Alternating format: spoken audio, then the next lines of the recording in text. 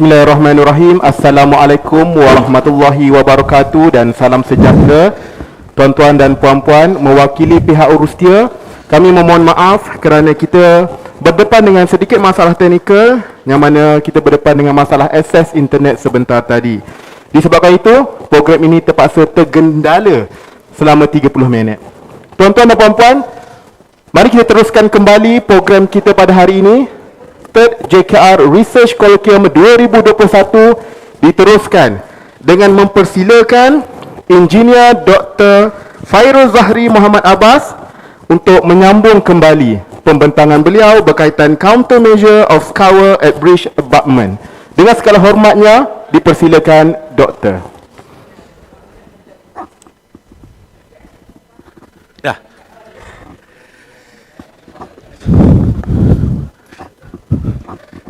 Okay. Right. So we are very sorry what is happening. This will be the longest presentation ever. Right. So, yeah, our apology due to the interruptions. These technical difficulties, it occur time to time. Well, anyway, so we continue with our presentation. So what did I talk about? This scour on the bridge, right? So how do we control this effect of scour? Right. There are three basic faculties that's involved in controlling the scour. The first one is we control at the upstream channel. How do we control from the upstream channel? We construct a guide bank, hard point and spur dikes. So here we require to arrest the acceleration of the flow and the impact that build up within the flow before it hits our structure. And then we control at the structure itself, at the approach, at the channel flow control. So here we require to strengthen the erodible bed, the soil strata, and we need to reduce the occurrence of the turbulence effects. We need to weaken the wake. Wake is the effects of turbulence. In this case is the horse vortex shedding around the structure. So we need to weaken this wake. How do we going to do this? We construct a collar structure. We install gabion mattress in the form of a articulated concrete block, and we sometimes build up a retaining wall, a sheet pile in the form. Next, last one, we control at the downstream channel, slightly away downstream from the structure. Here we require to act as a head cutting. What does it mean by head cutting? Head cutting means we reduce the velocity of the flow when it impacted our bridge by having sort of like a dam at the downstream channel of the flow, slightly away from our bridge. We build up weirs, check dam, and bed sails. In this case, for example, the upstream channel control, we use a guide bank. The guide bank is mean that we sort of make friend with the flow of water. We guide the flow of water so that when it enters the channel, when it enters under the bridge, it will be forgiving enough not to create any unnecessary or any harsh turbulence when it hits our structure. So a dike, what is exactly a dike? A dike extending upstream from the approach embankments, both sides, opening, and it's channel the flow through the bridge openings. This is the guide banks. It guides the flow, right, when it enters the bridge opening. Spur dikes. This is the common method. Here in JKR also, we are in the bridge unit. We are also endeavor to this application. Some of the bridge that we construct will be going soon to be, we're going to do some remedial work by constructing the spur dikes. So by having a spur dike, we are deflecting the current from the bank and causing the sediments deposit behind them. And thus its spurs of series, it will protect the stream and it will protect the structure more efficiently. Right. The hard point, similar application as a spur dike, but this one we use rather hard material like small pebbles, stones, the root sections, and so on. Right. Here, collar approach. This is the method we use when we want to contain the issue of scour at the bridge itself. So the cause of local scour around the bridge abutment is mainly due to the presence of spiraling vortex flow. It's called the principal vortex. So a rigid structure around the abutment with a collar can arrest the growth of the vortex, and thus this reduces the scour depth. Right. We can also deploy the use of a articulated concrete block to strengthen the erodible bed. The soft layer within the soil is strengthened by having a layer of a concrete block. Weirs, where we construct a dam downstream away from our structure. By having this, we are elevating or we are increasing the height of the water, and therefore we reduce the velocity of the flow. So for our future avenue in our investigation and research of this phenomena, we need to do the risk assessment to describe the probability of the failure condition due to this event. And we need to conduct a monitoring, a it's a long-term monitoring of scour with the aim of obtaining a long-time series condition. So in conclusion, in a nutshell, scour at bridge abutment can cause damage or failure of bridges. Like I mentioned before, scour is the third common cause of failure, not only in Malaysia, but in the global. In the worldwide, there are three common failures. One is because due to the scour, and the other two are due to the collision and overloading. So statistics has shown that every year, our federal road as well as local agencies spend substantial amount of money for the purpose of maintenance and repair works. So I think that conclude my presentation, and our apology again for the technical difficulties and so on. So by that, thank you very much. And of course, the good thing come from Allah Azza wa Jalla, and the weakness and the bad, those are from me. Assalamualaikum. Baiklah, terima kasih diucapkan kepada Dr. Fairul Zahri di atas pembentangan beliau sebentar tadi. Maka tamatlah pembentangan beliau. Sekarang kita beralih kepada sesi soal jawab. Untuk makluman doktor, kita terima satu soalan dari YouTube. Soalan daripada Sharon Kumar Nagedran. Soalan beliau, does nearby construction or new bridge construction beside the existing bridge structure accelerate the scouring effects? Dipersilakan doktor. Oh, okay. So this issue, when we talk about the scour itself alone, it is the mechanism of the water flow and the soil. When we have the the third or the external influence from the adjacent construction, for example, so it accelerates. So it's basically it's they call it exacerbate the effects of the scour much more than what will be predicted from the flow alone.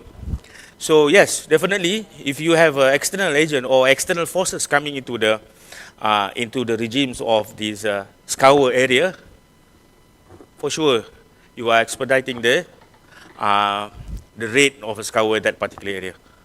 Hope that would answer the question. Thank you. Anything else, please? Terima kasih Doktor. Seterusnya, okay, thank you. Okay. Hello. ada soalan dari panel ke? Another question. Can you project the question on the screen so you know if I may get that? Hello, Murad here. Murad, how are you, Murad? Fine, thank you. Is there any development in the design around the world, if there is any, on the scour prevention? Oh yes. Any design development? Yes. This is very good question because we are, basically we are starting to basically, follow the example from US and where they construct a collar structure. This is the one that I mentioned to you just now. A collar structure, very, very efficient way to contain the scour. Just like a plate, underneath, right at the top of the riverbed. It arrests the development of the vortex. This one has been done in many countries around the world. In US, in UK, the use of the spur dike of the sheet pile protruding out from the embankment to contain the effect of scour has been done by in many countries around the world. In Malaysia, we are starting with this initiative of building up the collar and a spur dike. And of course, because here in Malaysia, the scour happen in the small creek, even in the Sungai Pahang, Sungai Kelantan, even a very small area of remote within our nation. So that will be the question. Thank you. Baiklah, terima kasih diucapkan kepada Engineer Dr. Fairul Zahri Muhammad Abbas di atas pembentangan beliau sebentar tadi dan juga sesi soal jawab sebentar tadi. Tuan-tuan dan puan-puan, kita teruskan dengan sesi yang seterusnya, pembentangan kertas kerja yang ketiga yang akan disampaikan oleh Encik Nazlim Abu dari Create yang akan menyampaikan pembentangan yang bertajuk Warm Mix Asphalt Malaysian Experience. Dengan segala hormatnya, dipersilakan Tuan.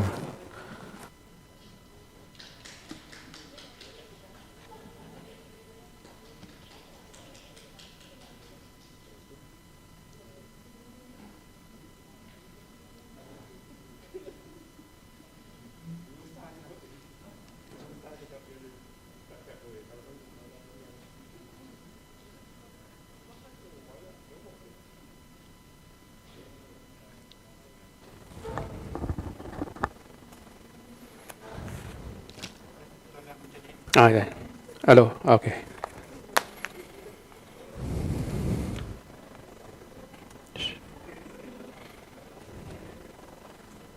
Bisa begini? Teman-teman.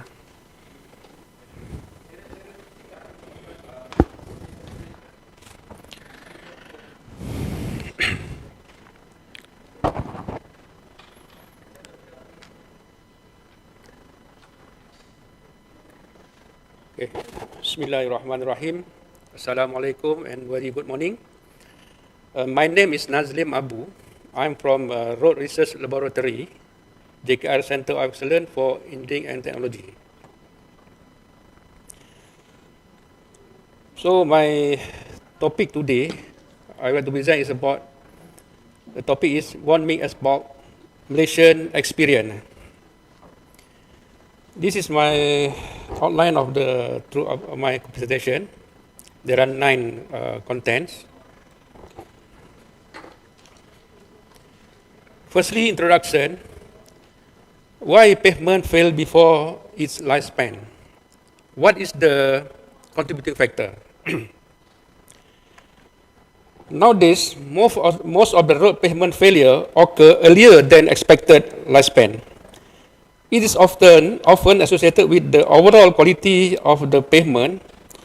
The contribution factor of the failure, such as increasing traffic beyond the permissible load limit, as well as the effect of global warming, also contribute the occurrence of the pavement and road structure failure. the quality of asphalt paving work significantly affect the quality of the pavement. On top of that, the main factor influencing the quality of asphalt laying work is the temperature during compaction work. However, for this presentation, I only focus on how to overcome the problem of asphalt temperature drop during construction. There are issues during construction and maintenance. Maintaining the desired asphalt temperature is crucial during transportation process. The paving location of federal roads are far from the quarry, as well as the climbing road with travel time is more than 3 hours for asphalt transport trucks to the construction site will cause a significant temperature drop of the hot asphalt during the trip. For the asphalt supply from the nearest quarry in Simpang Pulai, Perak, for the example, pavement work in Cameron Helen can only get the supply of asphalt from the nearest quarry in Simpang Pulai, Perak. The long hour journey will cause the temperature to drop below the allowable laying temperature when arrived at the pavement location. In addition, the low temperature in the mountainous area also contributes to the rapid drops in asphalt temperatures. With the warming asphalt technology, it's hoped that it will be able to overcome this problem because the temperature can be mixed, laid and compacted at temperatures up to 30 degrees Celsius lower than the conventional asphalt. I will touch a little bit on the literature review. Actually, this warming asphalt is very popular in Western countries such as United States, Europe, China, Brazil, and India. The West has identified the advantages of this pavement and its impact of the environment. Even though this warming asphalt technology is still new, but the concept of warming asphalt technology is to lower the mixing and compaction temperature up to 30 degrees Celsius compared to conventional asphalt. And consumption of fuel and electricity can be reduced by up to 80% while reducing the emissions of gases that polluted the environment.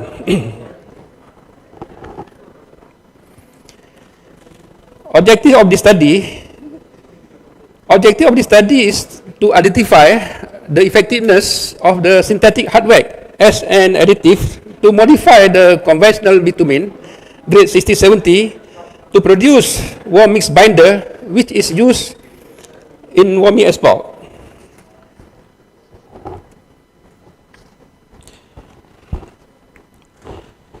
The design of asphalt mix is to determine the ratio bitumen mixture of coarse aggregates, fine aggregates, mineral filler, and asphalt binder, which can produce and durable road pavement according to specification as per JKR SPJ 2008 Section 4 for flexible pavement. This is the methodology of the study. First is the conduct site investigation, pavement assessment and mix design on the selected trial site, conduct tests and make observation while performing paving work, and thirdly, conduct testing and monitoring after construction. Periodically for a period of 6 months, 12 months, 18 months, and 24 months after the completion of the project. Next, we go for mix design. The objective of the mix design is to determine a mixture of bitumen and aggregate that can produce a resilient road paving material.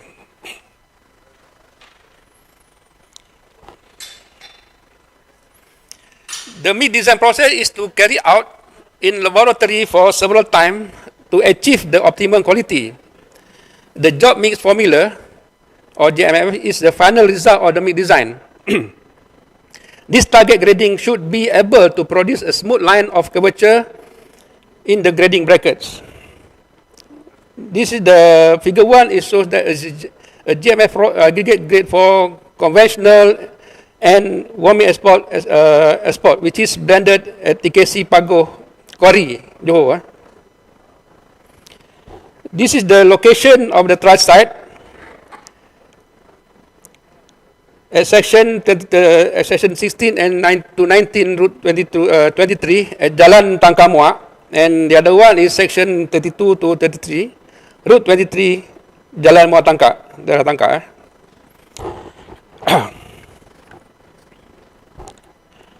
Warming binder used as warming export binder was produced by wet processes by mixing bitumen grade 6070 with the additive by fill blending at TKC Pagoh Quarry, Johor. Synthetic hardware is mixed into the bitumen at the rate of 3% as recommended by the supplier of additive based on their experience abroad. For this purpose of study, a total of 2 mixes were prepared as shown in table 2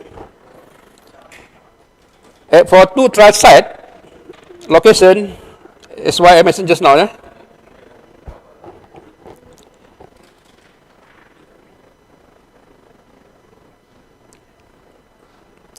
This is the picture of Sasobit, this type of synthetic hardware. A well-blended mixture can be produced at the temperature of 150 degrees Celsius within 1 hour. This quantity is determined based on the capacity of the bitumen tank, which is 30 tons, limited to only 1 motorized stirrer.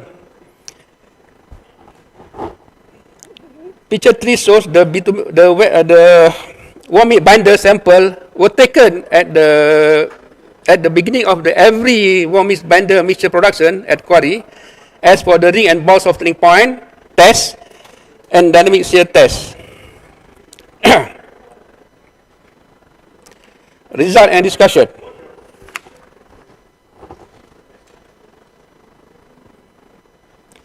Muscle samples were prepared according to hot mix export mixture designed using warming binder as the binder.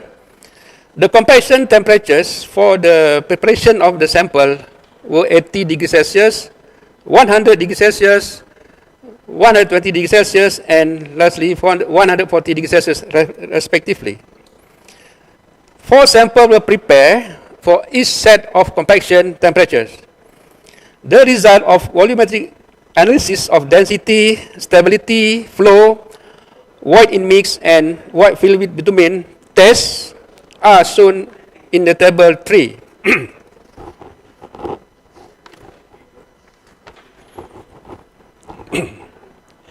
From the result,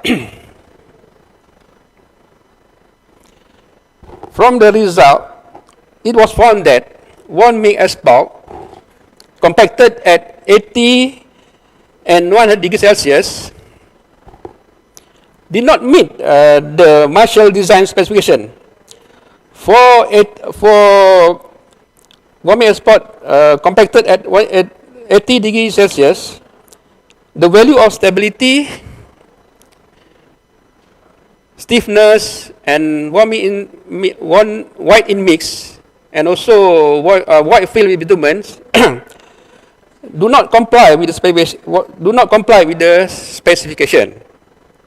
While 100 warming export compaction, white in mix and white fill with bitumen value do not comply with the specification. So the most effective compaction temperature is 120 degrees Celsius because of the volumetric analysis meet the specification requirement. This compaction temperature is used in preparing muscle sample in the laboratory, which is also used to design warming export mixture. The compaction temperature at the site was 5 degrees Celsius lower than the laboratory. Thus, warming export compaction temperature applied at the site is 115 degrees Celsius.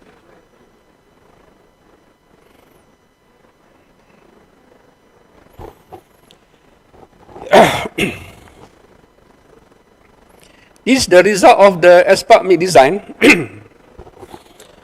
The result of the conventional and warm meat export mix design at optimum binder content or OBC are as shown in the table 4. The OBC content binder was obtained from volumetric analysis. The value of stability, flow, void in mix, void filled with bitumen on OBC binder content were obtained from the plotted graph. The export mix design that meet the specification is then used as the job mix formula. Figure 2 is the determination of bitumen content OBC for commercial export, where figure 3 determination of bitumen content or for warm meat export.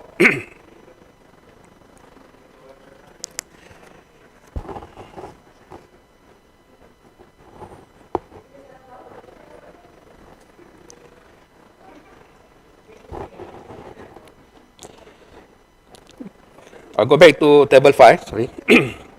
The soft drink point temperature was exceeded from 48 degrees Celsius above 60 degrees Celsius when synthetic hardware was added to 60-70 grade bitumen. This indication that the temperature point at which the binder material began to soften and change properties from semi-solid to liquid has increased. The result of this test give an indication that the viscosity value of bitumen 60-70 at 48 degrees Celsius is equal to the viscosity value bitumen at 61 degrees Celsius. This indicates that resistance to rotting and bleeding can be improved by addition of synthetic high wax, as in 60-70 bitumen. The result of performance bitumen grades 60-70 test show that giving a value for delta almost 90 degrees Celsius, 90 degrees Celsius, this means almost no elastic component. However, when synthetic hardware additive was mixed into grade 60-70 grade bitumen to produce warm meat binder, the value of delta is smaller. This indicates that there is an increase in the elastic component in the binder.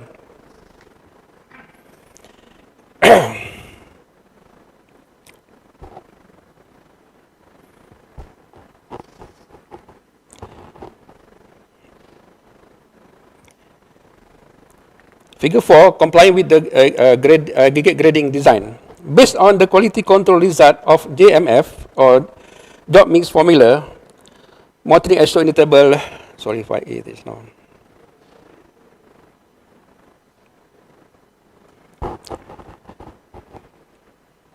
And figure 3, it was found that the content of binder material and aggregate grade for both type of export produced for the paving work on site are meet the approved job mix formula.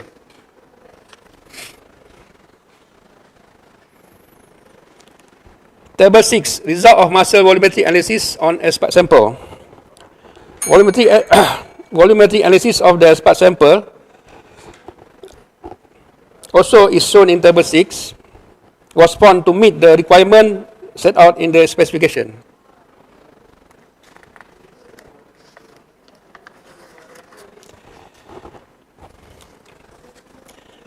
Table 7, result of a resilient modulus test and contabro test on sample obtained from quarries during export production, and the result of muscle stability and flow test on sample immersed in 60 degrees Celsius water for 24 hours carried out at the Road Research Laboratory, Kreta Alugajah, Melaka. The test result recorded in table 7 show that the produced warm meat export meets the specification requirement for contabro loss value, resilient modulus, and retained muscle stability. The warm meat export is compacted at a temperature of 20 degrees Celsius lower than conventional export compaction. Thus, the warm meat export mixture was found to be comparable to the conventional export, even achieving the specified specification for polymer modified export.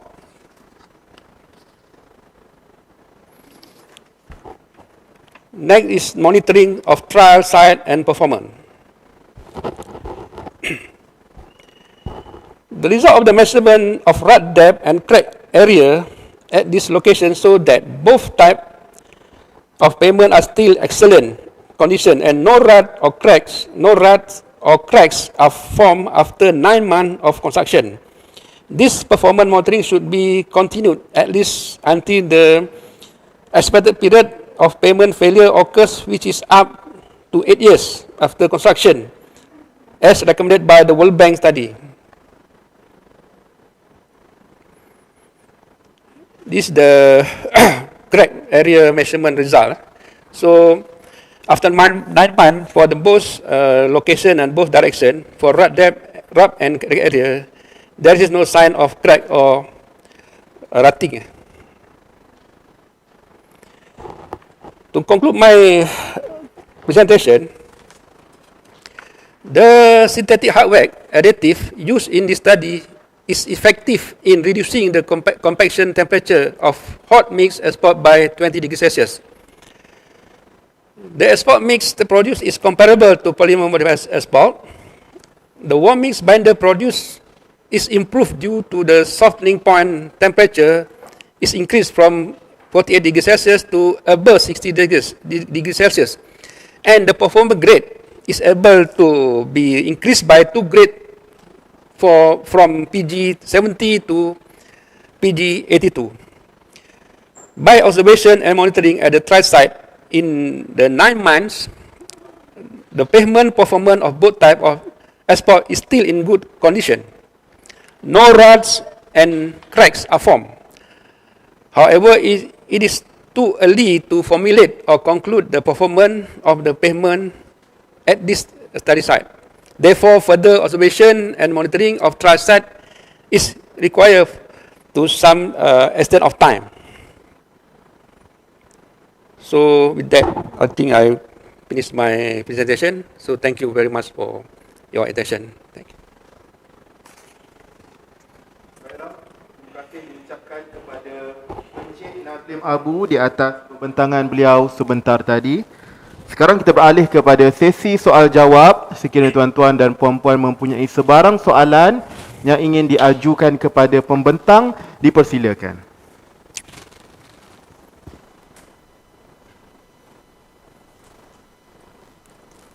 Saya ada soalan, boleh ke? Ya, dipersilakan.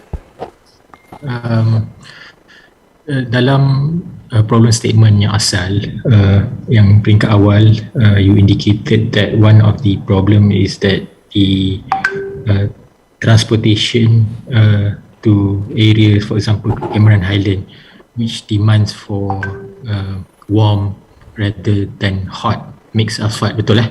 Betul. That is one of the problem statement, betul lah? Okay.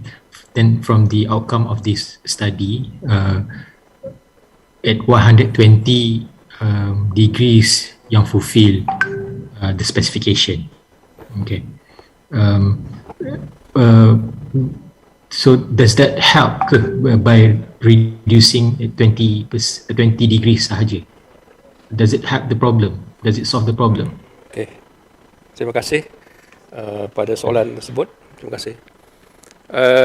Isu dia, actually the issue is that the problem di tapak biasanya untuk for apa ni, area which is far away from the quarry is, and also the longer distance. So it's because when the asphalt is transported from the quarry to the site, the temperature is dropped because if we use the hot mix export, I mean it's a conventional export, the compression temperature is cannot less than 150 or 40, something like that lah. So with this additive, which is mixed into the bitumen grade 6070, So, and from the our findings, it can be, it can be the rolling temperature can be reduced up to 20 degrees Celsius lower than the normal normal combustion temperature. So they mean this 120 degrees Celsius can help for the problem which occur if the site is, if there is a problem on untuk mengekalkan suhu rendah bila sampai di tapak lah. Cuma aimnya apa? Adakah 120 aim je ke atau 100 ke 80 ke? No, actually adakah 120 tu value yang you all okay, actually yang 120 is the temperature yang kita finding from the ni lah, kalau kita punya kajian lah. Actually maybe kalau we use different type of additive, maybe this for my future study lah. So maybe mungkin can less than that lah. So at least we can solve the problem. Maksudnya kalau benda yang hot mix spot tu dia convection temperature cannot less than 140, something like that lah. So when we add additive, so the lowering temperature you can reduce up to 120.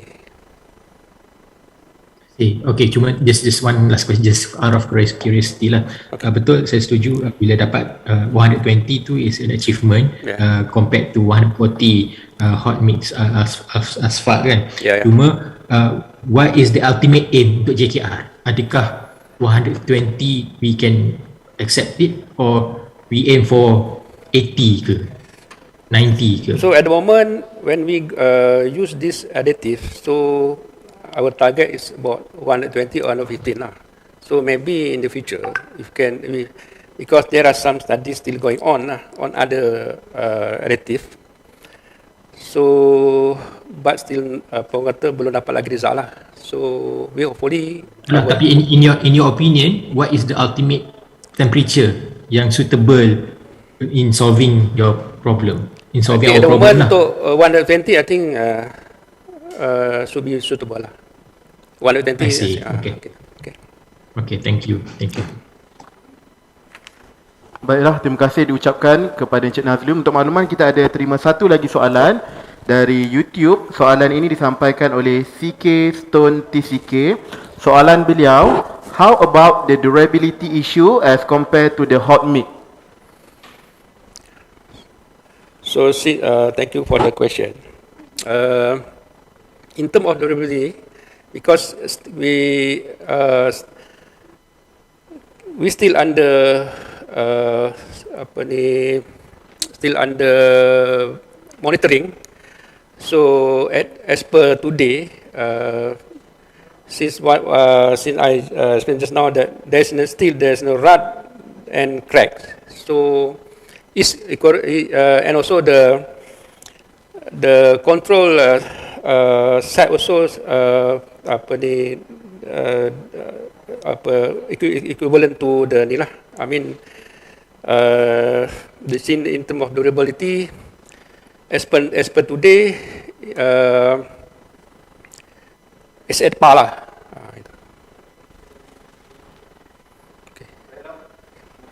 Ucapkan kepada Encik Nazlim bin Abu di atas pembentangan dan juga sesi soal jawab sebentar tadi. Untuk makluman semua, kita ada juga menerima soalan dari YBhg dan juga di dalam laman YouTube Create. Namun disebabkan kesuntukan masa yang diperuntukkan untuk sesi soal jawab hanyalah 5 minit, maka soalan itu akan dijawab kemudian dan Urusti akan sampaikan soalan tersebut kepada para pembentang yang berkenaan. Tuan-tuan dan puan-puan, kita teruskan dengan pembentangan yang keempat yang akan disampaikan oleh Engineer Teknologis Syahidah Arifin dari Create yang akan menyampaikan tajuk pembentangan beliau iaitu Effects of Additive to the Binder Properties and Asphalt Stability. Dengan segala hormatnya dipersilakan. Alright, thank you Mr. Chairman. You can hear my voice? Yes. All right. Okay. Assalamualaikum warahmatullahi wabarakatuh and good morning, everybody. It is a great pleasure to get this opportunity to present my research finding in this platform. Thank you to the organizer and to the honorable panels. My name is Syahidah binti Arifin, currently attached to Road Research Laboratory in Create. Without further ado, I would like to proceed with my presentation topic, which is effects of additive to the binder properties and asphalt stability. Without further ado, this presentation highlights the findings of field studies in 2019 in Tangkak and Batang Padang on the binders and their asphalt mixers, done by incorporating various forms of additive, which are synthetic polymer, natural polymer and fiber by wet and or dry processes. Okay, lately the issue of premature road pavement distresses has often been a hot discussion topic among the community. These distresses, whether structural or functional, are often associated with the quality of the pavement material. The fact is, there are various factors probably contribute to road pavement distresses, such as unexpected traffic loading, overloading commercial vehicles, and global warming effects. A lot of efforts were done by the road authority to overcome these problems, such as upgrading the road structure and enforcement of weight restriction order to the commercial vehicle. Researchers and technologists in the road industry hardly trying to look for the best solution in enhancing the quality of road pavement by modifying the pavement material, which mostly use asphalt. Innovation in asphalt modification was started since 1930s, and the technology was widely used around the world in 1980s due to the demand for more durable asphalt. As we can see in the chronological timeline, JKR, as the main technical government agency in Malaysian road industry, also contributes in enhancing the quality of road pavement. The efforts are due to the demand for more durable road surfacing material. This technology development has contributed to the diversity of additive used and their technique in incorporating into the asphalt.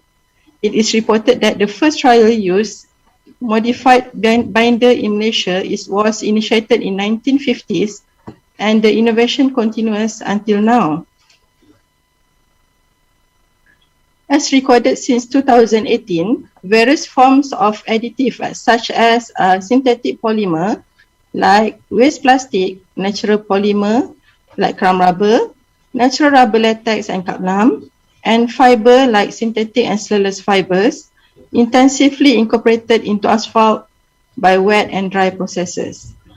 JKR's continuous effort in supporting the new technology in pavement material can be seen as there is increment of allocation for these specialty mixes every year in the federal road maintenance, which are about 5% in 2018, 44% in 2019, 56% in 2020, and 41% in 2021, which is not including the fifth phase budget approval yet. Okay, in this study, the test results from 2 full-scale road trials done by Road Research Laboratory Create in 2019 were compiled. The field trial sites involved are Muar Tangkak Road in Tangkak and Kampar Tanjung Malim Road in Batang Padang, Perak. These trials use 6 types of additive, which are agglomerate type of waste plastic, synthetic hard wax, like what was presented by previous speaker, Mr. Nazlim, just now, natural rubber latex and kaplam, cellulose fiber and crumb rubber, through both wet or dry process asphalt modification, which I will explain later. Okay, the quantity of additive incorporated into the asphalt mixes will depends on the quality requirement. As you can see in the table, there is various quantity of the additive added into the asphalt. There are also 2 different types of aggregate gradation produced, which were dense graded and gap graded asphalt mixes. This combination of aggregates contribute to different aggregate skeleton, hence different durability. All mix design for the modified asphalt in this study were done according to the Marshall method as specified in the current JKR specification. As mentioned before, additive can be incorporated into asphalt using two techniques referred to as wet process and dry process. For wet process, bitumen 6070 was mixed with the additive to improve their properties before mixed with the aggregates to produce modified asphalt mixture. In this study, additive incorporated via wet process are crown rubber, natural rubber, kaplam and latex, agglomerate type of waste plastic, and synthetic hard wax. While in dry process, the additive are heated together with the aggregates before being mixed with the bitumen to produce the modified asphalt mixture. In this study, the additive involved in dry process are agglomerate type of waste plastic and cellulose fiber. This dry and wet process of asphalt modification can be done at the asphalt production quarry, also known as field blend, as you can see in the figure in the green color. However, because of the solid form of kaplam and crown rubber, blending process to produce the modified binders are more complex, hence need to be done in factory, which is also known as terminal blend, to produce a homogeneous bitumen rubber blend as shown in the figure in the green color. Alright, as shown in the figure, when mixing the asphalt mixers using modified binder, a thick layer of the binder coats the aggregate, while if the additive added would be part of the aggregate, and a normal thin layer of bitumen coats them. Researchers have recognized the advantages of using modified asphalt to reduce the pavement distresses in terms of amount and severity, and to increase the pavement service life. High performance modified asphalt mainly can improve rutting resistance, reduce thermal cracking, and improve mixture durability. Some modified binders also can improve stripping resistance. The methodology of this study was designed to suit its objective, which are the first one is to compare the changes in main binder properties, which are softening point and performance grade when the binder is modified via a wet process.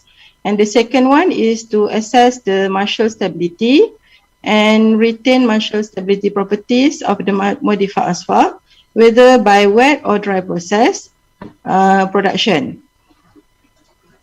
Okay. To ensure the quality of modified binders produced achieve the quality specified, modified binder samples taken prior to asphalt production. Then the modified binder samples were tested for penetration, softening point, flash point, viscosity, mass loss, and dynamic shear properties. In this study, assessment was done on the main parameters of the modified binders, which are softening point and dynamic shear properties only, due to limited tests required in the specifications and data availability on other parameters. The softening point test was performed according to ASTM D36 procedure to determine the temperature point at which the binder begins to soften and change properties from semi-solid to liquid, while dynamic shear test using dynamic shear rheometer was performed according to the H2 T315 procedure to determine the performance grade, which is PG, of the modified binder. The DSR also can measure the elastic and non-elastic components in the binder.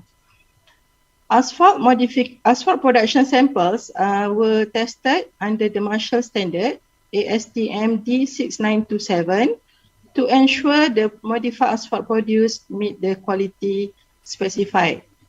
For this study purpose, only Marshall stability and retained Marshall stability parameters were assessed. It is well known that presence of wet water in asphalt is a critical factor which can lead to premature failure of asphalt pavement.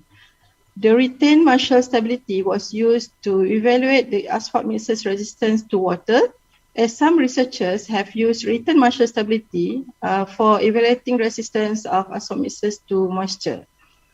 For retained Marshall stability tests, the asphalt specimens were tested after immersions in a water bath at 60 degrees C for 24 hours, instead of 30 to 40 minutes immersion for normal Marshall stability tests. The percentage of retained Marshall stability indicates the effects of water on the mixers. However, retained Marshall stability parameter was not specified in the applicable specifications. Hence, the retained Marshall stability value of not more than 85% was taken into consideration based on the previous studies on the literature review. To assess these parameters, other common parameters on asphalt Marshall properties, which are flow, specific gravity, and voids analysis, must comply to the requirement as in the specification. Okay, shown in the slide is the results of modified binder properties in this study. The softening point temperature increases when the bitumen grade 6070 is modified with any kind of additive. This indicates that the temperature point at which the binder begins to soften and change properties from semi-solid to liquid has increased. The results of this test also indicate that the bitumen 6070's viscosity at 49 degrees Celsius is equal to PMB's viscosity at 81 degrees Celsius, WMB's, which is warm mix binders, viscosity at 62 degrees Celsius, CMB, which is Kaplan modified binders, viscosity is at 57 degrees Celsius, bitumen latex viscosity at 54 degrees Celsius, and chrome rubber modified binders, which is CRMB's viscosity at 61 degrees Celsius, which is 1200 Pascal second. Hence, the resistance to rotting and bleeding will improve by the addition of these various forms of additive into the bitumen grade 6070. Okay, higher G-star value of the modified binder compared to bitumen 6070 shows that the binder material becomes more concentrated when modified by adding additive, except for bitumen latex, which might be because of the liquid form of the natural rubber latex and its water content in the latex. Okay, the result of the dynamic shear test shows that bitumen grade 6070 give a value of delta 85 degree, which is almost 90 degree, meaning almost no elastic component. Also mentioned by the previous speaker, when additive was mixed with the bitumen grade 6070 to produce a modified binder, the value of delta is smaller. This indicates that there is an increase of the elastic component in the binder, of which the highest elastic component is in the chrome rubber modified binder. Okay, as shown in the result, the value of G star over sin delta for fresh samples of all modified binders reached the value set at 76 degrees Celsius by the JKR specification, which is 1 kilopascal for fresh sample. Therefore, it can be concluded that the addition of various forms of additive into bitumen grade 6070 is able to improve the performance grade of it from PG70 to at least PG76. Okay, this table shows the results of modified asphalt Marshall properties. Results of stability of the dense grade asphalt shows that the stability of asphalt Marshall increased when modified with additive, whether by dry or wet process. However, stability of gap grade asphalt are much lower than dense grade asphalt because of the stone-to-stone contact skeleton structure of the gap grade asphalt, but still complying to the specification requirement. Stability of the asphalt mixers is mainly influenced by their material, which are aggregates grading and type of binder. Okay, in marshal immersion test, the cohesive strength of a mastic in asphalt marshal is weakened due to the saturated condition and through increase and swelling or expansion of the voids. The absorbed water may have penetrated between the binder film and the aggregate surface, causing a weakening in the bonding and addition between the aggregate particles, so that immersion of the mixtures decrease the marshal stability. The result shows that asphalt mixers incorporated with additive could increase the asphalt mixer's resistance to water compared to conventional asphalt, which retain 89% of its stability value when immersed 24 hours in water. Nonetheless, the stability value for all asphalt samples immersed 24 hours in water are within the compliance criteria, which is more than 85%, as I mentioned in the previous slide. The results of this study lead to the following conclusions. The softening point temperature of the binder increases when the bitumen grade 6070 is modified with any form of additive via wet process, and additionally able to improve its performance grade to at least 1 grade higher.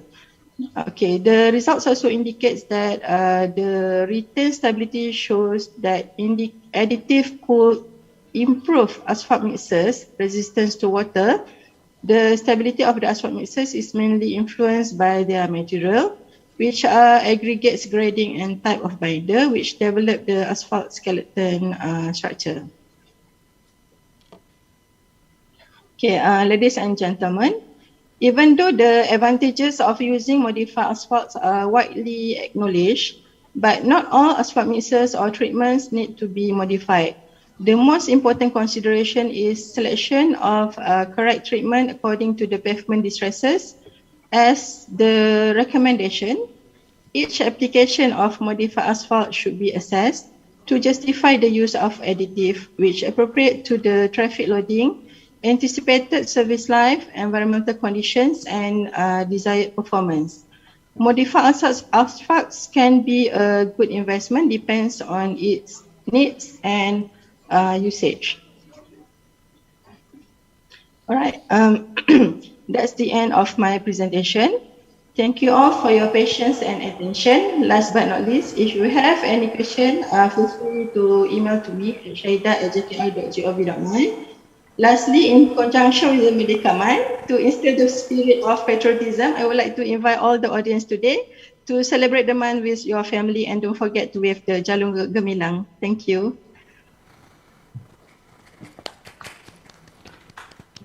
Baiklah, terima kasih diucapkan kepada Engineer Teknologis Syahidah Arifin di atas pembentangan beliau sebentar tadi. Sekarang kita beralih pula kepada sesi soal jawab. Untuk makluman, kita ada terima satu soalan dari laman YouTube Crate. Soalan ini disampaikan oleh Hanis Alia. Soalan beliau, in using this modified binder on site, berapa tebal binder dan wearing yang diguna pakai? Dipersilakan Puan. Okay, berapa tebal wearing dan binder yang diguna pakai itu adalah bergantung kepada design of structure pavement tu lah, bergantung kepada traffic loading dan material yang digunakan lah. So soalan ni very subjective, kita kena analyse based on condition on site lah. Itu saja. Baiklah, terima kasih boleh Puan. saya tanya? Ya, dipersilakan Doktor. Okay, terima kasih. Apa khabar Puan Syahidah? Alhamdulillah, sihat Dr. Sabri. Okay, satu soalan saja. When we are looking at your mixture, I mean your modified asphalt, ada 7 adhesive kalau tak silap saya tadi. If you want to use it widely lah, especially in Malaysia for example, in terms of LCC, life cycle cost, which one in your opinion is much better?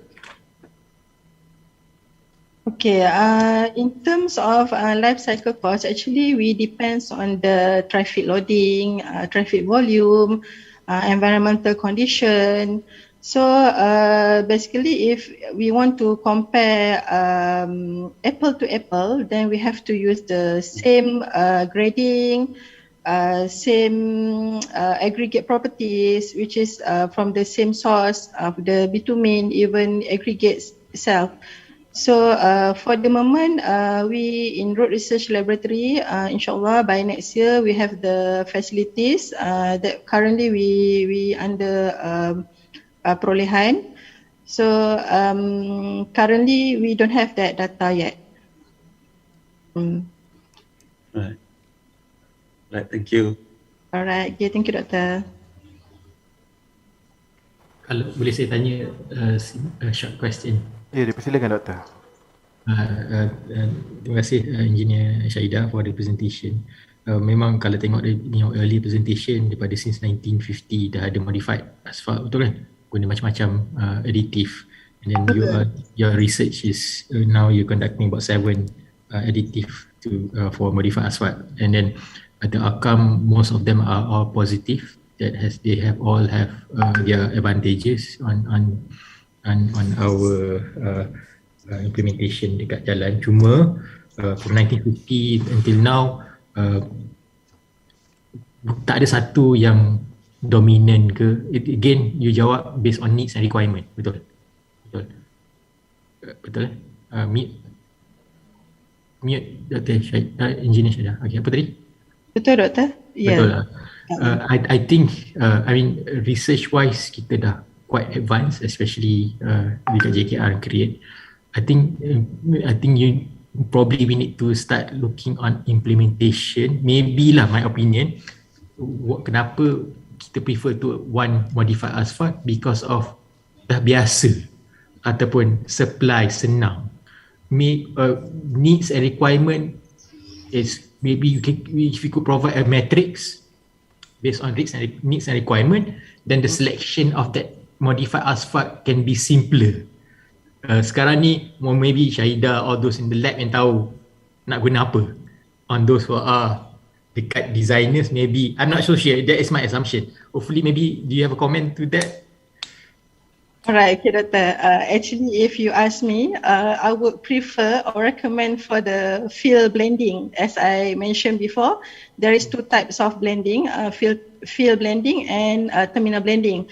So if we can go for field blending, then it's very friendly where they can blend the material additive with the bitumen when they want to use it. So there is no issue on storage stability.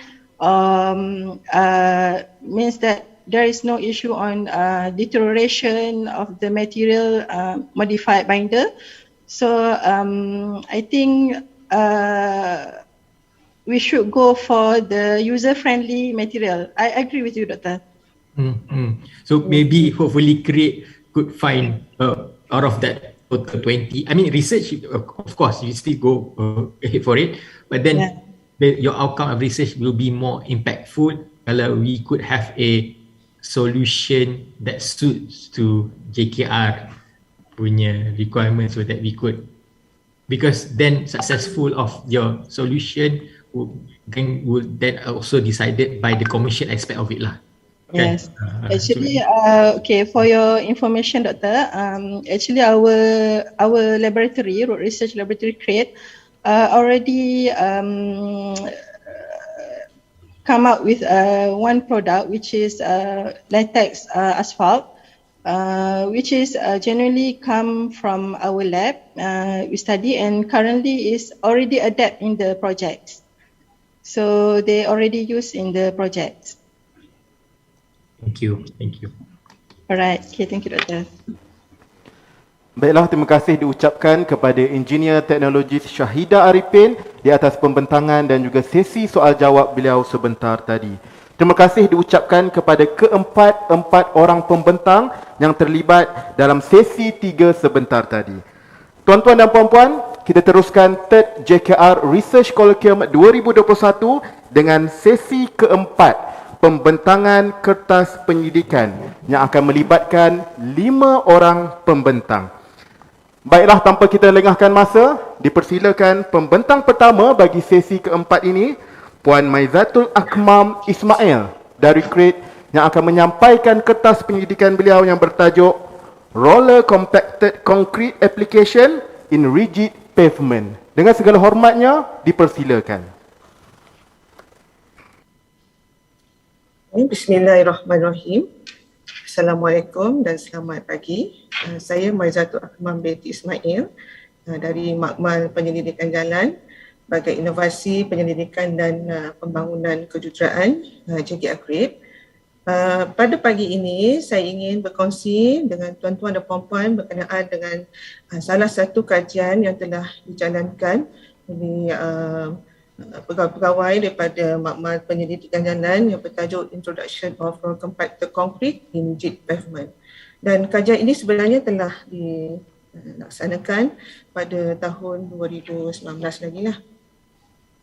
Okey, pada hari ini saya akan akan bercerita sedikit sebanyak mengenai pengenalan dan objektif kajian, kaedah pelaksanaan kajian, keputusan kajian, rumusan dan kesimpulan serta pengesyuaran yang kita telah temui lah. Okey. Turapan konkrit telah dibangunkan untuk meningkatkan ketahanan dan jangka hayat turapan jalan serta mengurangkan kos penyelenggaraan jalan di Malaysia. Spesifikasi piawaian JKR berkaitan turapan konkrit telah wujud sejak tahun 1988 lagi bagi pelaksanaan turapan konkrit jenis Portland Cement Concrete Pavement. Terdapat 3 jenis struktur turapan konkrit, iaitu Joint Reinforcement Concrete Pavement, Plain Joint Concrete Pavement dan Continuously Reinforcement Concrete Pavement. Pada tahun 2020, spesifikasi piawaian JKR telah ditambah baik dengan menambah subsection baru iaitu Specialty Mix, iaitu Roll Compacted Concrete. Justru kajian dilaksanakan bagi menilai keberkesanan penggunaan turapan RCC sebagai salah satu turapan alternatif kepada asfalt konvensional. Dan di slide saya adalah sedikit pengenalan berkenaan dengan apakah yang dimaksudkan dengan Roll Compacted Concrete. Roll Compacted Concrete atau dengan ringkasnya disebut sebagai RCC adalah campuran konkrit yang terdiri daripada agregat halus, agregat kasar, simen, air dan bahan campuran tambahan seperti retarder atau superplasticizer. Kaedah pembinaan RCC adalah peralatan asfalt konvensional iaitu dengan menggunakan paver dan menghampar dan roller bertujuan untuk memadatkan hamparan tersebut. Hamparan RCC dibina tanpa menggunakan tertulang seperti wall bar, tie bars atau steel reinforcement. Kalau kita lihat di bawah ini adalah cross section ya bagi hamparan RCC di tapak. Tujuan kajian ini adalah untuk menilai keberkesanan penggunaan turapan roll compacted concrete sebagai turapan alternatif kepada turapan asfalt konvensional dengan kaedah rawatan mill and pave. Skop kajian adalah untuk mengkaji pelaksanaan turapan roll compacted concrete RCC di Jalan Persekutuan di mana beban trafik adalah tinggi dan kelajuan adalah 90 km per jam, di mana aspek yang diambil kira dalam penilaian prestasi turapan RCC adalah kebolehan turapan ini untuk menanggung beban trafik yang berhalaju tinggi. Manakala reka bentuk turapan RCC yang dicadangkan dalam kajian ini adalah berdasarkan kepada jenis jentera yang terdapat dalam kawalan kontraktor bagi pelaksanaan turapan RCC. Metodologi kajian ini melibatkan penghamparan sebenar turapan RCC di tapak terpilih di salah satu jalan persekutuan. Termasuk aktiviti kajian adalah reka bentuk RCC, pemantauan selepas pembinaan dari aspek ketahanan bagi menilai prestasi turapan RCC. Okay, kita lihat pelaksanaan di tapak kajian. Baiklah, Makmal Penyelidikan Jalan telah memilih seksyen 188 sehingga 189 laluan FT 002 Jalan Kuala Lumpur Kuantan di daerah Bentong sebagai tapak kajian.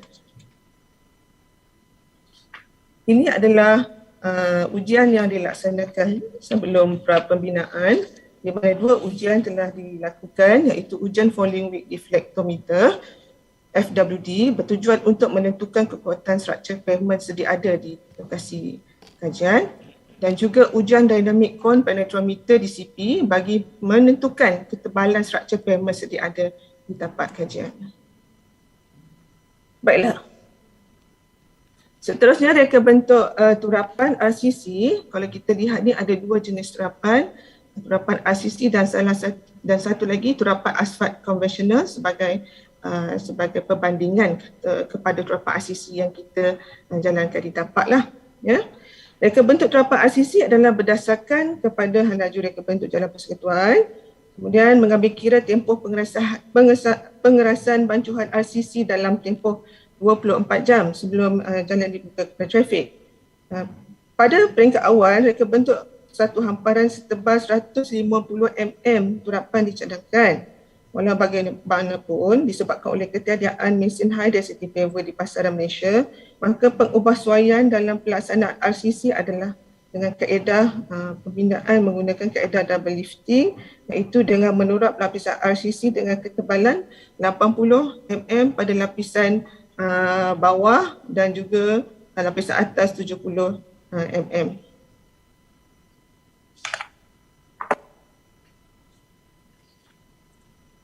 Okay.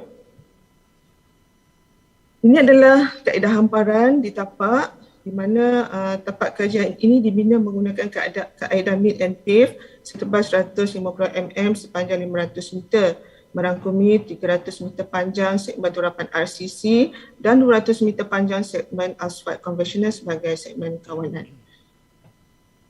Okey. Di tapak, banjuhan konkrit dilakukan secara dry plan, iaitu campuran agregat simen dan ritada daripada jenis 40RA primer structure di dalam trak pembancu konkrit berisi padu 4 hingga 5 meter dibuatlah untuk menghasilkan konkrit grade 40. Dan suhu bancuan konkrit dipantau dengan menggunakan probe thermometer bagi memastikan suhu konkrit pada sekitar 30 darjah Celsius. Okey, ini adalah kawalan kualiti bancuan RCC di mana RCC yang telah siap dibancur di dalam trak pembancu konkrit dimasukkan ke dalam buket jentera-jentola untuk dipindahkan ke dalam lori tipe 15 tan. Kemudian bagi memastikan bancuhan konkrit tidak tercemar dan tidak melekat pada permukaan tipe lori, permukaan tersebut perlu dipastikan berada dalam keadaan bersih. Kemudian terpaulin atau penutup yang bersesuaian digunakan untuk menutup permukaan konkrit di dalam lori tipe bagi mengawal kehilangan kelembapan yang berlebihan. Okey. Sebelum RCC dihampar, lapisan atas permukaan jalan sedia ada kita akan mill dulu, iaitu sebanyak 150 mm dibuang bagi menerima turapan baru. Kemudian turapan dibersihkanlah daripada sisa sepenuhnya. Sebelum kita menghampar ke turapan RCC, lapisan dibonding diwujudkan di mana lapisan ini disembur ke atas permukaan jalan dengan RS2K. Okey, ini adalah mesin paver biasa yang kita gunakan. Di hadapan itu adalah lori yang membawa muatan konkrit RCC di mana lapisan dihampar dengan hamparan pertama berketebalan 80 mm, lapisan bawah diikuti dengan hamparan kedua lah 7 mm menggunakan normal paver. Seterusnya, proses pemadatan dilakukan. Dimulakan serta-merta selepas turapan RCC dihamparkan dengan menggunakan steel wheel tandem roller dan pneumatic tire roller, dan corak pemadatan adalah 2442, iaitu 2 gelekan statik steel wheel tandem roller diikuti dengan 4 gelekan bergetar steel wheel tandem roller, 4 gelekan pneumatic tire roller dan diakhiri dengan 2 gelekan statik steel wheel tandem roller lah. Seterusnya, transverse joint dibuatlah di atas permukaan RCC bagi mengurangkan pembentukan keretakan pada permukaan hamparan. Ini adalah cooling proses di mana semburan secara seragam pada permukaan turapan RCC dengan serta-merta selepas kerja pemadatan RCC selesai menggunakan produk antisol keluaran SITA. Okey, ini adalah hasil dan keputusan kajian pra-pembinaan, semasa dan selepas pembinaan. Okey, ini adalah keputusan FWD. Kalau kita lihat di dalam graf ini, nilai central deflection di semua lokasi dalam kawasan kajian adalah rendah, iaitu kurang daripada 400 mikrometer, menunjukkan jenis kerosakan yang dialami di lokasi tersebut hanyalah kegagalan fungsi saja dan bukan disebabkan oleh kegagalan struktur. Ini adalah nilai CBR bagi lapisan subbase, subbase dan root base, di mana di ketiga-tiga lokasi ujian adalah melebihi 100% dan memberi indikasi bahawa struktur payment sedia ada di lokasi tempat kajian berada dalam keadaan baik. Semasa pembinaan kawalan bancuhan konkrit RCC, kita mengaplikasikan ujian kompresif konkrit compressive strength. Ini merupakan average compressive strength kita dapat pada hari pertama 21.16 MPa, kemudian pada hari ketiga 26.13, diikuti 40.91 MPa pada hari ketujuh dan seterusnya mencapai apa yang hendak requirement iaitu 40 MPa selepas 28 hari lah, 45.12 meter. 45.12 MPa.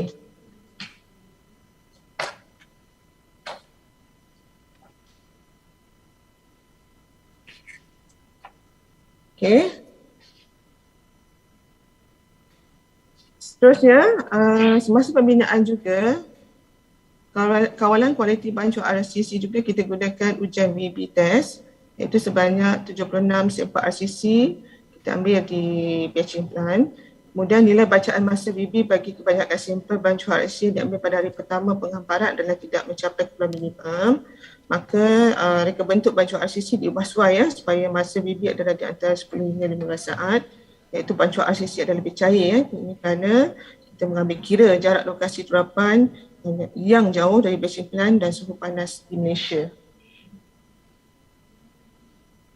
Okey, ini merupakan salah satu ujian kita lakukan di tapak, iaitu NDT test, iaitu in situ nuclear density test. 44 lokasi ujian in situ nuclear density test telah dipilih untuk dilaksanakan di tapak kajian dan keputusan ujian menunjukkan bahawa pemadatan setiap lapisan turapan RCC dan asfalt konvensional adalah mencapai tahap pemadatan yang ditetapkan sebagaimana kehendak requirement seperti mana di dalam jadual di bawah lah, iaitu bagi RCC perlulah mencapai 98% dan bagi asfalt konvensional iaitu terapan perbandingan binder cost SC 28 95% dan rearing cost SC 14 98%. Okey. Apa yang terjadi selepas pembinaan? Selepas pembinaan, pemantauan secara visual telah dilaksanakan, sejurus siaplah. Tapi malangnya permukaan RCC mula membentuk retakan halus dan kecil sehingga kan shrinkage crack yang lebih serius mula membentuklah.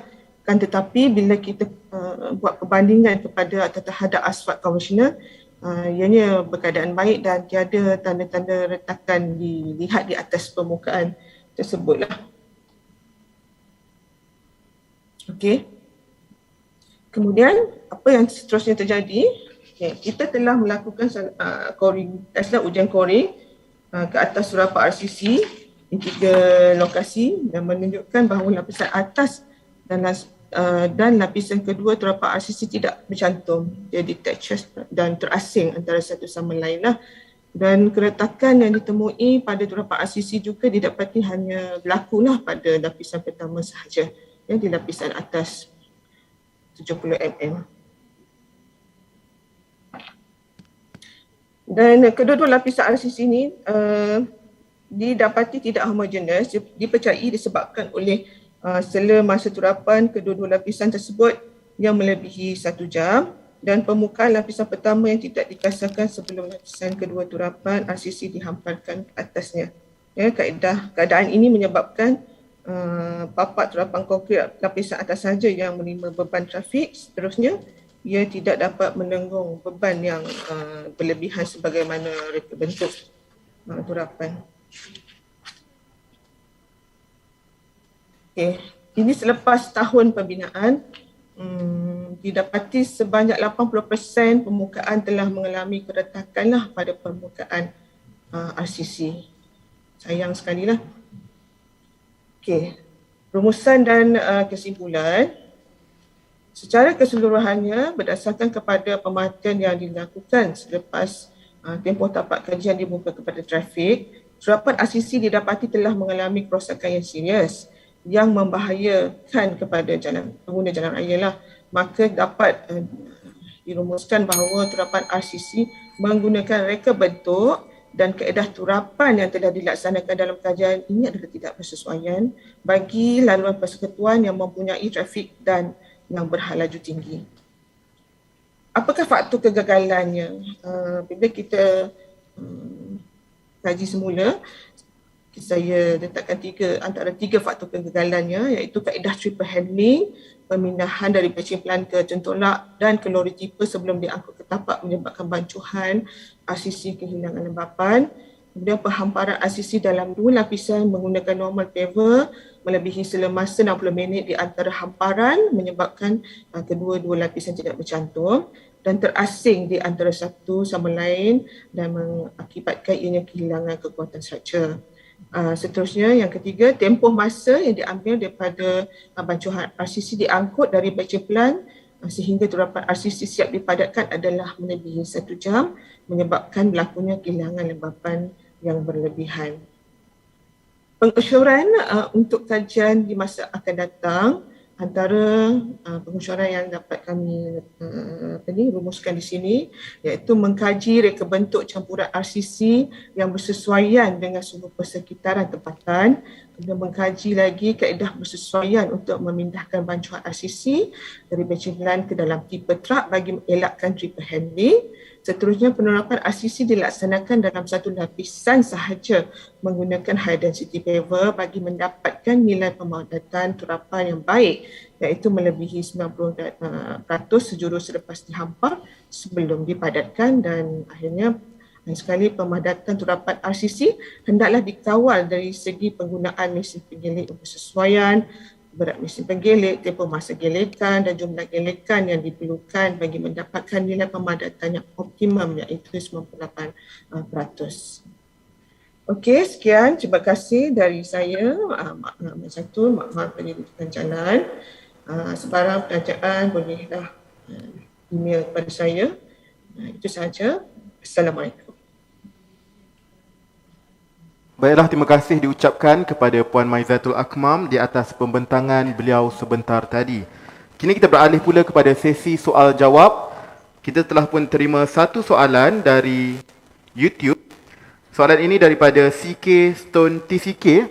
Soalan beliau, can you please elaborate on the cost saving with regards to the maintenance aspect along the life cycle of RCC as compared to conventional hot mix asphalt? Dipersilakan, Puan.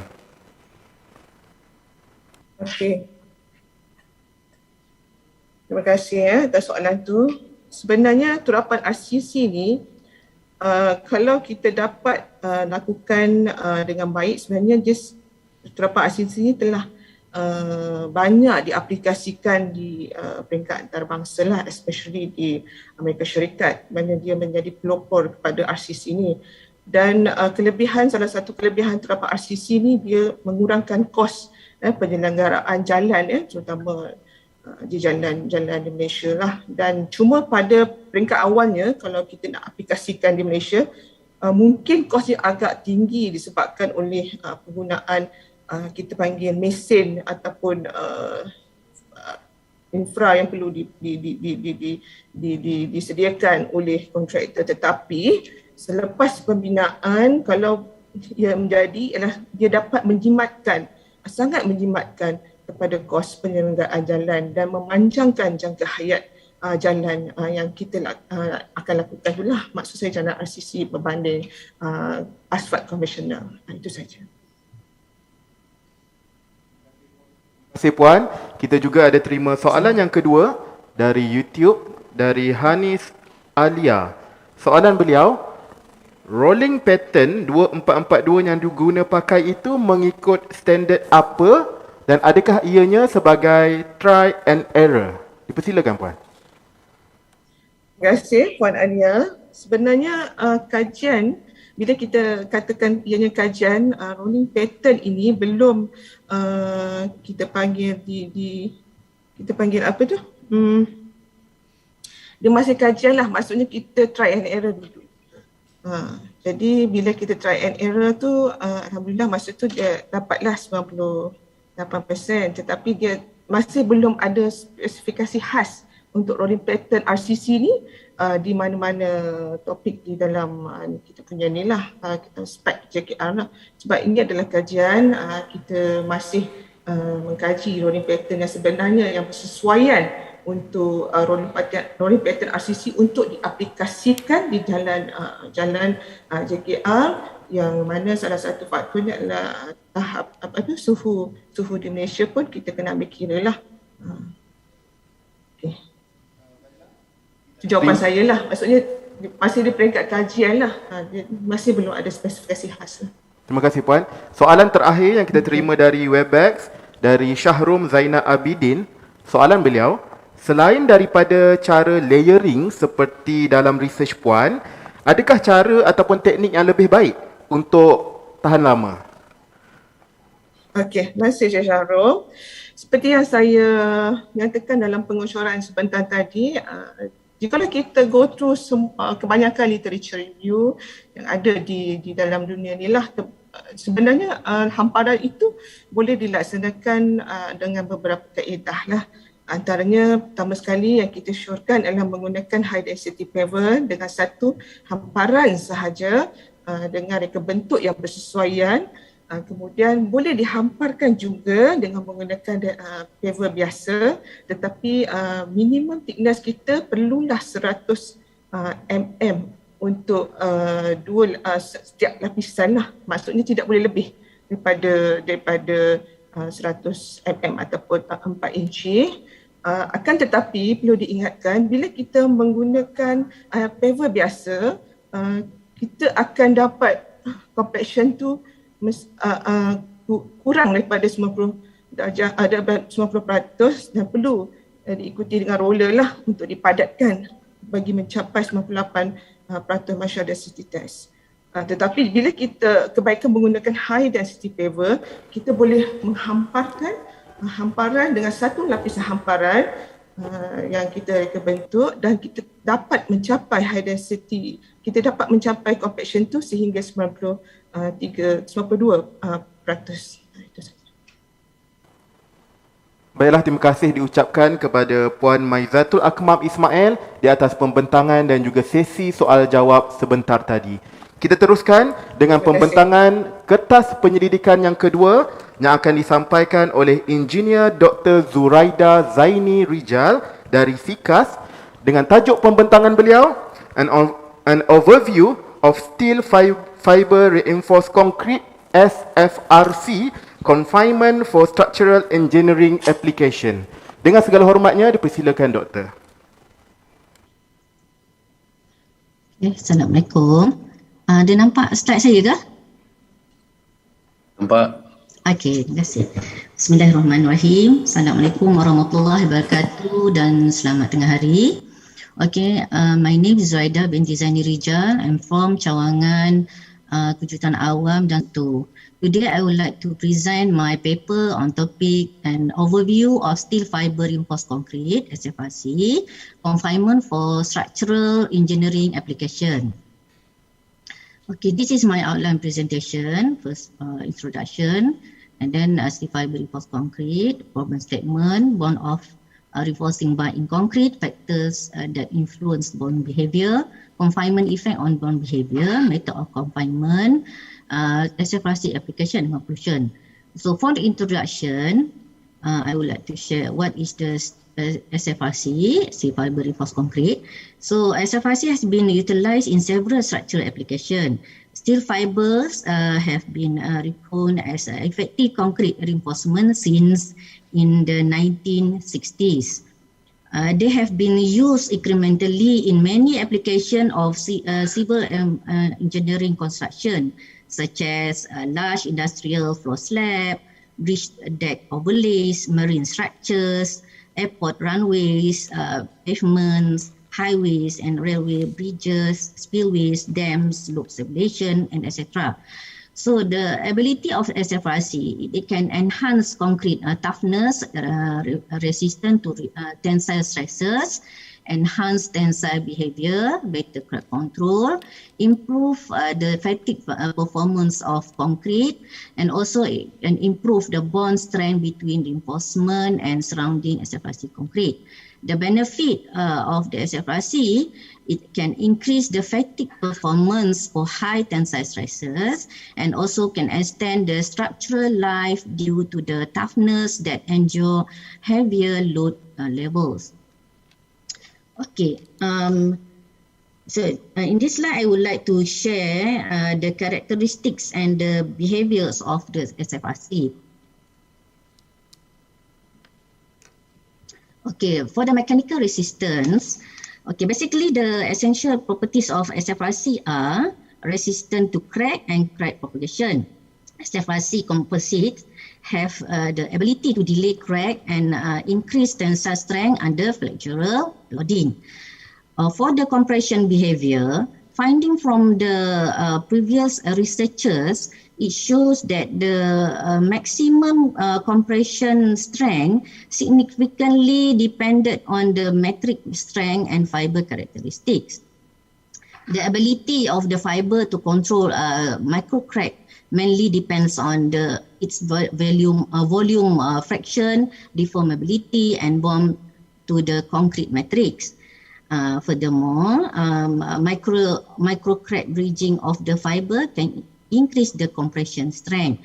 For the tensile behavior, mostly previous researchers agreed that the tensile strength of the SFRC enhanced in the range of 40% to 98%, with a volume fraction of steel fiber ranging between 1.5% and 2% when compared to normal concrete. This explains that the bonding of the steel fiber in concrete matrix increase the splitting tensile strength of the concrete. Okay, for the flexural behavior, the addition of the steel fiber exhibited a significant improvement in flexural strength when compared to the compressive strength and splitting tensile strength. Typically, the flexural strength values are greater than the tensile strength values. For the SFRC mechanism, okay, fibers are used to improve concrete characteristics. It improves concrete properties where several improvements are noted, such as increment in toughness or energy absorption capacity, tensile strength, fatigue resistance, and ductility. The study on the effect of the steel fibers can be still promising for the sustainable and long-lasting concrete structures. Okay, for the toughening mechanism, toughening is the main mechanism of the SFRC behavior. This mechanism is strongly related to the fiber bridging effect and pull out of the fibers.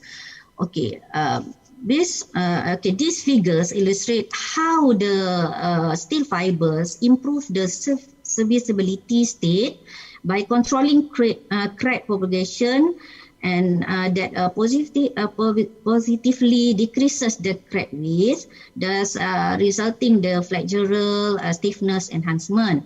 Based on Lofren 2005, the existing fiber in concrete can increase shear resistance, increase punching resistance, increase Dowell effect, exhibiting growth of splitting crack, increased confinement of anchor bars, reduced crack spacing, reduced crack width, increased moment resistance, increased fractural stiffness, increased ductility in compression, improve behavior at elevated temperature. Okay, for the fracture energy,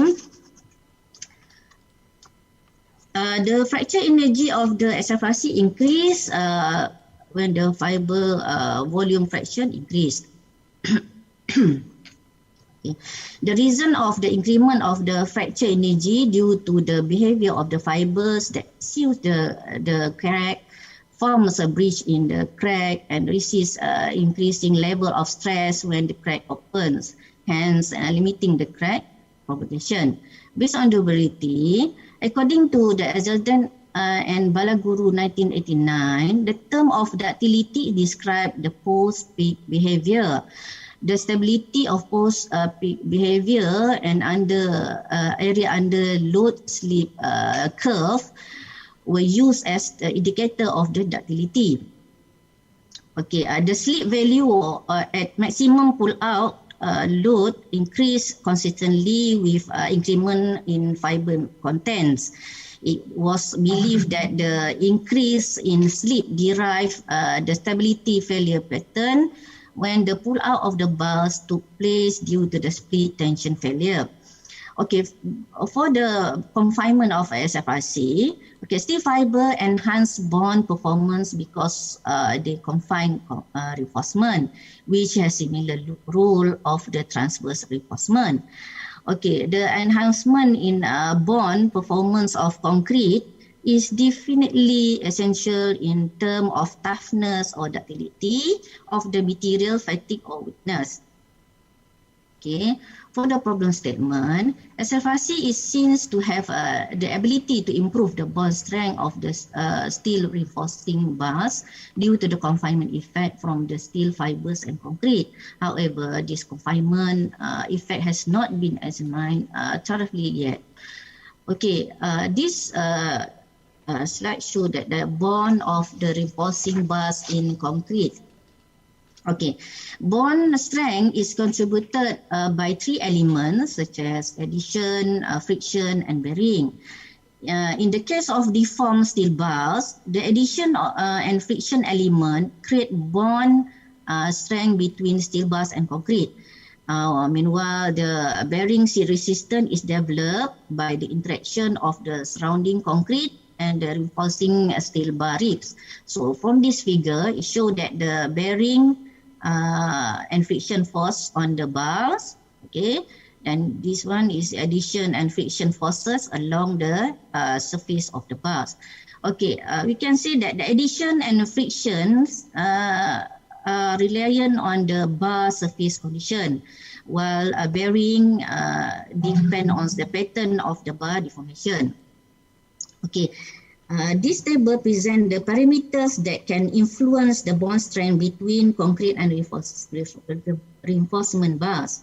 Okay, you can see the parameters is bar geometry, embedded length, cover, compressive strength, different type of fibers, confinement, loading, concrete types. Okay, based on among these parameters, okay, the bar geometry and the confinement methods, okay here are the most popular among researchers, indicating the significant impact upon concrete bond behavior. Okay, this slide show the confinement effect on bond behavior. Okay, there is many methods of confinement. In concrete, for example, a transverse bar, transverse pressure, a pre-stressed steel ring, a transverse stirrup, cover thickness, FRP jacket, metallic fibers, FRP wire jacket, and steel fibers. Okay, based on YBhg 1997, okay, they show these two figures. Okay, without confinement and with confinement using steel fiber. Okay, from this without confinement figures, the absence of the confinement effect okay, leads to the concentration of the tensile stress within the surrounding concrete. As concrete has a brittle tensile behavior, this situation may cause the splitting cracks that would grow wider and break the whole cover when the bond resistance drop after hitting the peak load. Splitting crack. In comparison to the confined concrete with fibers, it's confined by fibers, the radiation. The existence of confining forces, enhance the concrete resistance to the bond splitting failure, apart from increasing the ductility of the concrete prior to loss of bond.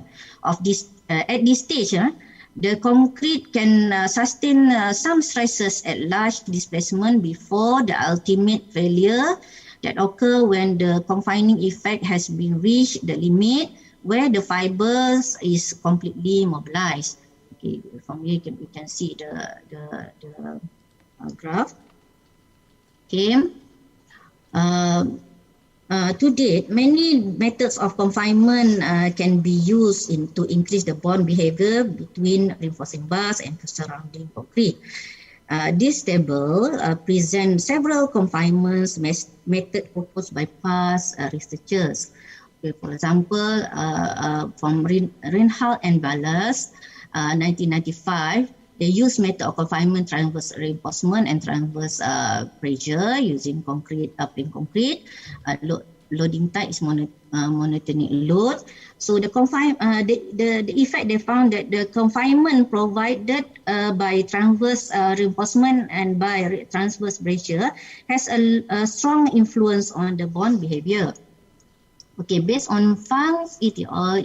2006, they use a method of confinement transverse reinforcement. Concrete type is plain concrete, loading monotonic load. So the effect they found that the steel bars at medium corrosion level 4% to 6%, confined with stirrups, show the significant effect on bond strength. Based on Harajli 2006, he used three methods of confinement: steel fiber, FRP wrapping, and transverse reinforcement. So the concrete type he used plain concrete and SFRC. Loading type is cyclic load. So the effect he found from the research, confining the concrete in the splice region internally by ordinary transverse steel or steel fiber concrete, or externally using FRP laminates, leads to the significant improvement of the bond strength between the splice or developed bars and concrete. Based on Cattaneo and Rosati 2009, they use a method of confinement steel fibers and pre-stressed steel rings. Concrete type is SEC. SEC is consolidating concrete, and then SEC with steel fiber. So they used monotonic load.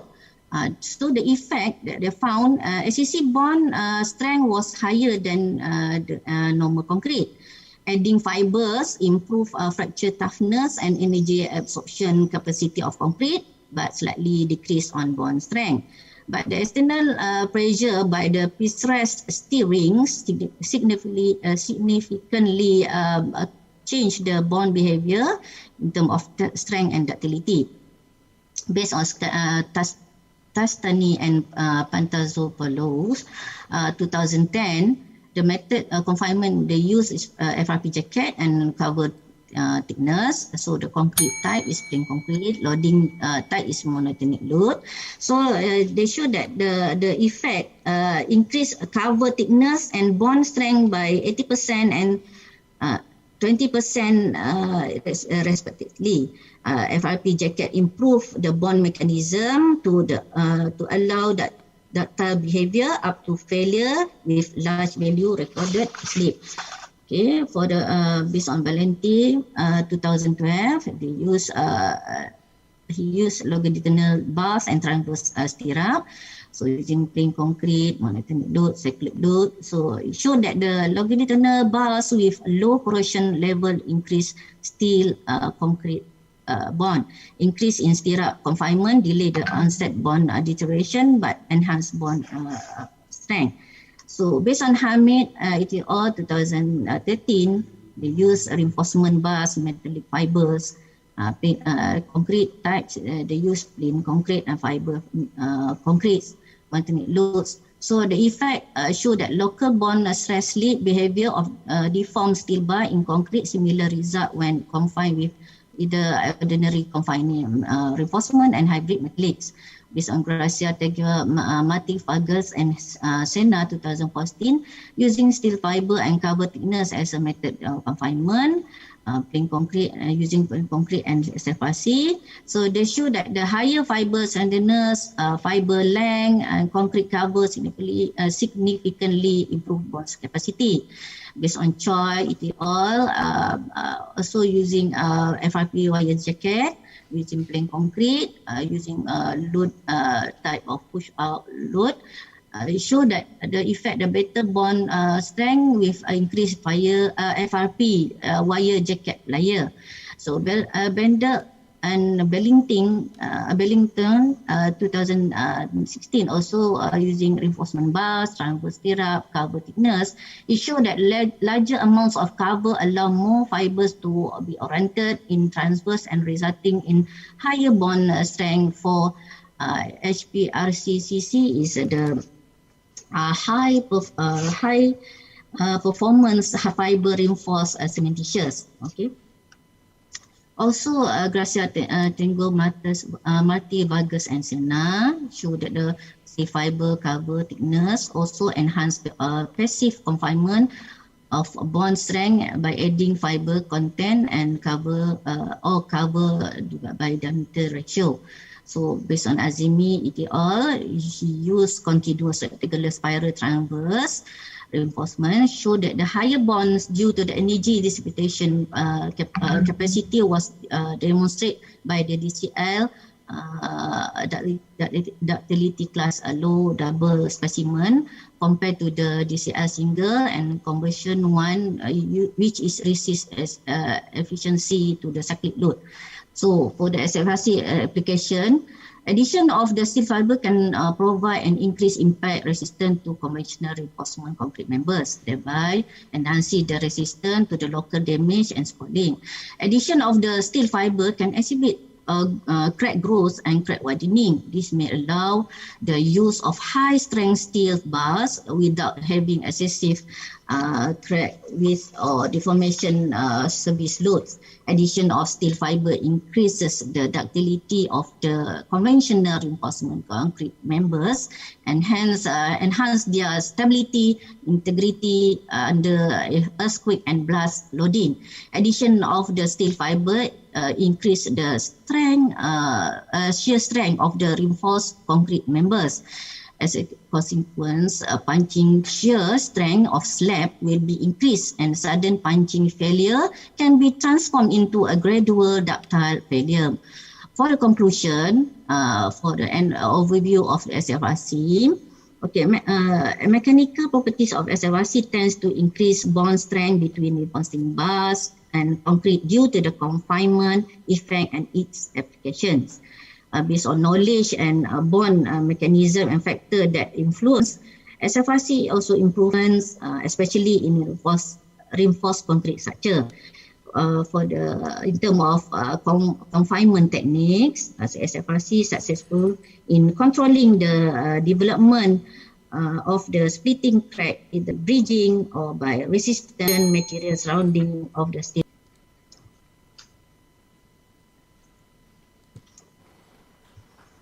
Thank you. Baiklah, terima kasih diucapkan kepada Engineer Dr. Zuraida Zaini Rijal di atas pembentangan beliau sebentar tadi. Kini kita beralih pula kepada sesi soal jawab. Di laman YouTube, kita dapat terima dua soalan. Soalan pertama dari CK Stone TCK, soalan beliau, how about the SFRC usage in JKR? Dipersilakan, Doktor.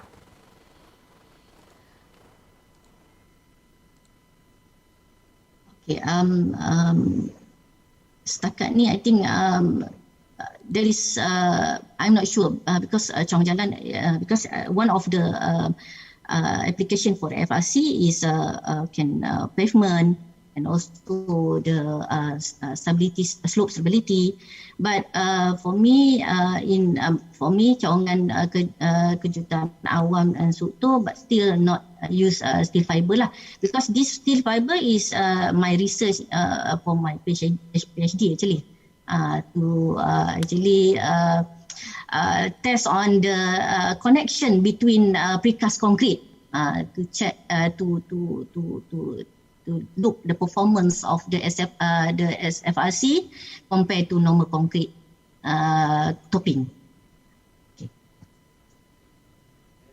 Terima kasih diucapkan. Terima kasih Doktor. Soalan yang kedua datangnya daripada Engineer Dr.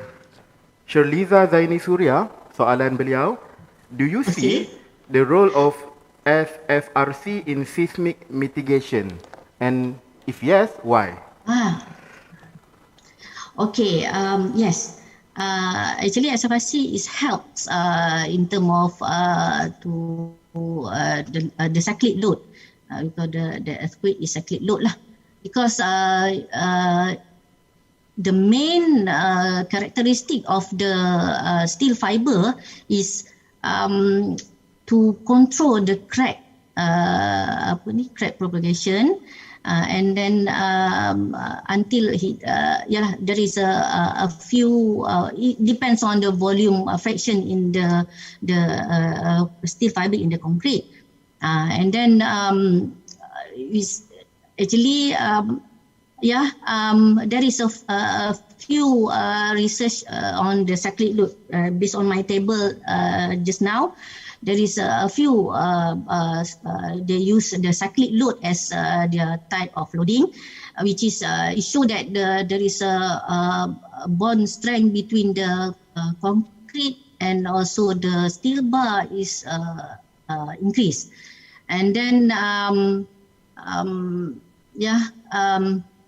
for the cyclic load, it's good actually using the steel fiber because of the behavior and the characteristic of the steel fiber itself. Thank you. Terima kasih diucapkan kepada Engineer Dr. Engineer Dr. Zuraida Zaini Rijal di atas pembentangan beliau dan juga sesi soal jawab sebentar tadi. Tuan-tuan dan puan-puan, kita beralih kepada pembentangan yang ketiga yang akan disampaikan oleh Dr. Zul Atfi Ismail dari Universiti Malaysia Perlis UNIMAP dengan tajuk pembentangan beliau Thermal Comfort Practices in Precast Concrete Buildings. Dengan segala hormatnya dipersilakan Doktor.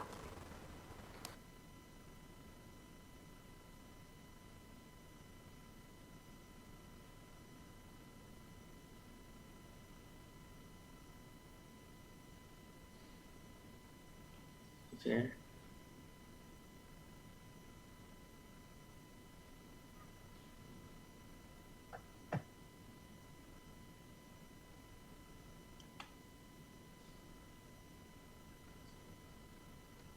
Okay, Assalamualaikum and selamat sejahtera atau selamat tengah hari.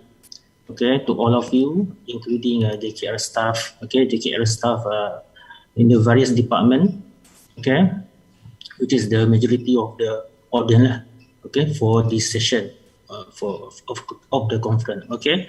Okay, so today I will present, the topic is about thermal comfort practices, okay, in precast concrete buildings, okay, more focus on IPS lah, but specific on precast concrete lah, okay. I'm Dr. Zul Atfi Ismail from Faculty of Civil Engineering Technology, UNIMAP, okay, University Malaysia Perlis, Arau, okay, Arau. Okay, before I start to explain the definition of the thermal comfort or anything related to the precast, I will brief you about the content, okay, the content of my slide. Okay, so number one is introduction, then we go for statement of a problem, okay, research objective, research methodology, discussion of findings, and then number 6 is theoretical framework, and number 7 contribution to the field, and lastly is conclusion. Okay, the conclusion. So we go for the introduction. Okay. Okay, when we say about thermal comfort, it relates to the we call as the thermal energy storage. Okay, thermal energy storage is the function is to store, okay, to store the heat and coal, okay, to use later lah, okay, with the different condition. Such as for temperature, different place and others lah, okay, and others. Okay, but nowadays thermal energy storage often finished by the contractor by the contractor with the financial objective lah, okay, in order to gain a faster return of investment, okay, the faster return of investment for the mechanical space, cooling and heating demand, okay, for mechanical space, cooling and heating demand, okay. Precast concrete building construction involve thermal sensation, okay, especially the use of standard hollow-core masonry blocks and slabs, okay, which involve material of the enclosure structure from the brief periods of indoor thermal environment, okay, evaluation activity, and should have adverse effects, okay, on people long-term behaviors and psychology expectation of occupants for the local climate. Okay, when we talk about precast concrete, I just want to maybe describe a little bit about the material lah. Okay, material. So we have to identify the material in the precast concrete lah. Okay, either they can support for the thermal comfort or not.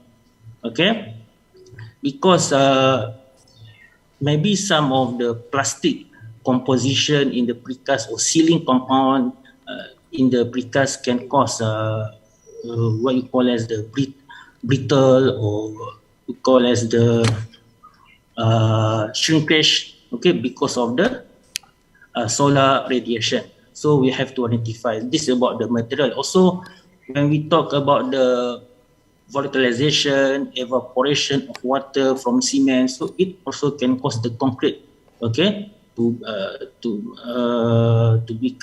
be cracking or weakness, okay, early weakness and others. Okay. Also, the thermal comfort they are related to the material is about the temperature change. Okay, when the sudden temperature change can cause the distortion, okay, rupture, okay, of the material. Okay, when we talk about the distortion or of rupture, it relate to the unrestrained movement lah.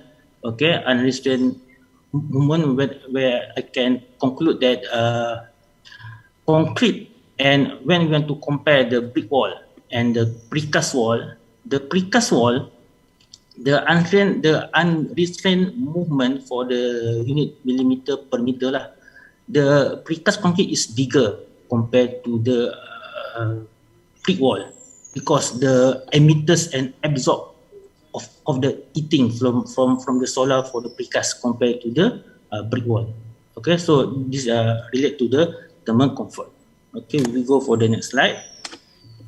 Okay, as you can see here, there are many discrepancies, okay, between the model prediction and actual thermal sensation that could be associated, okay, with the occupant thermal discomfort, okay, such as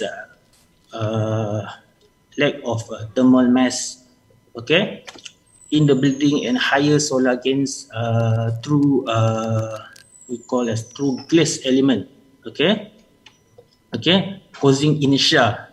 Inertia means sudden incident lah, okay. Again, internal temperature fluctuation, okay, the down and up of the temperature. Okay, the thermal mass is about the ability of the materials, okay, to absorb and store, okay, and store heat energy. So, from this slide, I can say about the lack of thermal mass lah. Okay, actually there are many reasons that we can relate to the poor thermal performance in the precast concrete building. Okay, such as you can see, insufficient thermal behavior. What do you know about the thermal behavior? What is the definition of the thermal behavior? Okay, thermal behavior means the material respond to the application of heat. Okay, either they can absorb or can emit. Okay, means that such as maybe the ability of concrete can absorb more compared to brick wall, or brick wall can absorb more. It depends on the thermal behavior. So when we talk about the insufficient thermal behavior, is about the design lah, how we want to design the volume of the composition of the certain, okay, of the certain material lah.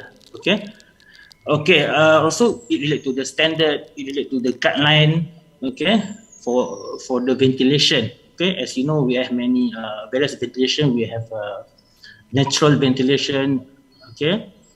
From HVAC, we also have a DCV, demand control ventilation. So maybe less of guideline or standard. Okay. Okay. And also Wang et al. 2015 also suggests that little attention is paid by construction design team. Okay, by the construction design team in term of effective energy efficiency. Okay, program and long-term low energy building strategies in precast concrete building. Means that the design team roles is essential in minimizing internal heat gain in the risk of overheating lah. Okay, especially during this COVID-19, that there are many most people stay at home, so we have to calculate the occupant density, okay, in the certain room, okay, or housing or building, okay, about the insulation, okay, about the orientation, shading and others lah, okay, that exposed to the thermal mass and others, okay. Okay, then we go to the next slide. Okay, so this the main objective of research focus on the implement of an intelligent, okay, intelligent means the sophisticated lah, means maybe you have to combine with the emerging technologies, okay, revolution industry lah, okay, and also related to the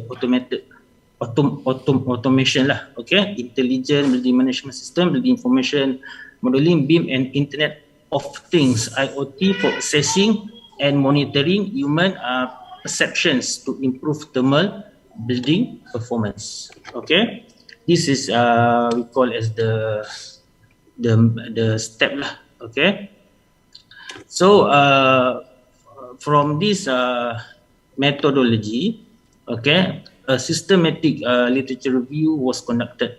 Okay, systematic literature review mean I still not do the case study or interview. Okay, this is based on the literature. Okay, so from the this systematic literature review SLR was conducted to address the problems of thermal comfort management practices. Okay, by identifying, critically evaluating and integrating studies available in the extant, okay, literature. Okay, so from this SLR, I search by using the keyword lah from the Web of Science, from the Scopus, okay, journal, okay. So and also I have to develop, I have to arrange the database lah with the certain keywords such as BIP and IoT or thermal comfort precast. Okay, this is to search number of journals that is related or suitable for this research. Okay, for this research. So a screening process from span 2015 to 2020 and was then undertaken by scanning through the title and abstract, okay, of each article to establish relevant to thermal comfort management practices and the IoT being application. Okay, from this process, the remaining 16 studies. Okay, so from the many journal, but number of journal, the remaining is only 16. Okay, 10 that directly associated with the optimization, the thermal comfort, and the remain 6 is the further 6 is related to the IoT beam. Okay, for the final sample lah. Okay, this is we want to just to improving the thermal comfort optimization. Okay, by using the imaging technology. Okay, from the discussion of finding. Okay, from the discussion of finding the integration of thermal comfort parameter information deliveries into project plan content. Okay, of unclear understanding method of energy efficiency and indoor well-being technologies.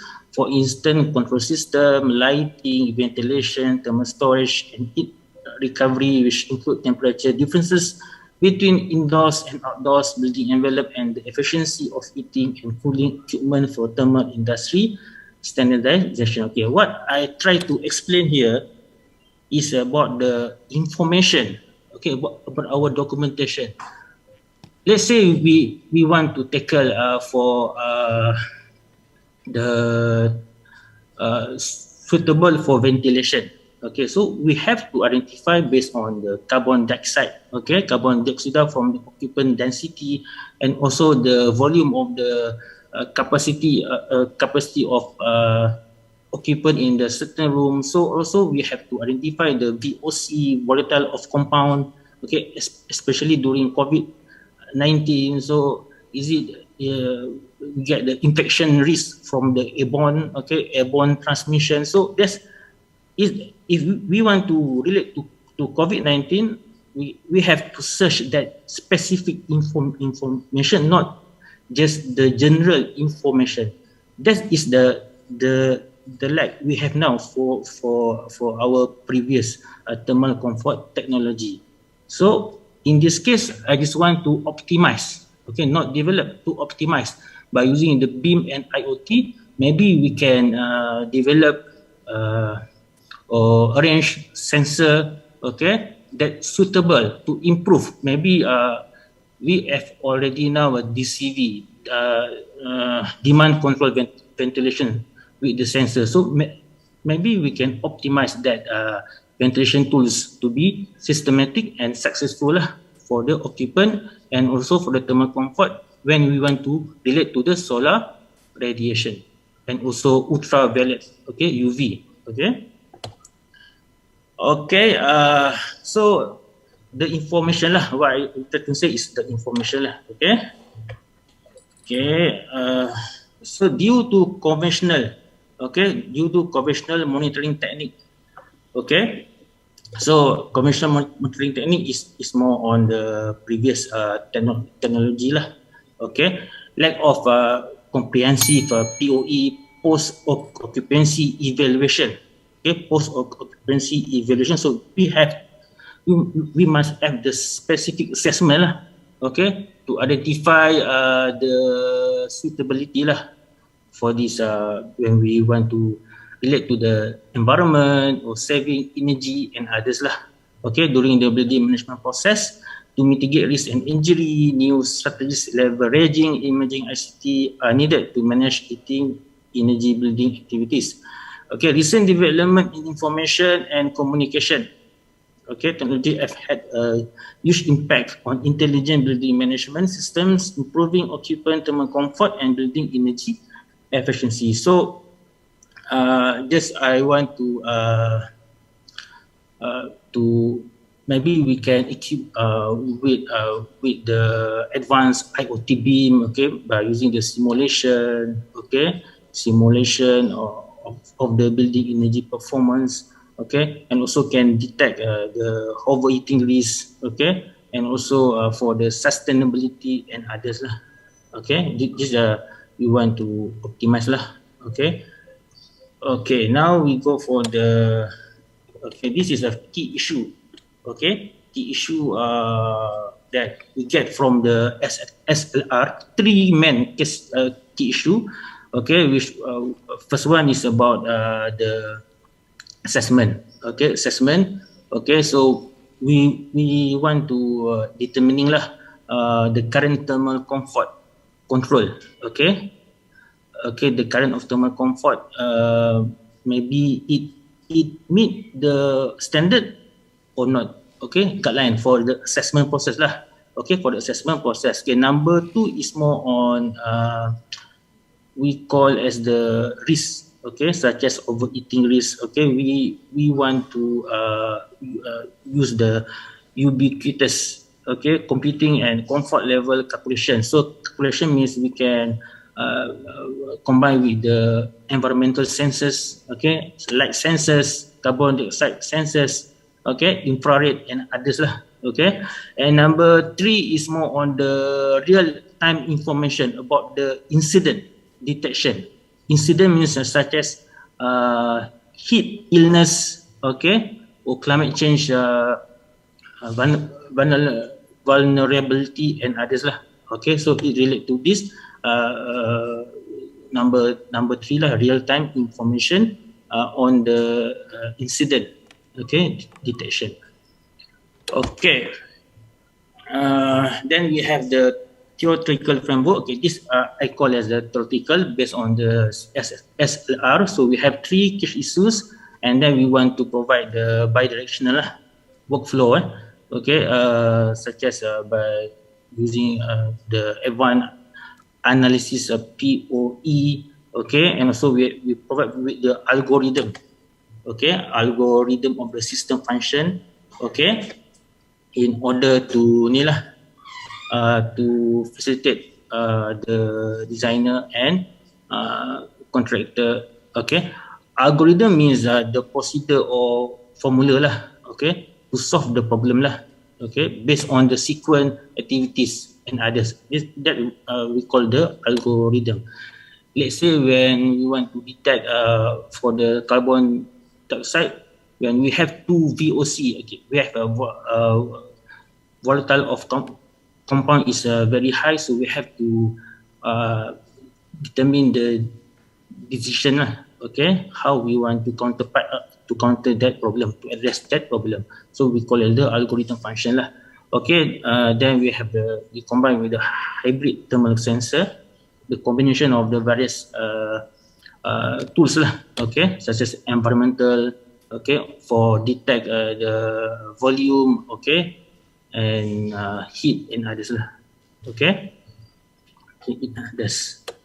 Okay, so contribution to the field, the implementation of the building sensor, okay, for IoT beam suggests that most of them are not sufficient lah to fulfill 2 key requirement: risk perception and mitigation behaviors. Okay, so according to the to the researcher lah. Okay, so the application in the precast concrete building construction industry have unique role lah. Okay. Okay, so just want to contribute the simple sentence is about the thermal injury, is about the heat stroke. Okay, just we want to prevent that happen lah. Okay, for the occupant. Okay, issues often arise during PC construction activities and pose a problem for the paradigm. Okay, paradigm during we call as the poor improper IT. Okay, when we talk about the interoperability, okay, from this slide, previous studies identify that thermal comfort operation often require the optimal solution to interoperable. Okay, but this is still is infancy in IoT. We want to collaborate with BIM. Okay, BIM modeling. So we have the problem of the this platform lah, okay, of the BIM platform. Okay, and also we talk about the BIM environment, okay, such as BIM environment is about the internet, okay, about the BIM 6.0 and others lah. Okay, about the BIM platform, we want to collaborate. If we talk about the software, we have to find the suitable software that can we coordinate with the IoT lah, with the sensor, either Revit, Bentley or Tekla. I still doing this research, so I just want to provide the suggestion lah to any researcher to think about this interoperability function lah for the combination of the IoT and BIM lah. Okay, to facilitate the integration action. Okay. Okay, so the integration of BIM database with the IoT could enhance decision-making efficiency to improve the detection, superficial mass classification, prediction, and including algorithm for construction companies. In addition, the time taken for various thermal building performance issues can be decreased because of the reliable information on principle and solution based on design and specification. Okay, I think okay, in addition to making effort to increase the extent and nature of automation of the energy, advanced IoT is to need to develop and implement new SOA, okay, service-oriented architecture design, okay, web services, interoperability and algorithm to better increase dynamic thermal stability, sustainability and thermal environmental mitigation in the near future. Okay, I think that's all from me. Thank you very much.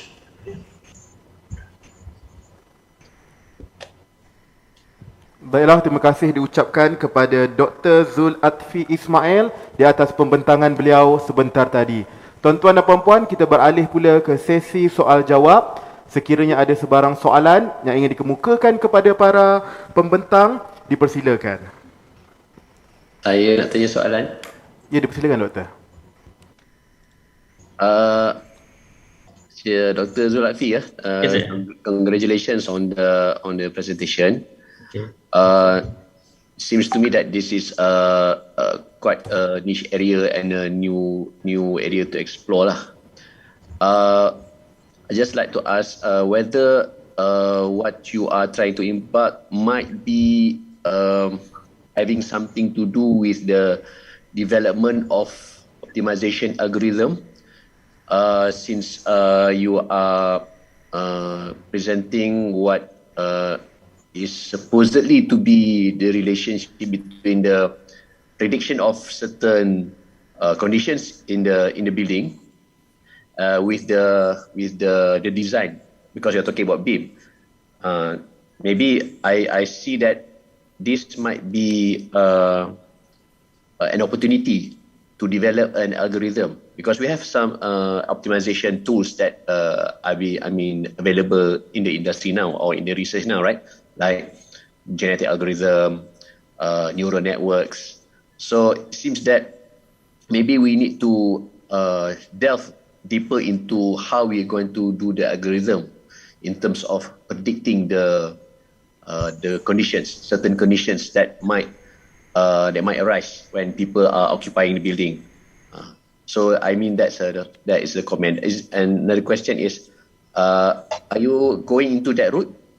Doing the programming or simulation to do some prediction, because this is we're talking about the predictions of the conditions. So I'd like to have your comments on it. Thank you. Okay, thank you.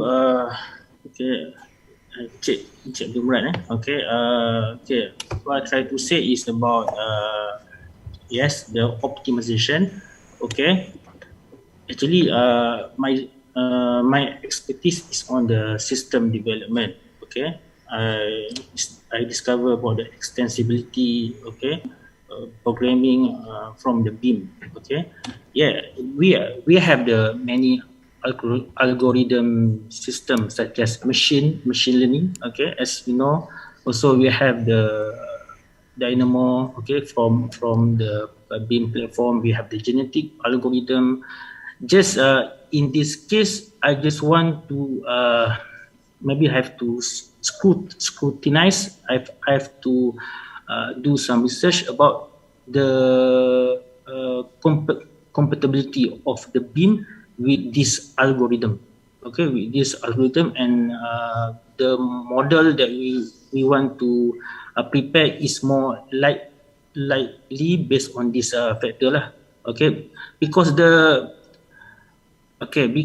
important things in the BIM software is about the extensibility, and also when we want to relate to the scalability. Okay, scalability means about the disk and also the RAM, graphic card, also the capacity of the disk. We want to add the extension of the menu in the Revit by using the API, by using the link and others lah.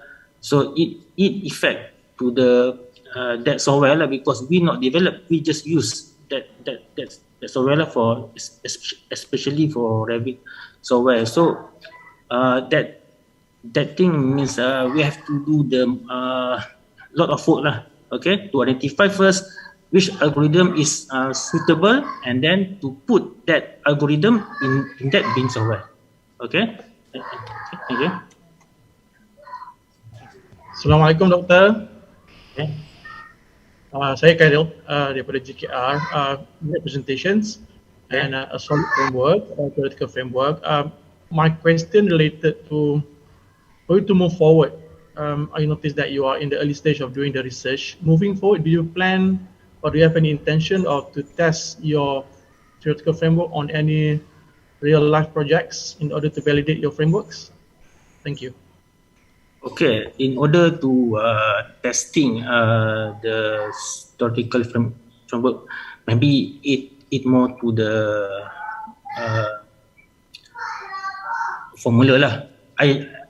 I guess it more suitable if I develop first the algorithm lah, then we can testing.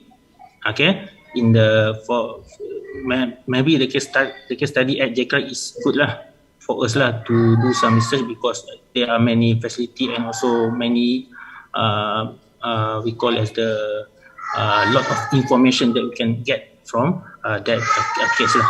Okay, so the important one is about the algorithm first for the theoretical framework. Okay. Okay. Thank you, Doctor. Looking forward for it. Okay. Just one comment. Okay. Dr. Zul, dalam your literature review, you indicated Wong et al. Yang mengatakan there are consultant refuse there are lack of initiative from designers. Okay. To look into the environmental thermal aspect. I'm not sure. I forgot kat situ lah. That was in 2015. I think in current punya situation that may not be relevant anymore because we have our penarafan hijau, we have MICRES, all those aspects sustainability which requires us to look into the sustainability environmental aspect when we design. So I think that probably that reference is no longer valid lah. Yeah. Okay. Okay. I just want to add. Okay. It about the realistic. Yes, we have the many policy and others, but that thing will be implemented by contractor. What I try to say is about the contractor. I mean the contractor is either follow the guideline or not follow the guideline. It depends on how we monitor the contractor. Okay. Yes, we have many information about the policy. Also, we can try to apply the standard from the UK, US. Okay, but it's about the how contractor implement, about the financial, about the fit. They want to from this not about me lah. From this research, from this SLR is about the financial. The contractor want more profit, and they want to reduce the duration of the project and get more profit. That's all lah. We want to put the robotic so we can monitor how the contractor can do their job with the sensor, with the algorithm. Okay, sometimes we can monitor the workers. Sometimes we cannot lah. Okay. I think that's okay lah. Okay. Okay.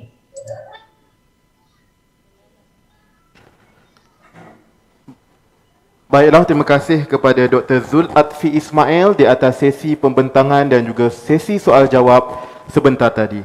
Tuan-tuan dan puan-puan, kita beralih dengan pembentang yang keempat yang akan disampaikan oleh Dr. Radin Maizatul Aimi Muhammad Azam dari SIKAS dengan tajuk pembentangan beliau Alginate Encapsulated Geobacillus Stereothermophilus AEGS as a self-healing agent in autonomous healing mortar.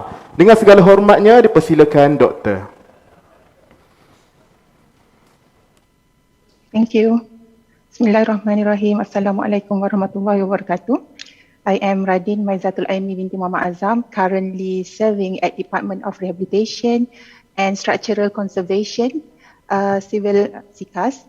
And today I would like to share about my PhD study, which alginate encapsulated Geobacillus stereothermophilus as a self-healing in autonomous healing mortar. So before I proceed to the content of the study, I will introduce about what is the AEGS, the conceptual of autonomous healing, followed by material and methods, and then result and discussion and conclusion. So for the introduction, so autonomous healing, we know that concrete is the most used and efficient construction material in the world. It is durable, can resist high compressive strengths, is cheaper than most of the construction material, and can be molded in a wide variety of shapes. And this, however, despite of that, concrete cracks due to its weakness in tension, shrinkage, fatigue loading, and under the action of environmental condition. For the concrete repair, it requires manual and constant observation to reduce the crack propagation, especially for the micro cracks. Sometimes it cannot be seen in the naked eyes. So to reduce that, the researcher found out the capability of the bacteria to self-heal the crack. So it using the MICP, or microbially induced calcite precipitation, which is the calcium carbonate mineral formation as a result of metabolic byproduct. What is the metabolic byproduct? It is how the bacteria doing activity, they are doing activities. So despite that, they will produce the calcium ions that available in the environment and become calcium carbonate. So in this study, I am adopting the vegetative cells of Geobacillus stereothermophilus that will be introduced and encapsulated into the alginate hydrogel before incorporate into the mortar. And this paper focused on two main issues, which is the development of the AEGS, a species that have been not studied earlier. Many research has been studied in Bacillus sphaericus, Bacillus cohni. These two types of bacteria have been studied earlier. However, no studies conducted on Geobacillus stereothermophilus.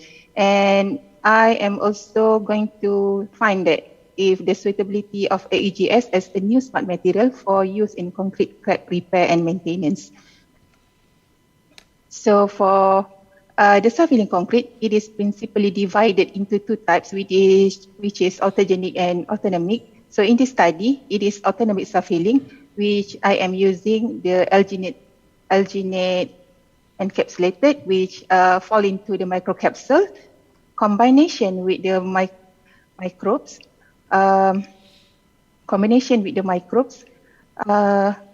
which is the bacteria-based MICP.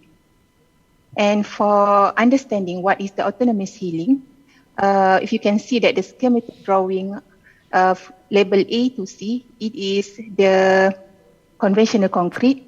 In conventional concrete, a minor crack will allow water and harmful material or harmful substance enter the crack, and with the passing time, it will further allow the crack propagation and causing the premature matrix degradation. And eventually, the crack will be widened and will reach to the reinforcement bar, and at that time, there will be more structural problem will occur.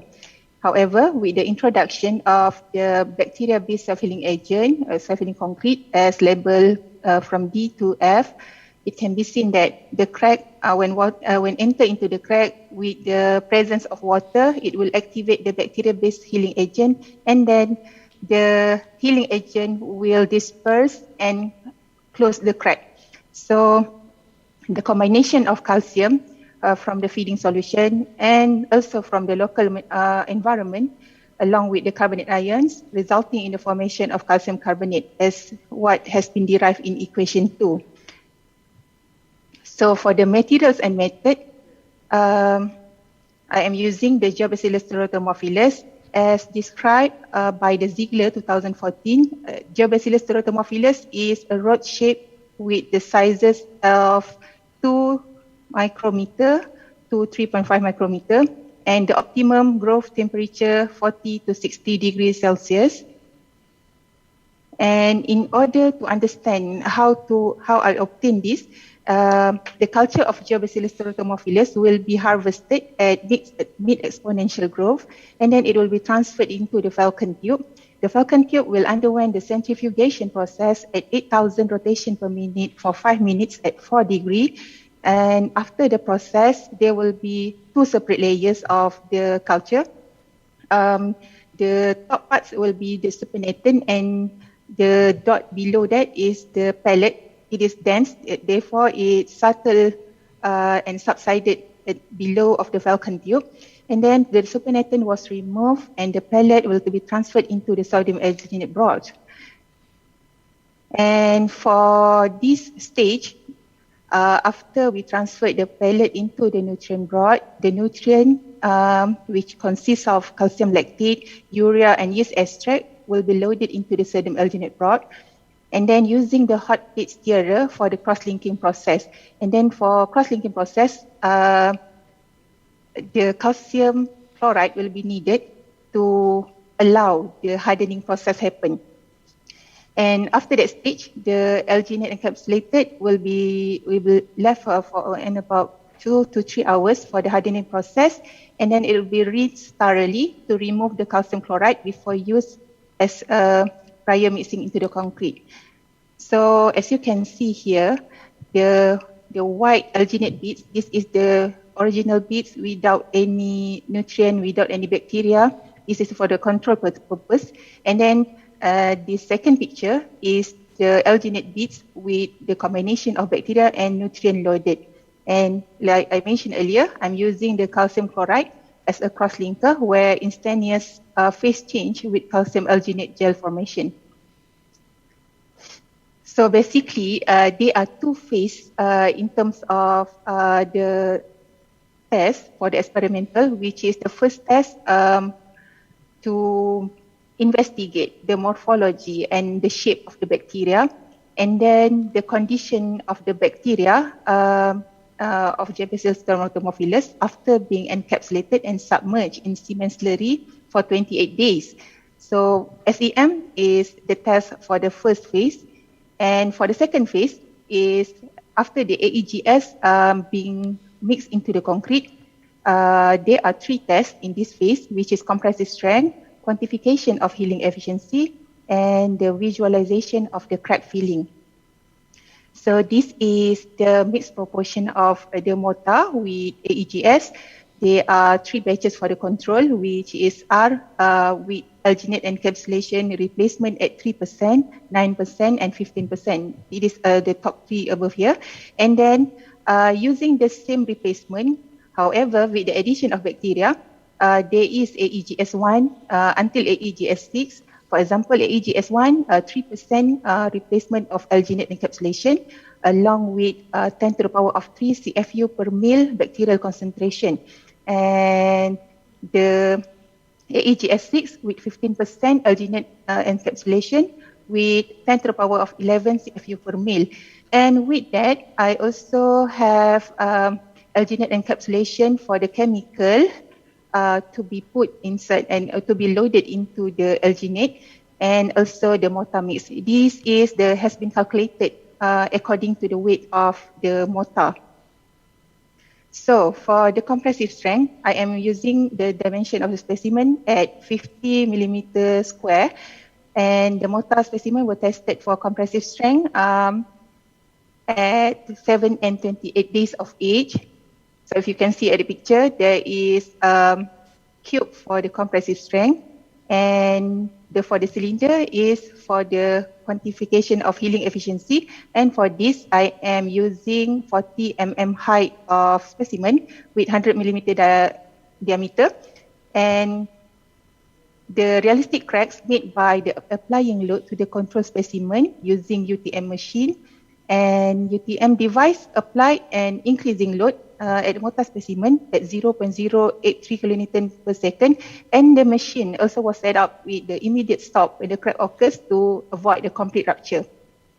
And after that, the specimen will be labelled and will be undergone the curing process before we going to the visualization of crack filling. And for this test, this is to investigate whether the bacteria have been doing work, have been closing the crack using the portable spheral microscope. The healing ratio by the width decreasing calculated as equation 3. It is healing equals to CWI minus CWF divided by CWT times 100. What is CWI? CWI is initial crack width. CWF is final crack width, and CWT is total crack width. So for the result and discussion, after performing the SEM test, it can be seen that it is a rod-shaped cell, and also defined by Ziegler in 2015 and Nazina et al. 2014. Yes, this is the original shape of Geobacillus theratomophilus. Basically, we cannot simply take it and directly doing the SEM. It still need to be coated by using the gold spatter and all. It is tedious process in order to get this. And after that, this is the SEM test for the AEGS that has been submerged in cement slurry for 28 days. It can be seen that the alginate capable to encapsulate the bacteria along with the nutrient loaded. And if you can see on your screen, the rod-shaped cell has been dispersed and dispersed through inside the capsule. This is the closed capsule and all the bacteria inside. So we can say that the alginate encapsulation able to encapsulate and not simply break in after has been submerged into the cement slurry. And now I will be presenting the result for the compressive strength. For the lower percentage of AEGS, which 3% with higher bacterial concentration, 10 to the power 11 CFU per mil, it is for AEGS2. It can be seen that AEGS2 recorded the highest compressive strength as compared to other batches. This is because it is expectable because AEGS is not cementitious material. So any inclusion of AEGS inside the cementitious matrix might not help in terms of strength development. However, we are looking on the healing capacity of incorporating AEGS inside the mortar. So for the healing, for the quantification of crack healing, it can be seen that the higher replacement of AEGS, especially in AEGS6, with higher percentage of higher concentration, bacterial concentration of 10 to the power of 11 CFU per mil, able to heal as up to 80% at 28 days of age. So this is the visualization of the crack filling.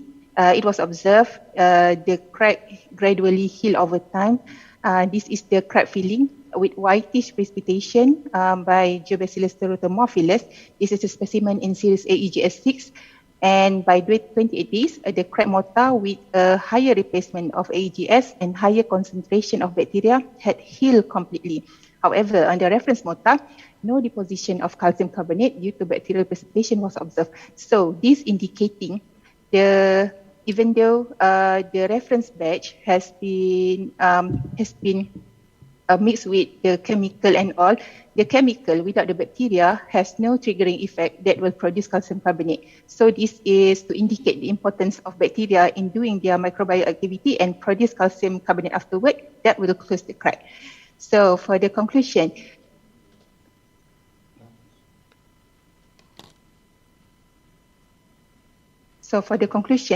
it can be seen that the incorporation of AEGS has a negative effect on compressive strength, especially by addition of more than 9%. And the AEGS replacement at 50% and higher bacterial concentration and 10 to the power of 11 CFU per mil resulted higher healing efficiency. It also can be said that the more you put your bacteria, the more bacterial activity. However, there are certain limitations in which too many bacteria I can say that the bacteria will be suffocated and less nutrient for them. So after certain concentration, if you put too much, it will be eventually die and going into that phase instead of continuing multiplying and replicating themselves. So the incorporation of AGS also evidenced the occurrence of the self-healing based on the stereo microscope image. And this study also demonstrated the ability of alginate hydrogel to encapsulate geobacillus and act as a vehicle protector, because during the mixing process, we know that there are gravitational forces, there are mixing forces that will diminish the availability of the bacteria. So this encapsulation part is crucial in order for us to ensure the bacteria can be delivered, can be dispersed properly inside the mortar and act as a vehicle protector. And it also proved that the biomineralization of Geobacillus teratomophilus implies its success in crack repair and maintenance. That's all from me. Thank you. This is list of reference. Okay, that's all. Terima kasih diucapkan kepada Dr. Radin Maizatul di atas pembentangan beliau sebentar tadi.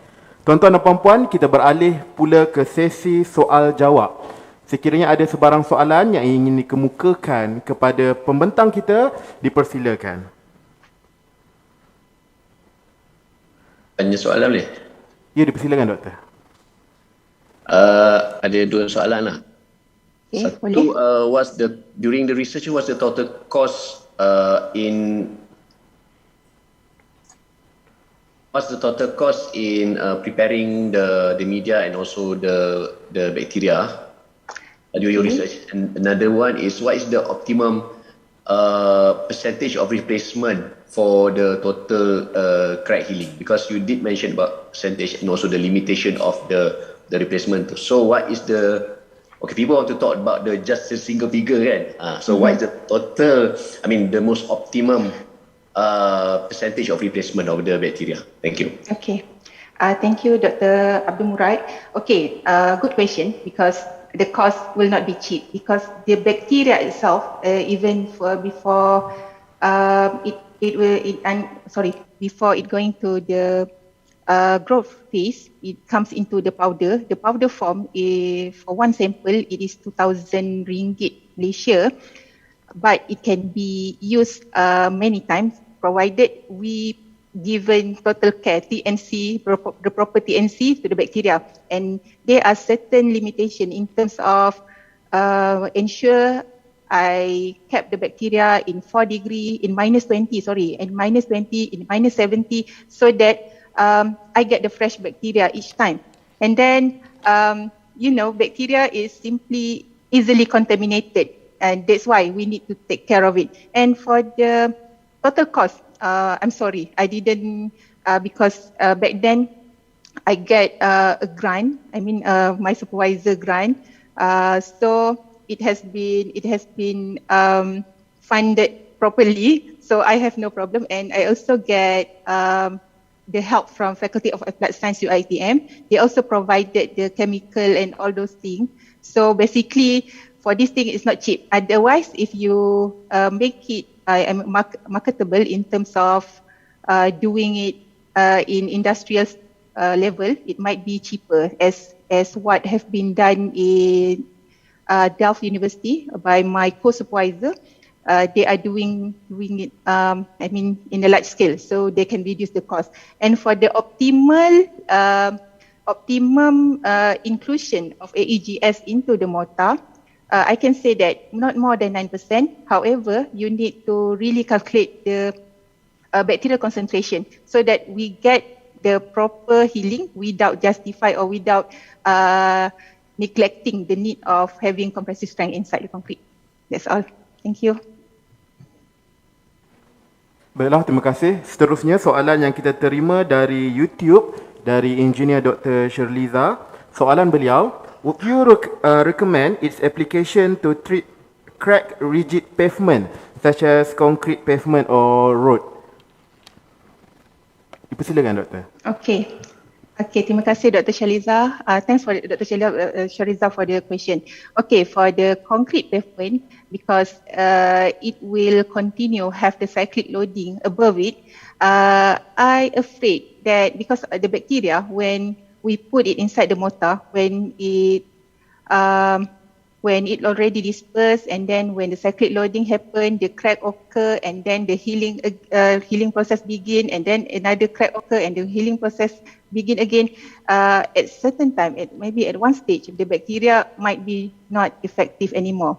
So basically, they are studied, but however not on the road pavement, but for the tunnel, because tunnel always exposed to the damp for the moisture. So when crack occurs, there will be moisture seep through to the pores of the concrete. So we can say that, and then without the proper and constant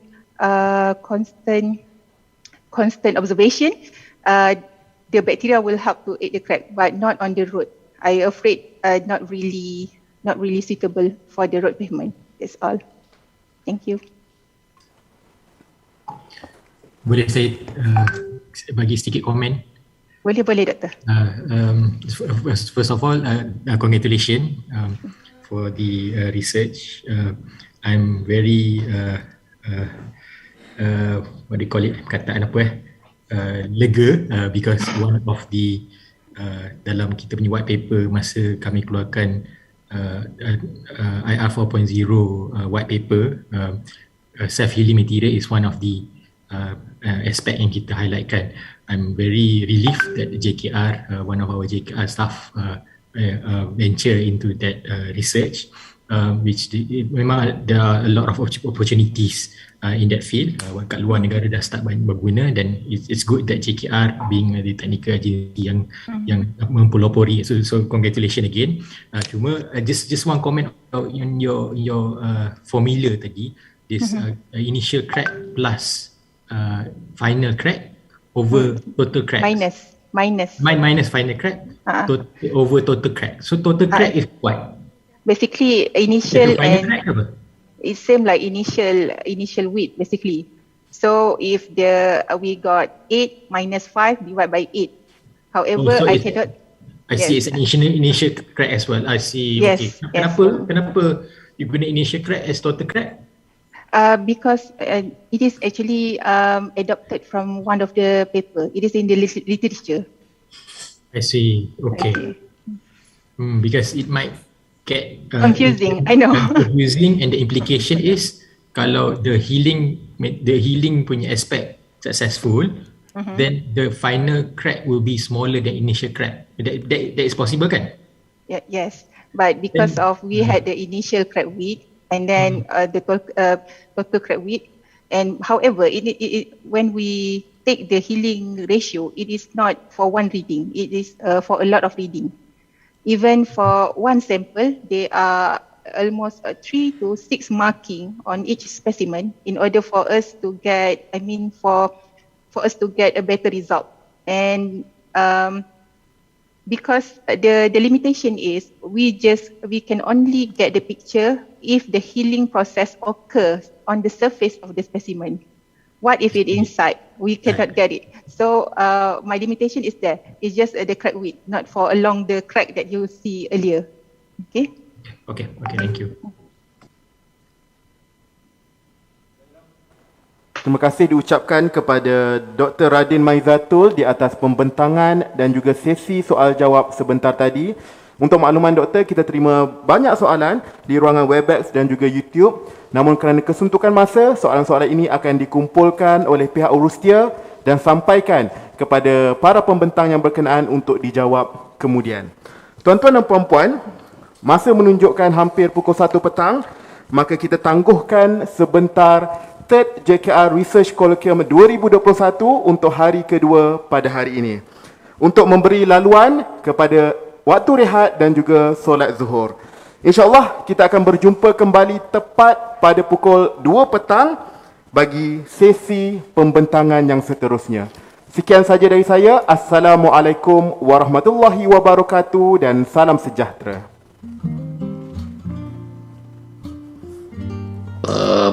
Waalaikumsalam.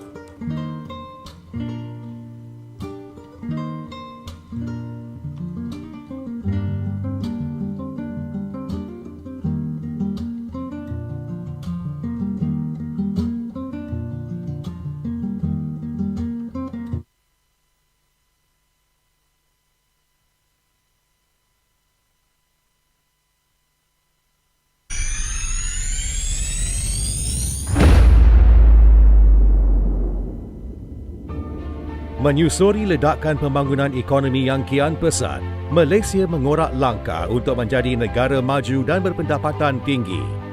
Bagi merealisasikan matlamat tersebut, negara memerlukan tenaga kerja yang mahir, cemerlang, berketerampilan dan profesional.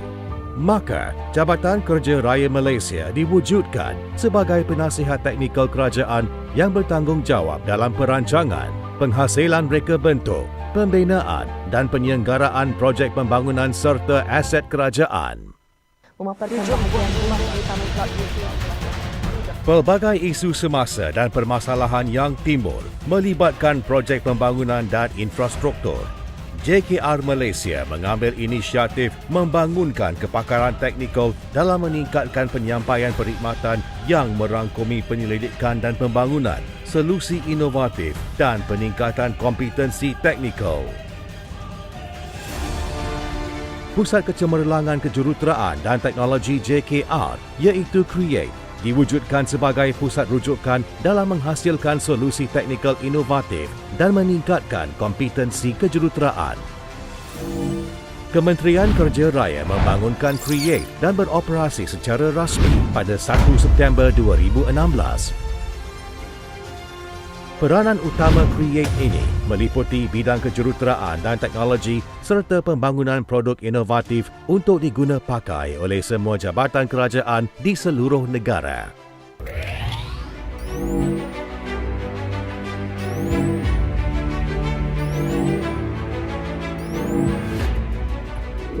Bahagian inovasi, penyelidikan dan pembangunan kejuruteraan bertanggungjawab dalam melaksanakan penyelidikan infrastruktur, pengujian bahan dan khidmat nasihat teknikal. Antara makmal terlibat adalah makmal penyelidikan jalan, makmal penyelidikan geoteknik, makmal penyelidikan seni bina, makmal penyelidikan elektrik,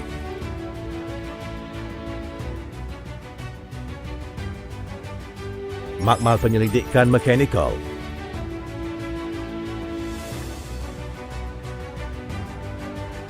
makmal penyelidikan struktur, konkrit dan alam sekitar, makmal penyelidikan ukur bahan, seksyen penyelidikan dan pengurusan teknikal, dan unit inovasi kejuruteraan.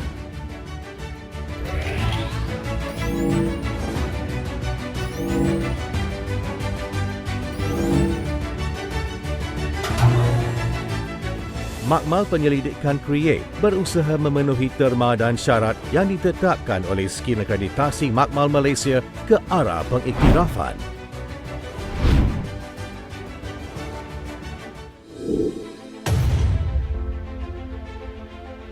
Peranan dan tanggungjawab yang digalas oleh bahagian kompetensi, pensijilan dan akreditasi kejuruteraan sangat besar dalam menyediakan latihan untuk melahirkan tenaga kerja profesional mahir dan kompeten dalam bidang teknikal, pengurusan projek, pengurusan aset dan fasiliti.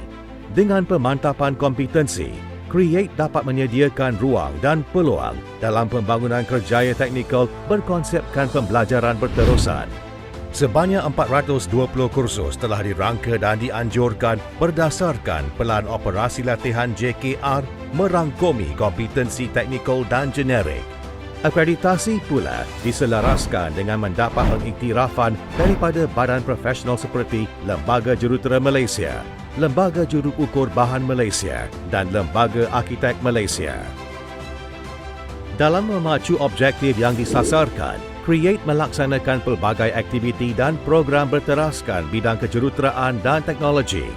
Program yang dirangka khususnya berketepatan dalam membina budaya kreatif dan inovatif dalam mewujudkan nilai tambah dalam jabatan melalui nilai-nilai murni dan sikap yang positif. JKR Malaysia kerap menerima pengiktirafan di peringkat nasional dan antarabangsa. Melakar kejayaan menyertai pameran teknologi inovasi dengan merangkul pelbagai anugerah.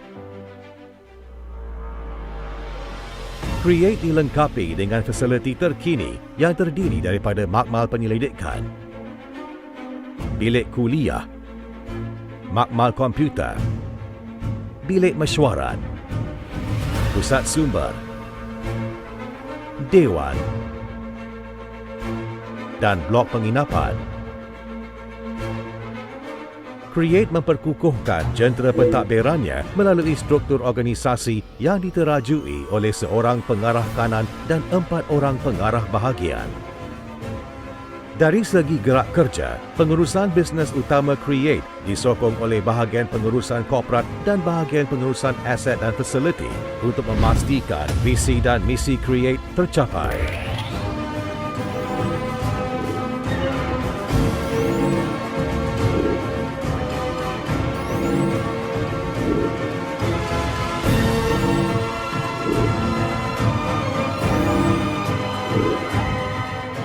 Selaras dengan aspirasi kerajaan, JKR Malaysia dan Create akan terus melahirkan lebih ramai tenaga kerja mahir, membangunkan modal insan yang cemerlang, berketerampilan dan berdaya saing sehingga mencapai lonjakan dinamik ke arah bertaraf dunia.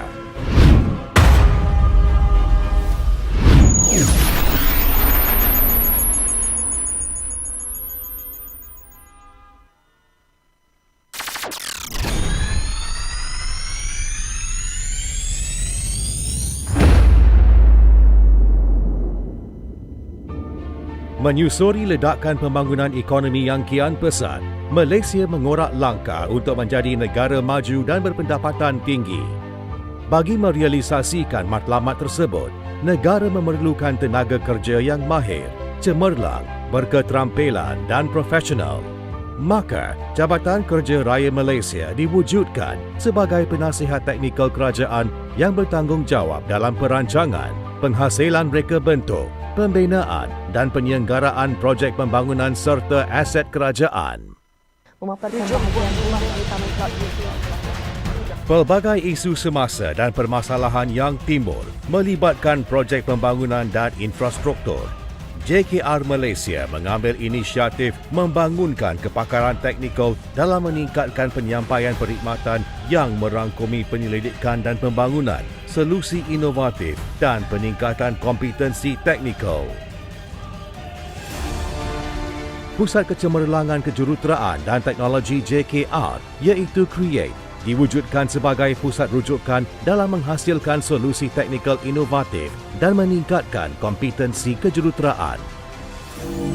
Kementerian Kerja Raya membangunkan Create dan beroperasi secara rasmi pada 1 September 2016.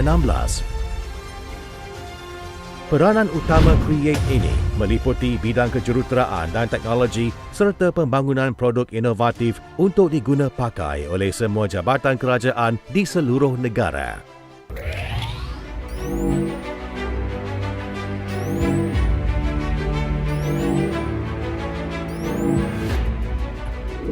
Bahagian inovasi, penyelidikan dan pembangunan kejuruteraan bertanggungjawab dalam melaksanakan penyelidikan infrastruktur, pengujian bahan dan khidmat nasihat teknikal. Antara makmal terlibat adalah makmal penyelidikan jalan,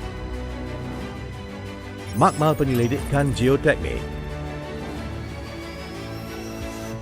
makmal penyelidikan seni bina, makmal penyelidikan elektrik,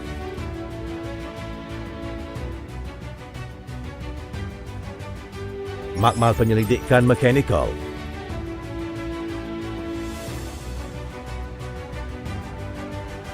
makmal penyelidikan struktur, konkrit dan alam sekitar, makmal penyelidikan ukur bahan, seksyen penyelidikan dan pengurusan teknikal, dan unit inovasi kejuruteraan.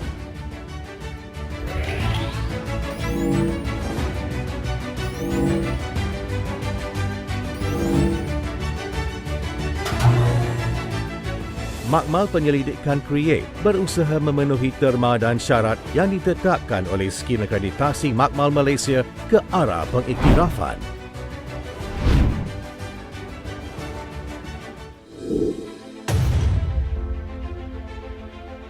Peranan dan tanggungjawab yang digalas oleh bahagian kompetensi, pensijilan dan akreditasi kejuruteraan sangat besar dalam menyediakan latihan untuk melahirkan tenaga kerja profesional mahir dan kompeten dalam bidang teknikal, pengurusan projek, pengurusan aset dan fasiliti.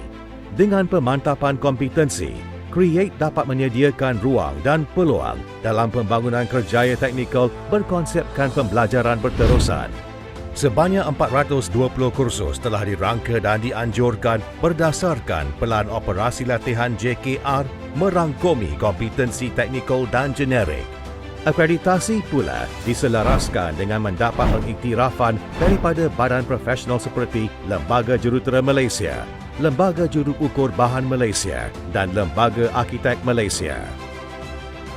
Dalam memacu objektif yang disasarkan, Create melaksanakan pelbagai aktiviti dan program berteraskan bidang kejuruteraan dan teknologi. Program yang dirangka khususnya berketepatan dalam membina budaya kreatif dan inovatif dalam mewujudkan nilai tambah dalam jabatan melalui nilai-nilai murni dan sikap yang positif. JKR Malaysia kerap menerima pengiktirafan di peringkat nasional dan antarabangsa. Melakar kejayaan menyertai pameran teknologi inovasi dengan merangkul pelbagai anugerah. Create dilengkapi dengan fasiliti terkini yang terdiri daripada makmal penyelidikan, bilik kuliah, makmal komputer, bilik mesyuarat, pusat sumber, dewan dan blok penginapan. Create memperkukuhkan jentera pentadbirannya melalui struktur organisasi yang diterajui oleh seorang pengarah kanan dan 4 orang pengarah bahagian. Dari segi gerak kerja, pengurusan bisnes utama Create disokong oleh bahagian pengurusan korporat dan bahagian pengurusan aset dan fasiliti untuk memastikan visi dan misi Create tercapai.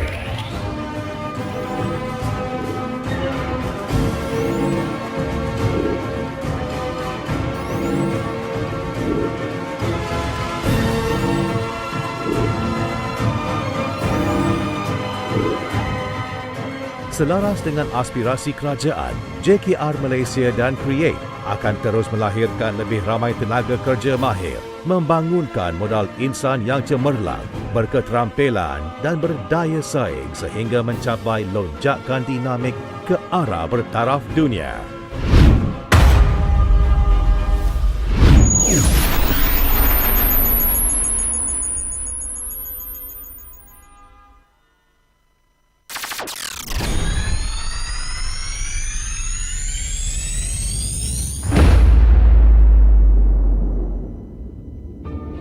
Menyusuri ledakan pembangunan ekonomi yang kian pesat, Malaysia mengorak langkah untuk menjadi negara maju dan berpendapatan tinggi. Bagi merealisasikan matlamat tersebut, negara memerlukan tenaga kerja yang mahir, cemerlang, berketerampilan dan profesional. Maka, Jabatan Kerja Raya Malaysia diwujudkan sebagai penasihat teknikal kerajaan yang bertanggungjawab dalam perancangan, penghasilan reka bentuk, pembinaan dan penyelenggaraan projek pembangunan serta aset kerajaan. Pelbagai isu semasa dan permasalahan yang timbul melibatkan projek pembangunan dan infrastruktur. JKR Malaysia mengambil inisiatif membangunkan kepakaran teknikal dalam meningkatkan penyampaian perkhidmatan yang merangkumi penyelidikan dan pembangunan, solusi inovatif dan peningkatan kompetensi teknikal.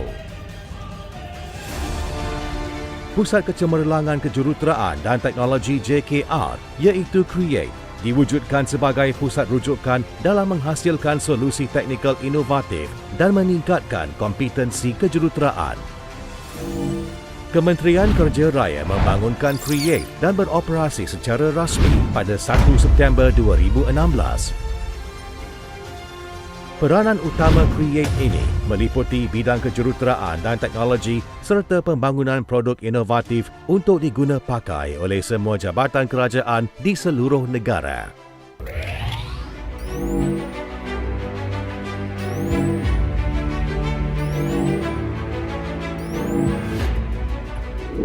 Bahagian inovasi, penyelidikan dan pembangunan kejuruteraan bertanggungjawab dalam melaksanakan penyelidikan infrastruktur, pengujian bahan dan khidmat nasihat teknikal. Antara makmal terlibat adalah makmal penyelidikan jalan, makmal penyelidikan geoteknik, makmal penyelidikan seni bina, makmal penyelidikan elektrik,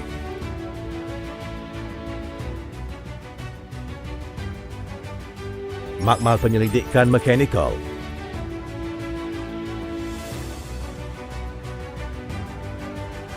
makmal penyelidikan struktur, konkrit dan alam sekitar, makmal penyelidikan ukur bahan, seksyen penyelidikan dan pengurusan teknikal, dan unit inovasi kejuruteraan.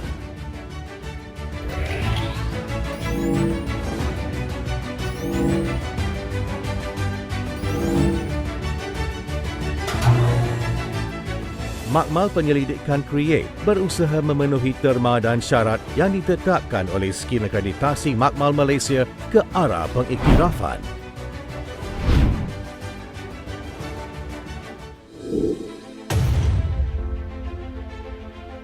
Peranan dan tanggungjawab yang digalas oleh bahagian kompetensi, pensijilan dan akreditasi kejuruteraan sangat besar dalam menyediakan latihan untuk melahirkan tenaga kerja profesional mahir dan kompeten dalam bidang teknikal, pengurusan projek, pengurusan aset dan fasiliti.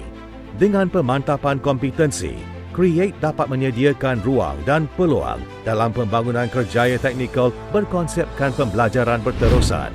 Sebanyak 420 kursus telah dirangka dan dianjurkan berdasarkan pelan operasi latihan JKR merangkumi kompetensi teknikal dan generik. Akreditasi pula diselaraskan dengan mendapat pengiktirafan daripada badan profesional seperti Lembaga Jurutera Malaysia, Lembaga Juru Ukur Bahan Malaysia dan Lembaga Arkitek Malaysia. Dalam memacu objektif yang disasarkan, Create melaksanakan pelbagai aktiviti dan program berteraskan bidang kejuruteraan dan teknologi. Program yang dirangka khususnya berketepatan dalam membina budaya kreatif dan inovatif dalam mewujudkan nilai tambah dalam jabatan melalui nilai-nilai murni dan sikap yang positif. JKR Malaysia kerap menerima pengiktirafan di peringkat nasional dan antarabangsa. Melakar kejayaan menyertai pameran teknologi inovasi dengan merangkul pelbagai anugerah. Create dilengkapi dengan fasiliti terkini yang terdiri daripada makmal penyelidikan, bilik kuliah, makmal komputer, bilik mesyuarat, pusat sumber, dewan dan blok penginapan. Create memperkukuhkan jentera pentadbirannya melalui struktur organisasi yang diterajui oleh seorang pengarah kanan dan 4 orang pengarah bahagian. Dari segi gerak kerja, pengurusan bisnes utama Create disokong oleh bahagian pengurusan korporat dan bahagian pengurusan aset dan fasiliti untuk memastikan visi dan misi Create tercapai.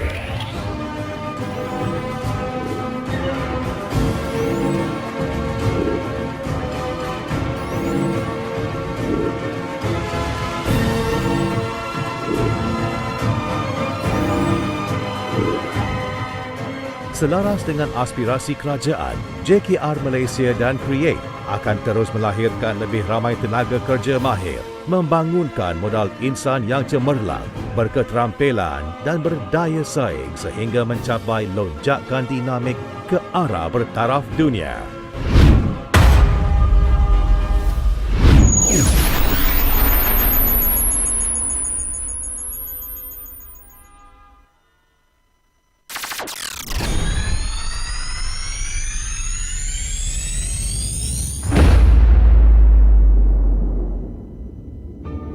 Menyusuri ledakan pembangunan ekonomi yang kian pesat, Malaysia mengorak langkah untuk menjadi negara maju dan berpendapatan tinggi.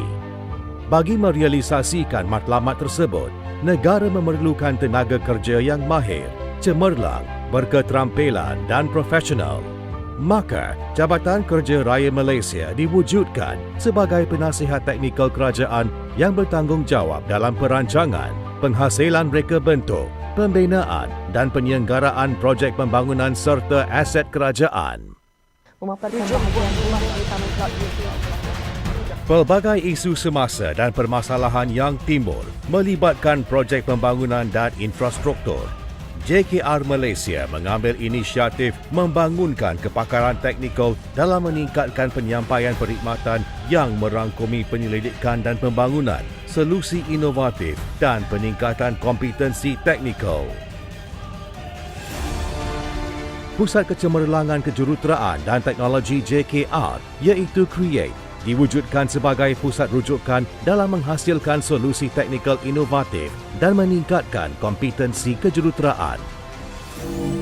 Kementerian Kerja Raya membangunkan Create dan beroperasi secara rasmi pada 1 September 2016.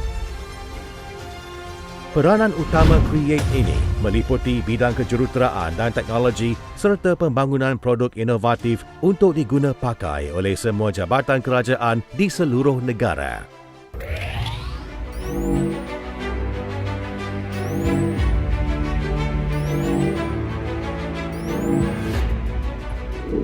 Bahagian inovasi, penyelidikan dan pembangunan kejuruteraan bertanggungjawab dalam melaksanakan penyelidikan infrastruktur, pengujian bahan dan khidmat nasihat teknikal. Antara makmal terlibat adalah makmal penyelidikan jalan, makmal penyelidikan geoteknik, makmal penyelidikan seni bina, makmal penyelidikan elektrik,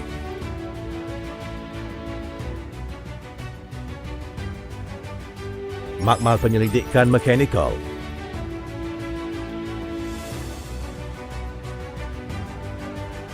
makmal penyelidikan struktur, konkrit dan alam sekitar, makmal penyelidikan ukur bahan, seksyen penyelidikan dan pengurusan teknikal, dan unit inovasi kejuruteraan.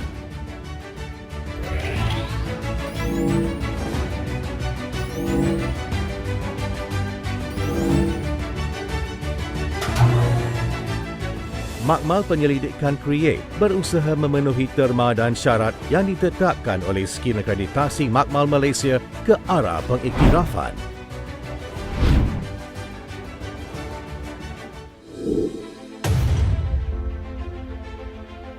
Peranan dan tanggungjawab yang digalas oleh bahagian kompetensi, pensijilan dan akreditasi kejuruteraan sangat besar dalam menyediakan latihan untuk melahirkan tenaga kerja profesional mahir dan kompeten dalam bidang teknikal, pengurusan projek, pengurusan aset dan fasiliti.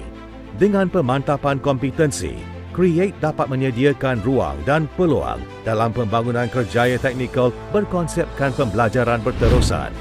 Sebanyak 420 kursus telah dirangka dan dianjurkan berdasarkan pelan operasi latihan JKR merangkumi kompetensi teknikal dan generik. Akreditasi pula diselaraskan dengan mendapat pengiktirafan daripada badan profesional seperti Lembaga Jurutera Malaysia, Lembaga Juru Ukur Bahan Malaysia dan Lembaga Arkitek Malaysia. Dalam memacu objektif yang disasarkan, Create melaksanakan pelbagai aktiviti dan program berteraskan bidang kejuruteraan dan teknologi. Program yang dirangka khususnya berketepatan dalam membina budaya kreatif dan inovatif dalam mewujudkan nilai tambah dalam jabatan melalui nilai-nilai murni dan sikap yang positif. JKR Malaysia kerap menerima pengiktirafan di peringkat nasional dan antarabangsa. Melakar kejayaan menyertai pameran teknologi inovasi dengan merangkul pelbagai anugerah. Create dilengkapi dengan fasiliti terkini yang terdiri daripada makmal penyelidikan, bilik kuliah, makmal komputer, bilik mesyuarat, pusat sumber, dewan dan blok penginapan. Create memperkukuhkan jentera pentadbirannya melalui struktur organisasi yang diterajui oleh seorang pengarah kanan dan 4 orang pengarah bahagian. Dari segi gerak kerja, pengurusan bisnes utama Create disokong oleh bahagian pengurusan korporat dan bahagian pengurusan aset dan fasiliti untuk memastikan visi dan misi Create tercapai.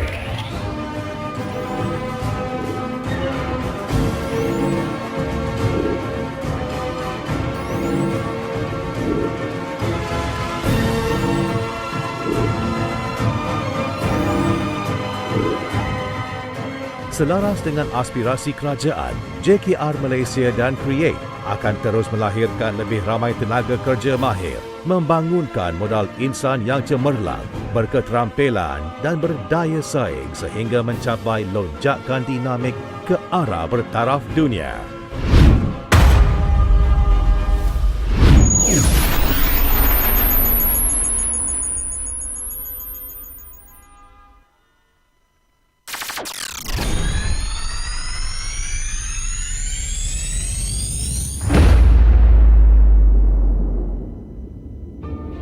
Menyusuri ledakan pembangunan ekonomi yang kian pesat, Malaysia mengorak langkah untuk menjadi negara maju dan berpendapatan tinggi. Bagi merealisasikan matlamat tersebut, negara memerlukan tenaga kerja yang mahir, cemerlang, berketerampilan dan profesional.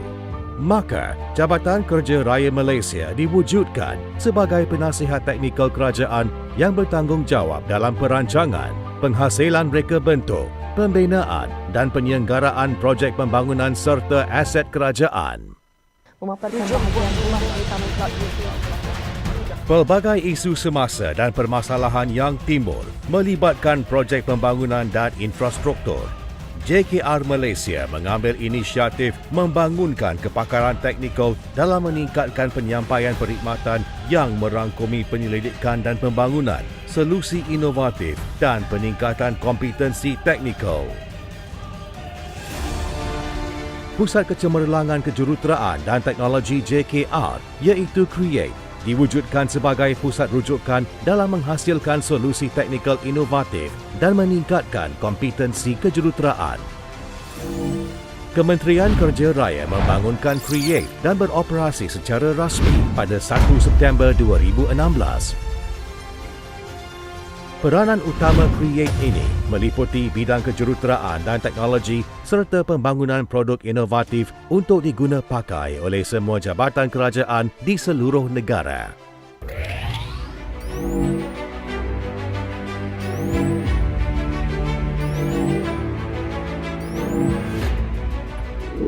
Bahagian inovasi, penyelidikan dan pembangunan kejuruteraan bertanggungjawab dalam melaksanakan penyelidikan infrastruktur, pengujian bahan dan khidmat nasihat teknikal. Antara makmal terlibat adalah makmal penyelidikan jalan, makmal penyelidikan geoteknik, makmal penyelidikan seni bina, makmal penyelidikan elektrik,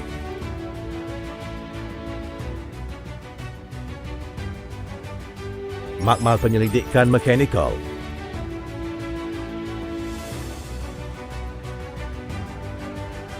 makmal penyelidikan struktur, konkrit dan alam sekitar, makmal penyelidikan ukur bahan, seksyen penyelidikan dan pengurusan teknikal, dan Unit Inovasi Kejuruteraan.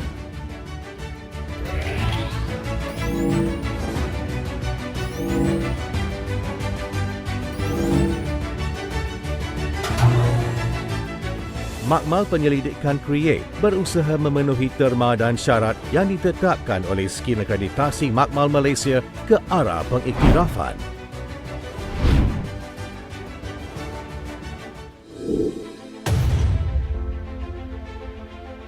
Peranan dan tanggungjawab yang digalas oleh bahagian kompetensi, pensijilan dan akreditasi kejuruteraan sangat besar dalam menyediakan latihan untuk melahirkan tenaga kerja profesional mahir dan kompeten dalam bidang teknikal, pengurusan projek, pengurusan aset dan fasiliti.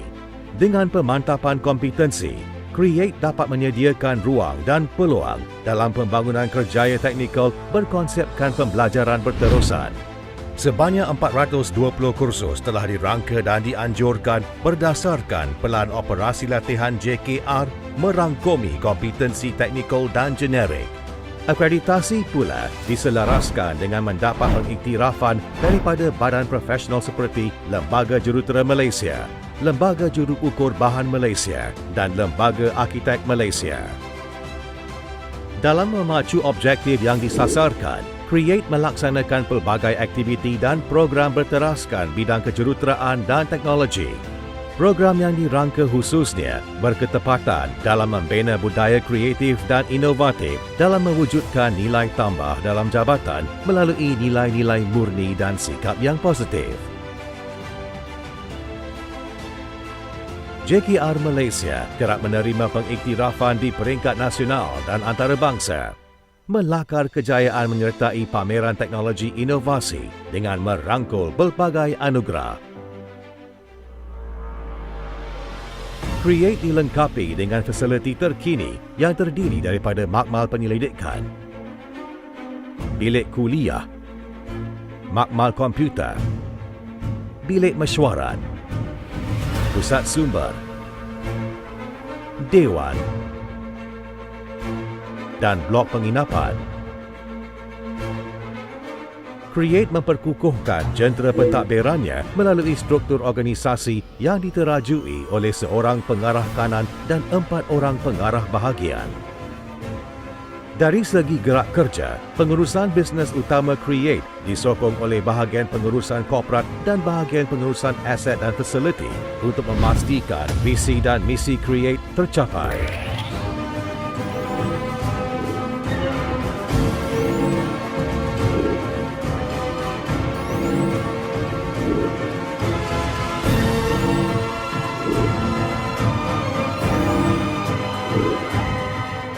Selaras dengan aspirasi kerajaan, JKR Malaysia dan Create akan terus melahirkan lebih ramai tenaga kerja mahir, membangunkan modal insan yang cemerlang, berketerampilan dan berdaya saing sehingga mencapai lonjakan dinamik ke arah bertaraf dunia.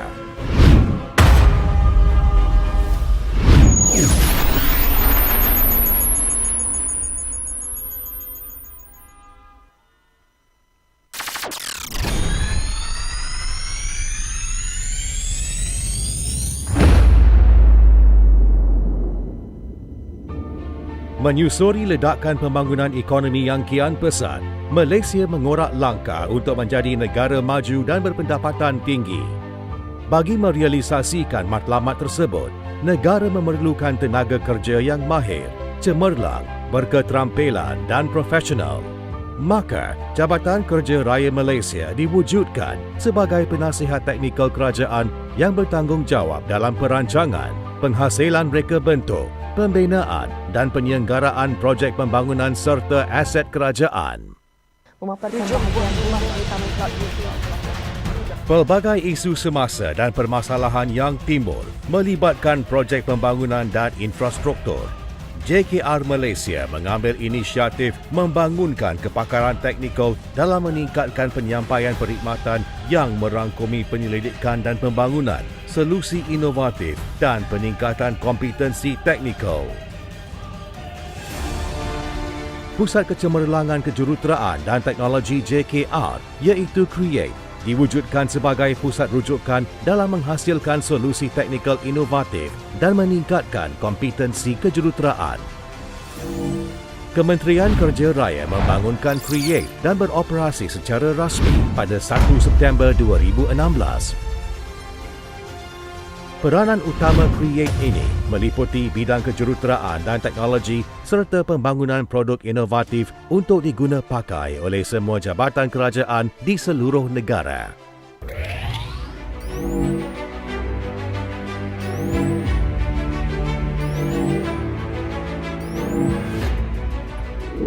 Bahagian inovasi, penyelidikan dan pembangunan kejuruteraan bertanggungjawab dalam melaksanakan penyelidikan infrastruktur, pengujian bahan dan khidmat nasihat teknikal. Antara makmal terlibat adalah makmal penyelidikan jalan, makmal penyelidikan geoteknik, makmal penyelidikan seni bina, makmal penyelidikan elektrik,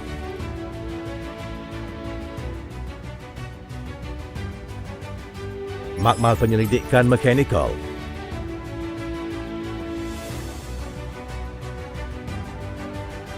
makmal penyelidikan struktur, konkrit dan alam sekitar,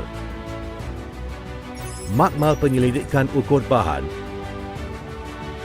seksyen penyelidikan dan pengurusan teknikal, dan unit inovasi kejuruteraan.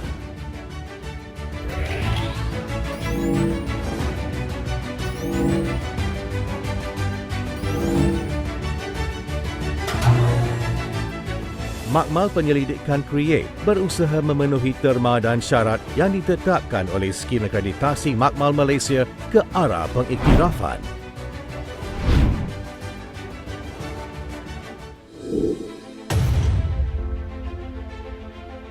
Peranan dan tanggungjawab yang digalas oleh bahagian kompetensi, pensijilan dan akreditasi kejuruteraan sangat besar dalam menyediakan latihan untuk melahirkan tenaga kerja profesional mahir dan kompeten dalam bidang teknikal, pengurusan projek, pengurusan aset dan fasiliti. Dengan pemantapan kompetensi, Create dapat menyediakan ruang dan peluang dalam pembangunan kerjaya teknikal berkonsepkan pembelajaran berterusan.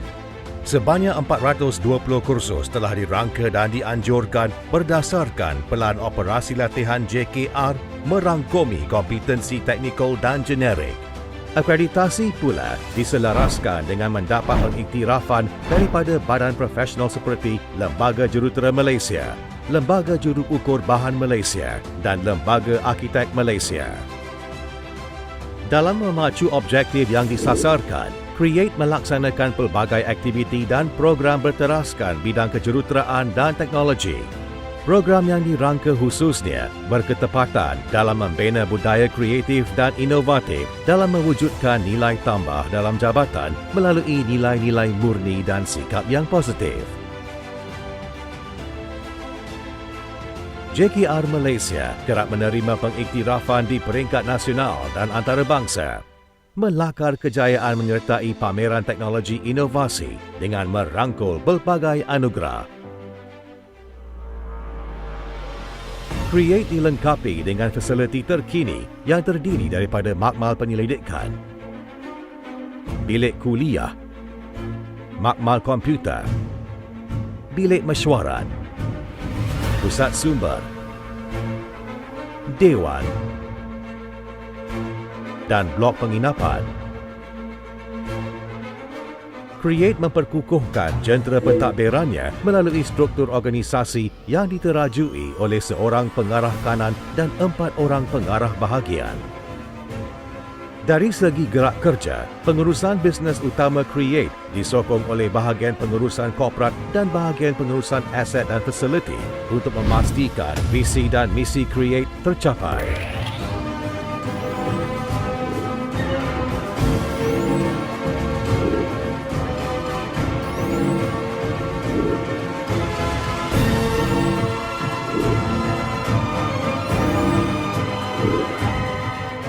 Selaras dengan aspirasi kerajaan, JKR Malaysia dan Create akan terus melahirkan lebih ramai tenaga kerja mahir membangunkan modal insan yang cemerlang, berketerampilan dan berdaya saing sehingga mencapai lonjakan dinamik ke arah bertaraf dunia.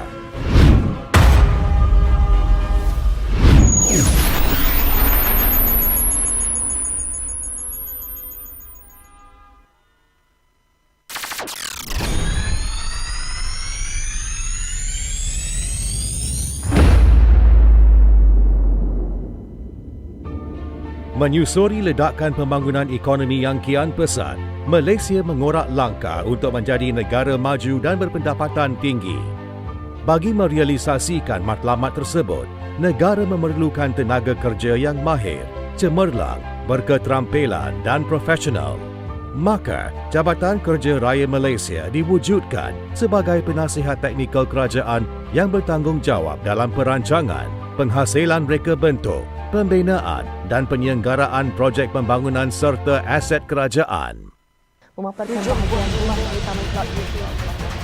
Pelbagai isu semasa dan permasalahan yang timbul melibatkan projek pembangunan dan infrastruktur. JKR Malaysia mengambil inisiatif membangunkan kepakaran teknikal dalam meningkatkan penyampaian perkhidmatan yang merangkumi penyelidikan dan pembangunan, solusi inovatif dan peningkatan kompetensi teknikal. Pusat Kecemerlangan Kejuruteraan dan Teknologi JKR iaitu Create diwujudkan sebagai pusat rujukan dalam menghasilkan solusi teknikal inovatif dan meningkatkan kompetensi kejuruteraan. Kementerian Kerja Raya membangunkan Create dan beroperasi secara rasmi pada 1 September 2016. Peranan utama Create ini meliputi bidang kejuruteraan dan teknologi serta pembangunan produk inovatif untuk diguna pakai oleh semua jabatan kerajaan di seluruh negara.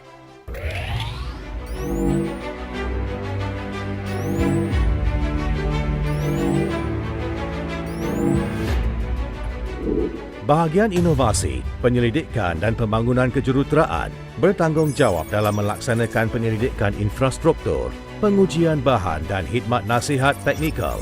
Antara makmal terlibat adalah makmal penyelidikan jalan, makmal penyelidikan geoteknik, makmal penyelidikan seni bina, makmal penyelidikan elektrik,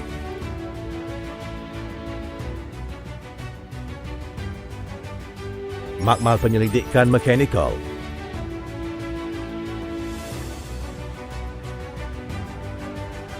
makmal penyelidikan struktur, konkrit dan alam sekitar, makmal penyelidikan ukur bahan, seksyen penyelidikan dan pengurusan teknikal, dan unit inovasi kejuruteraan.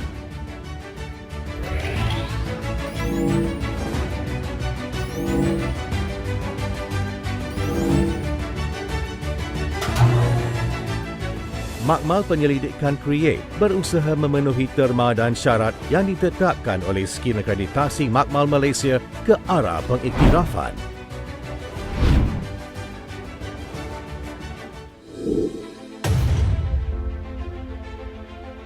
Peranan dan tanggungjawab yang digalas oleh bahagian kompetensi, pensijilan dan akreditasi kejuruteraan sangat besar dalam menyediakan latihan untuk melahirkan tenaga kerja profesional mahir dan kompeten dalam bidang teknikal, pengurusan projek, pengurusan aset dan fasiliti.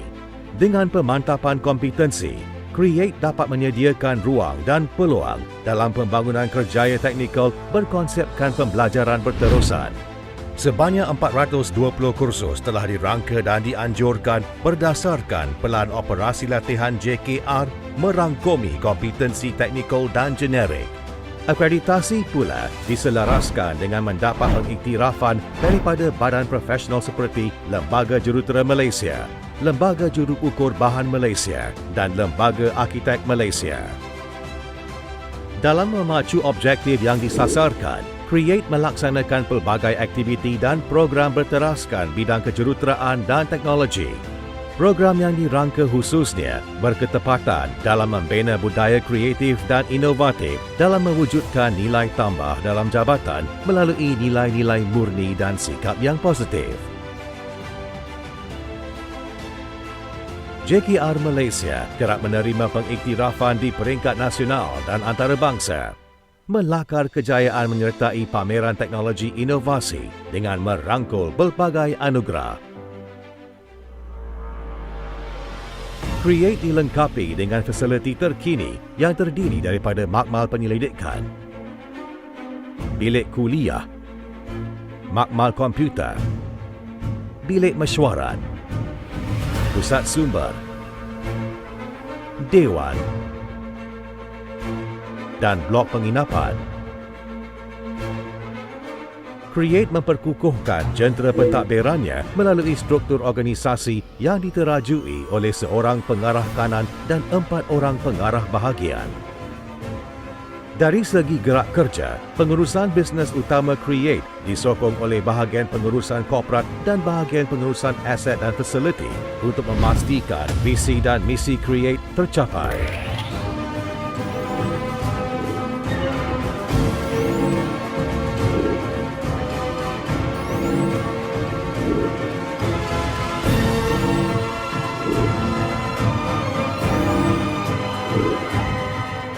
Selaras dengan aspirasi kerajaan, JKR Malaysia dan Create akan terus melahirkan lebih ramai tenaga kerja mahir, membangunkan modal insan yang cemerlang, berketerampilan dan berdaya saing sehingga mencapai lonjakan dinamik ke arah bertaraf dunia.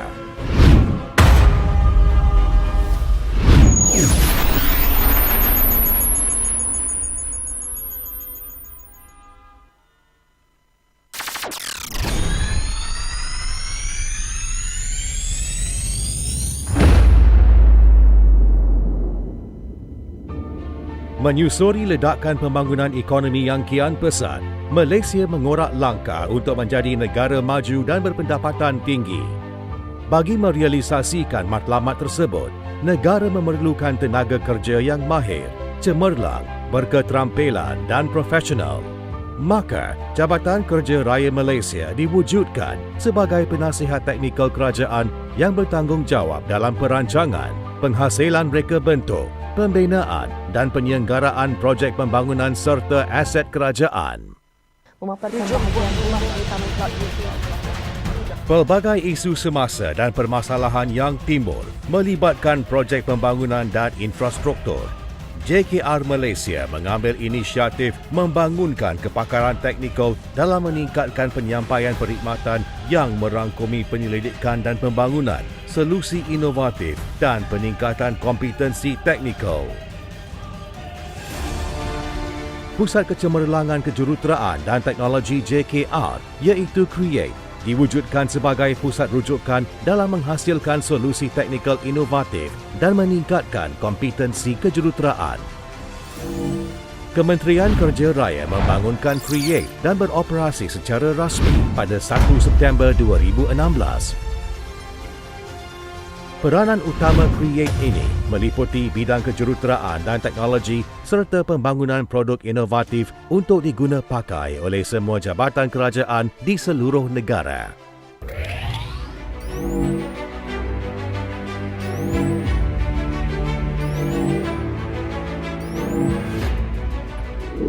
Bahagian inovasi, penyelidikan dan pembangunan kejuruteraan bertanggungjawab dalam melaksanakan penyelidikan infrastruktur, pengujian bahan dan khidmat nasihat teknikal.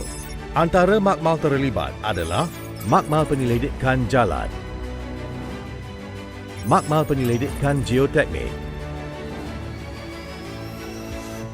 makmal penyelidikan seni bina, makmal penyelidikan elektrik,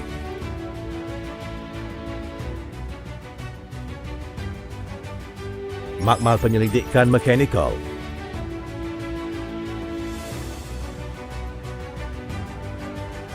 makmal penyelidikan struktur, konkrit dan alam sekitar, makmal penyelidikan ukur bahan, seksyen penyelidikan dan pengurusan teknikal, dan Unit Inovasi Kejuruteraan.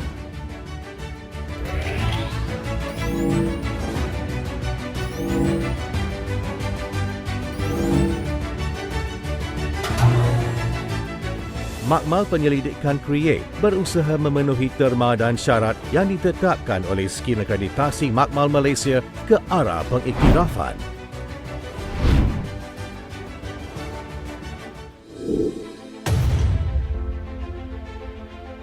Peranan dan tanggungjawab yang digalas oleh bahagian kompetensi, pensijilan dan akreditasi kejuruteraan sangat besar dalam menyediakan latihan untuk melahirkan tenaga kerja profesional mahir dan kompeten dalam bidang teknikal, pengurusan projek, pengurusan aset dan fasiliti.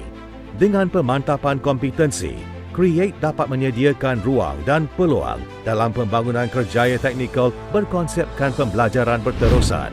Sebanyak 420 kursus telah dirangka dan dianjurkan berdasarkan Pelan Operasi Latihan JKR merangkumi kompetensi teknikal dan generik. Akreditasi pula diselaraskan dengan mendapat pengiktirafan daripada badan profesional seperti Lembaga Jurutera Malaysia, Lembaga Juruukur Bahan Malaysia dan Lembaga Arkitek Malaysia. Dalam memacu objektif yang disasarkan, Create melaksanakan pelbagai aktiviti dan program berteraskan bidang kejuruteraan dan teknologi.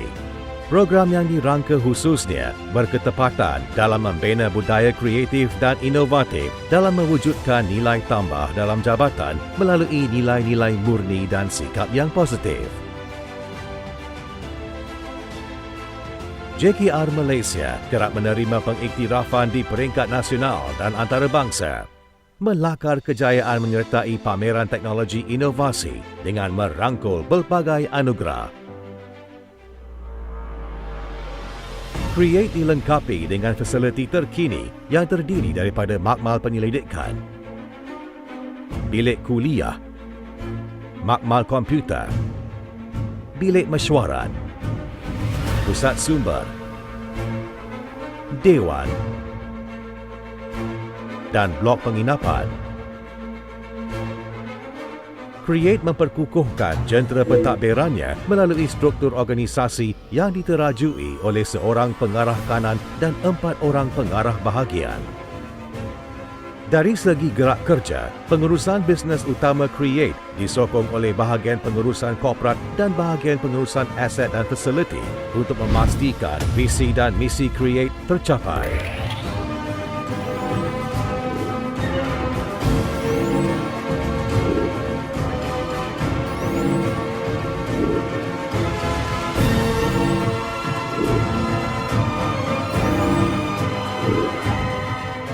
Selaras dengan aspirasi kerajaan, JKR Malaysia dan Create akan terus melahirkan lebih ramai tenaga kerja mahir, membangunkan modal insan yang cemerlang, berketerampilan dan berdaya saing sehingga mencapai lonjakan dinamik ke arah bertaraf dunia.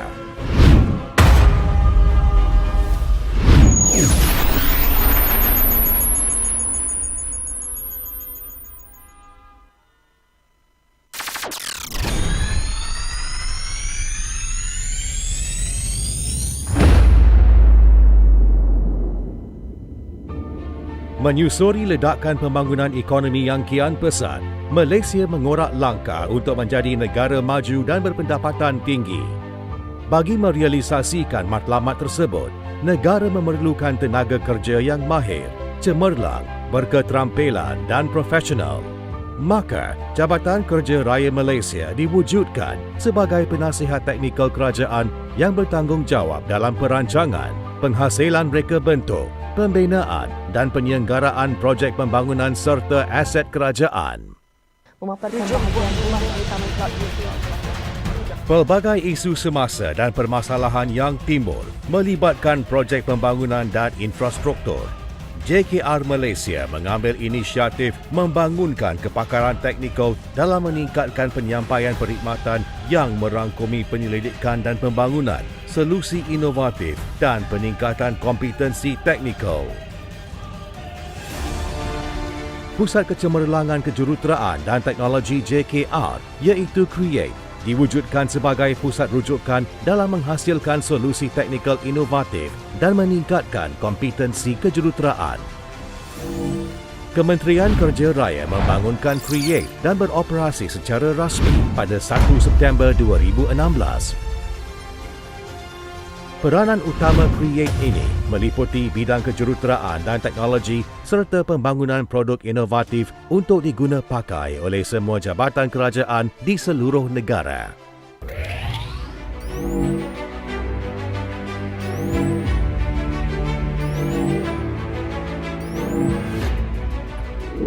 Bahagian inovasi, penyelidikan dan pembangunan kejuruteraan bertanggungjawab dalam melaksanakan penyelidikan infrastruktur, pengujian bahan dan khidmat nasihat teknikal.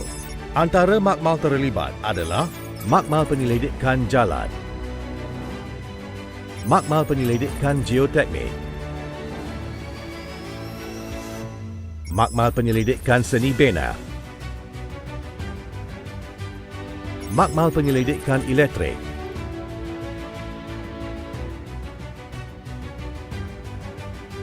makmal penyelidikan mekanikal,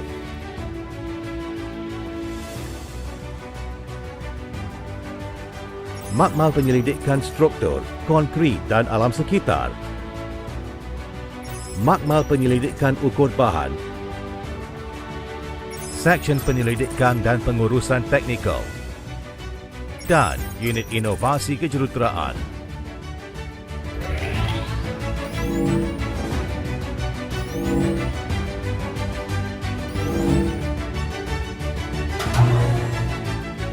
Makmal penyelidikan Create berusaha memenuhi terma dan syarat yang ditetapkan oleh Skim Akreditasi Makmal Malaysia ke arah pengiktirafan.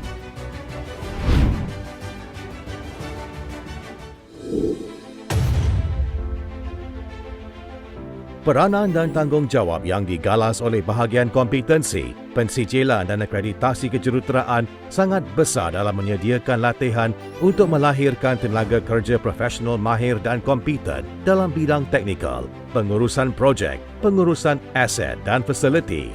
Dengan pemantapan kompetensi, Create dapat menyediakan ruang dan peluang dalam pembangunan kerjaya teknikal berkonsepkan pembelajaran berterusan.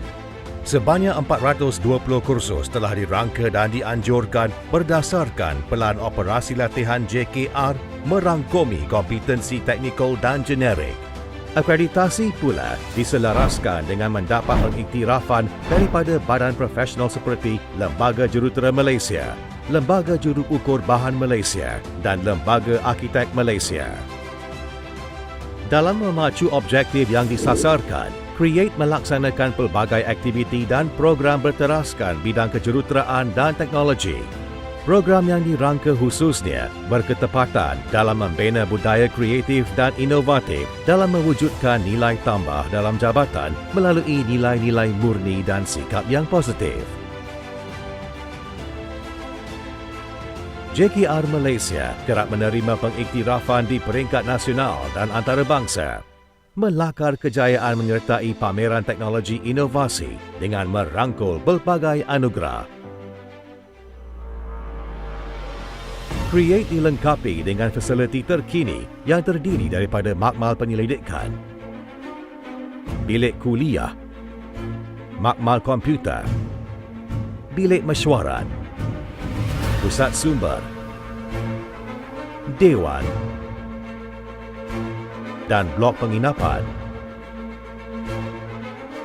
Create memperkukuhkan jentera pentadbirannya melalui struktur organisasi yang diterajui oleh seorang pengarah kanan dan 4 orang pengarah bahagian. Dari segi gerak kerja, pengurusan bisnes utama Create disokong oleh bahagian pengurusan korporat dan bahagian pengurusan aset dan fasiliti untuk memastikan visi dan misi Create tercapai.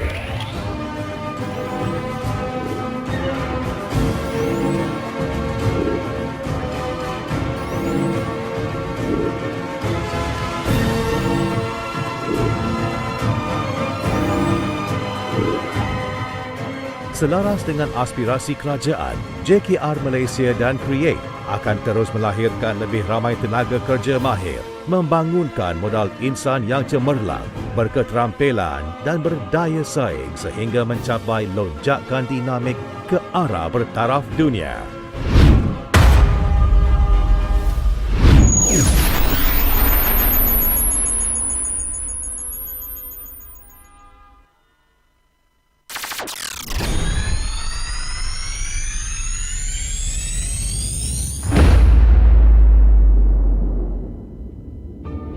Menyusuri ledakan pembangunan ekonomi yang kian pesat, Malaysia mengorak langkah untuk menjadi negara maju dan berpendapatan tinggi. Bagi merealisasikan matlamat tersebut, negara memerlukan tenaga kerja yang mahir, cemerlang, berketerampilan dan profesional.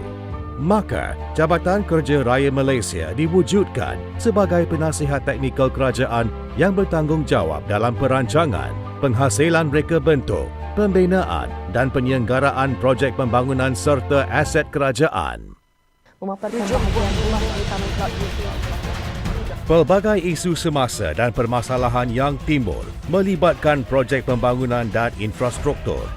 JKR Malaysia mengambil inisiatif membangunkan kepakaran teknikal dalam meningkatkan penyampaian perkhidmatan yang merangkumi penyelidikan dan pembangunan, solusi inovatif dan peningkatan kompetensi teknikal.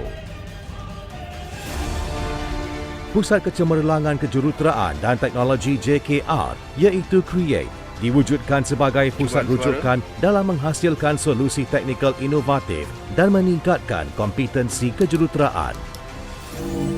Kementerian Kerja Raya membangunkan Create dan beroperasi secara rasmi pada 1 September 2016. Peranan utama Create ini meliputi bidang kejuruteraan dan teknologi serta pembangunan produk inovatif untuk diguna pakai oleh semua jabatan kerajaan di seluruh negara. Tuan suara 1, 2,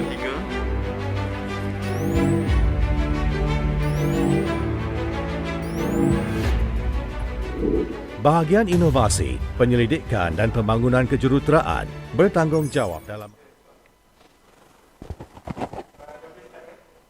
Boleh.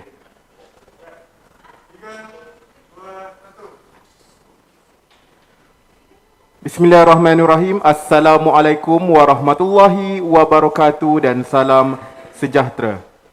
Tuan-tuan dan puan-puan yang dihormati sekalian, kita teruskan Third JKR Research Colloquium 2021 dengan sesi pembentangan kertas penyelidikan yang seterusnya. Tuan-tuan dan puan-puan, untuk sesi kelima, pembentangan kertas penyelidikan ini akan melibatkan 7 orang pembentang. Tanpa melengahkan masa, dengan ini dipersilakan pembentang yang pertama, Teknologis Dr. Rahimi Abdul Rahman dari Universiti Malaysia Pahang UMP dengan tajuk pembentangan beliau Automating Beam Enable Clash Resolution. Dengan segala hormatnya dipersilakan Doktor. Hello? Boleh dengar tak? Hello? Boleh Doktor. Boleh? Okey. Boleh nampak punya share screen? Slide. Boleh? Automatic Beam Level Clash Resolution. Nampak saya punya share screen? Ada. Ada. Okey. Terima kasih semua. Okey. Assalamualaikum dan selamat sejahtera kepada semua. Thank you to JKR for this wonderful event. This is actually my second time to join this event, so I also attended. I think we don't have it last year. I think 2019. I think we had one, and then during that time I just attended as a participant to network with people from JKR. So I just go here and there to meet people and discuss things. And now, because JKR provided the opportunity for to present, so I took the opportunity. But the intention was to network with people from JKR during the event. And now the event is publicly available, and I'm a bit nervous and also a bit shy to present right now. My name is Rahimi. I'm from University Malaysia Pahang, and this is a project that I'm going to present between the three of us. Alia Nasuha, myself, and Dr. Tamizi, Tamizi, Associate Professor Dr. Ahmad Tamizi Harun. Maybe some of the JKR participants maybe are familiar with his name, Dr. Tamizi, because I think he's quite active, especially related to BIM. And then I just entered, for me, myself, I just entered UMP 3 years, exactly 3 years and 1 week. 3 years and 1 week. I entered UMP. Before this, I did my PhD on BIM in the US, but I'm more on decision making. So although I'm working with Dr. Tamizi too, but I'm more on the decision making side. I also do other decision making related studies, for example, on how to decide whether the planning process is good enough to go into the construction process, or let's say is a project suitable or not suitable for design build. Those are some of the other projects that I do. And then here I have this Alia Nasuha is a former student, UMP student, Bachelor of Civil Engineering. She just finished her degree, and then she just contacted me today. She said she received an offer to work. So very bright student, but yeah, she took some time to get a job, I think, because of the current situation. And this topic is related to automating this small project actually done by Alia, FYP student, a final year project student, on automating BIM in the work clash resolution. And this topic was actually emerged from the discussion between us, UMP, and also the BIM JKR unit of BIM JKR unit during the MOU between BIM unit of JKR and also the universities, including UMP. So the topic here is a topic together, and that's one thing that I always look into to do some topics that can contribute to the people in industry, rather than to have their students just do it and then finish their undergraduate, their masters, and then I become just a thesis or papers, published papers.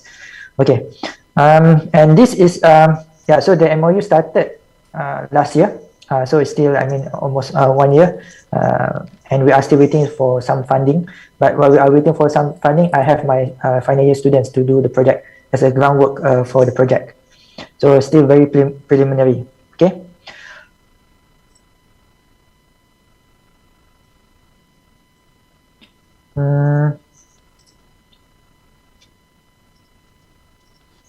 Okay, so I think yesterday, Tuan Nasuha already presented a bit on BIM, on how BIM can help facility management in the future. But before we go into that phase where we use BIM for facility management, we need to do BIM. I mean, if we do from the start of the project for the construction processes, right? So what is BIM? BIM is the the digital representation of a physical, let's say, building. And first, maybe we use for planning processes, and then for the construction processes, and then like what Tuan Nasuha shared yesterday, that we can use for the facility management or facility maintenance processes. So BIM is something that I think most of you are also aware, and important for us to do from the start. Okay.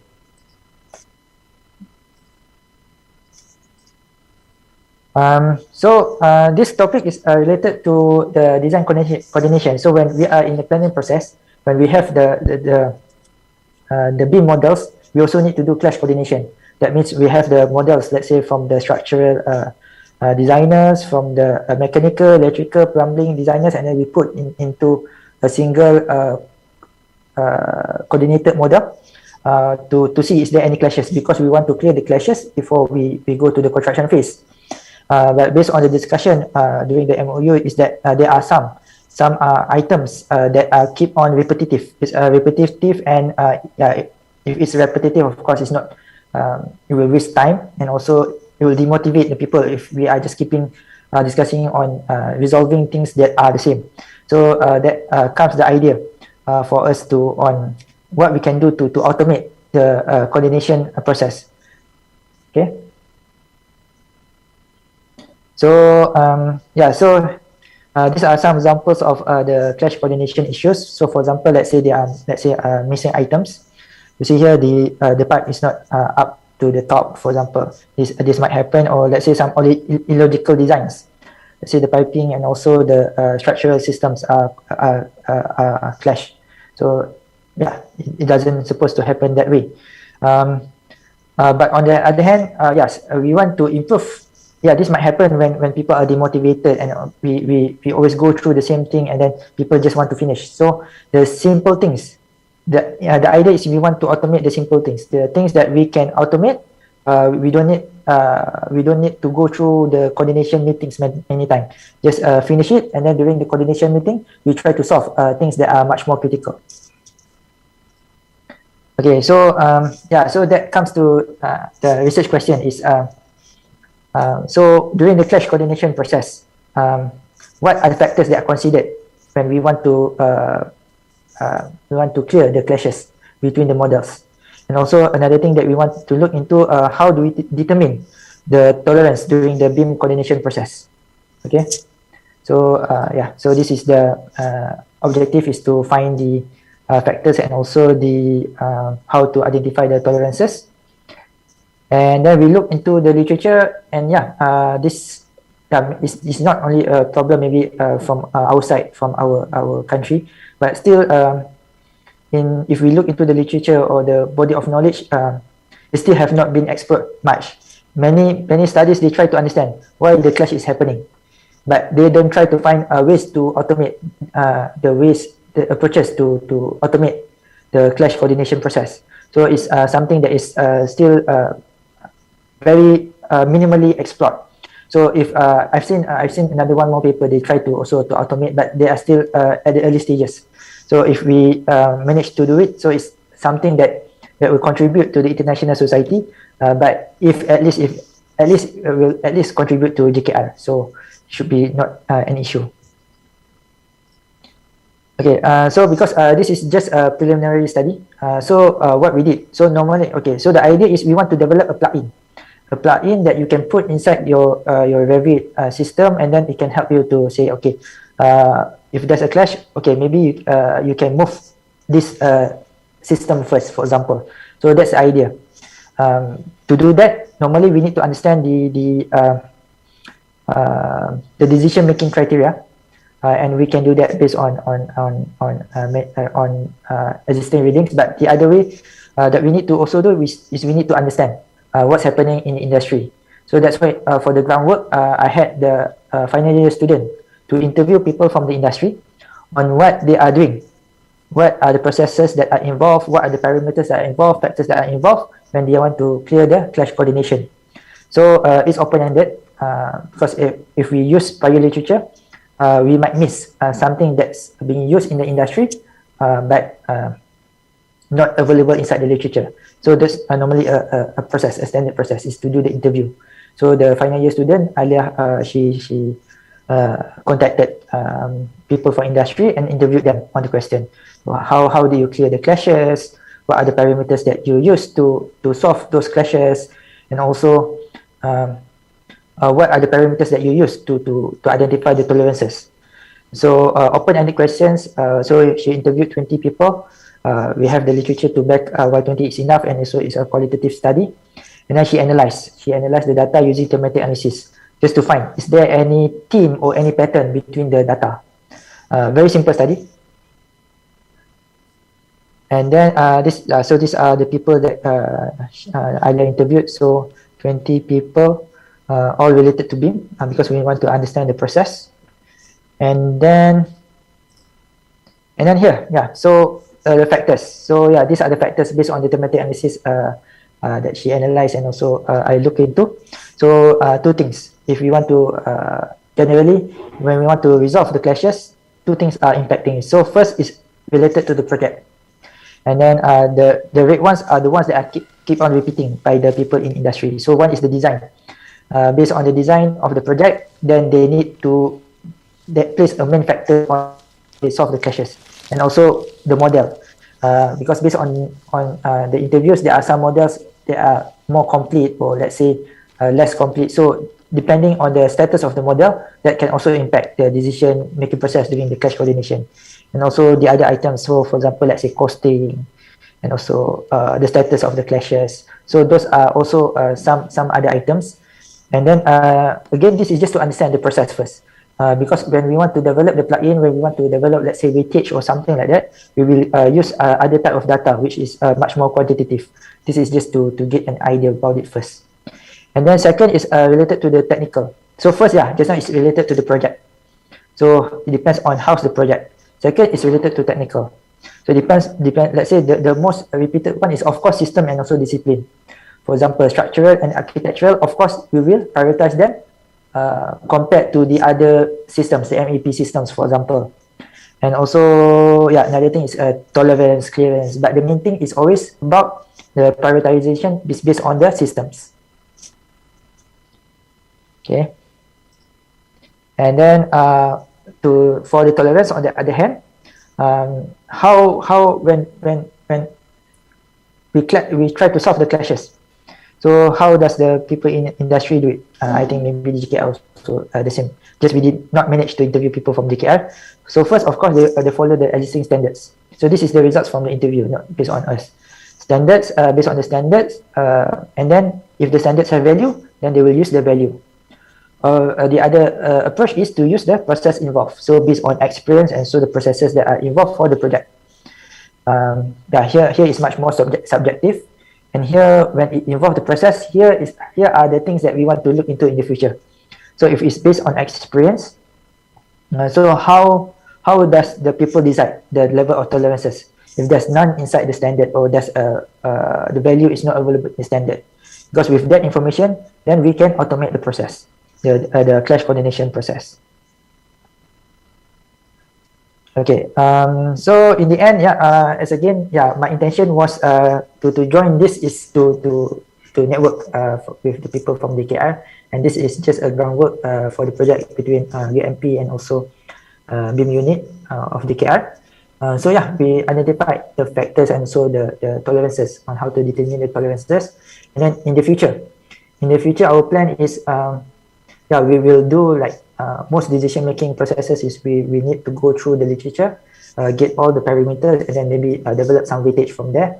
And then after we have the weightage, then we can develop a system, maybe a plug-in or a paper-based first system, and then we can try with any case study. So for example, we can go to JKR and also try with any project and see whether does the proposed decision support tool helps in the decision-making process to automate the process. Then once everything is okay, then we can develop into an official plugin, and then we can distribute to, let's say, JKR can use it for themselves, and also can distribute to the contractors and also subcontractors. So that's the long-term inspiration and also target. But for right now, it's only the groundwork for the first process. And also, while we are waiting, I mean, we are also applied several grants related to this.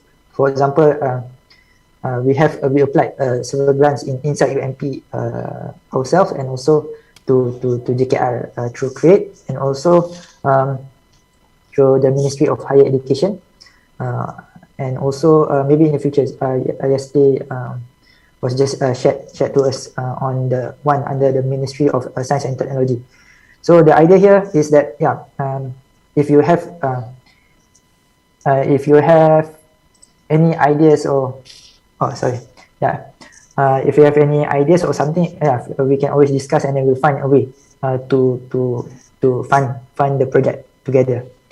And also, if we manage to develop the plugin, of course, then we have clash-free models. When we have clash-free BIM models, you can use it for a better construction processes, and also for the facility maintenance, because you need the SBIT model for the facility maintenance for better one, and also a better tolerance. When we have better tolerances, also will be better for the facility management processes in the future.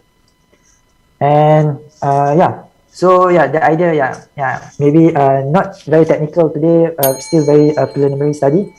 But the idea is that, if you have any idea on any topic or any data that you want to share, please feel free to discuss with me. The idea is to network, and also to to have projects, for us to do research projects that contribute to the society or to the industry rather than just ourselves. So if you have any idea, or let's say, also if you are interested to do this topic in the future, so the interview is suitable for final year student, but once we get the grant, then it will be suitable for masters or PhD projects, because if for final year student, it will be a lot for them to do within 2 semesters. So if you are interested on that also, yeah, please feel to contact me. And then lastly, if you have any feedback on this project or any other project, I also have different projects, yeah, feel free to contact me, and then we can discuss. And then, yeah, I just want to try to contribute better to the to JKR and also to our nation and also the international society. And yeah, maybe if you have any, if you just remember me, if you ingat decision making construction, then please remember me, just contact me, and yeah, we can discuss. I think that's all from me. Thank you for listening. If there's any question or anything, please feel free to share. Thank you. Baiklah, terima kasih diucapkan kepada Dr. Rahimi di atas pembentangan beliau sebentar tadi. Kini kita beralih pula kepada sesi soal jawab. Sekiranya ada sebarang soalan yang ingin dikemukakan kepada pembentang kita, dipersilakan. Assalamualaikum, saya nak tanya soalan. Waalaikumsalam, ya, dipersilakan Datuk. Okay, untuk Dr. Rahimi, this study is still a preliminary as what you have highlighted, but I just want to understand in evaluating the study tu, are you looking at various types of clash detection, or ini MOU dengan JKR ke? You highlight yang what I understand is a MOU with JKR, ya? So your focus is on Revit ke ataupun many types of software or type of clashes? Sebab sekarang JKR guna Navisworks platform and Revit lah. So your study nanti tu, or just you punya initial study tu tengok kepada all type of clashes ke during design coordination?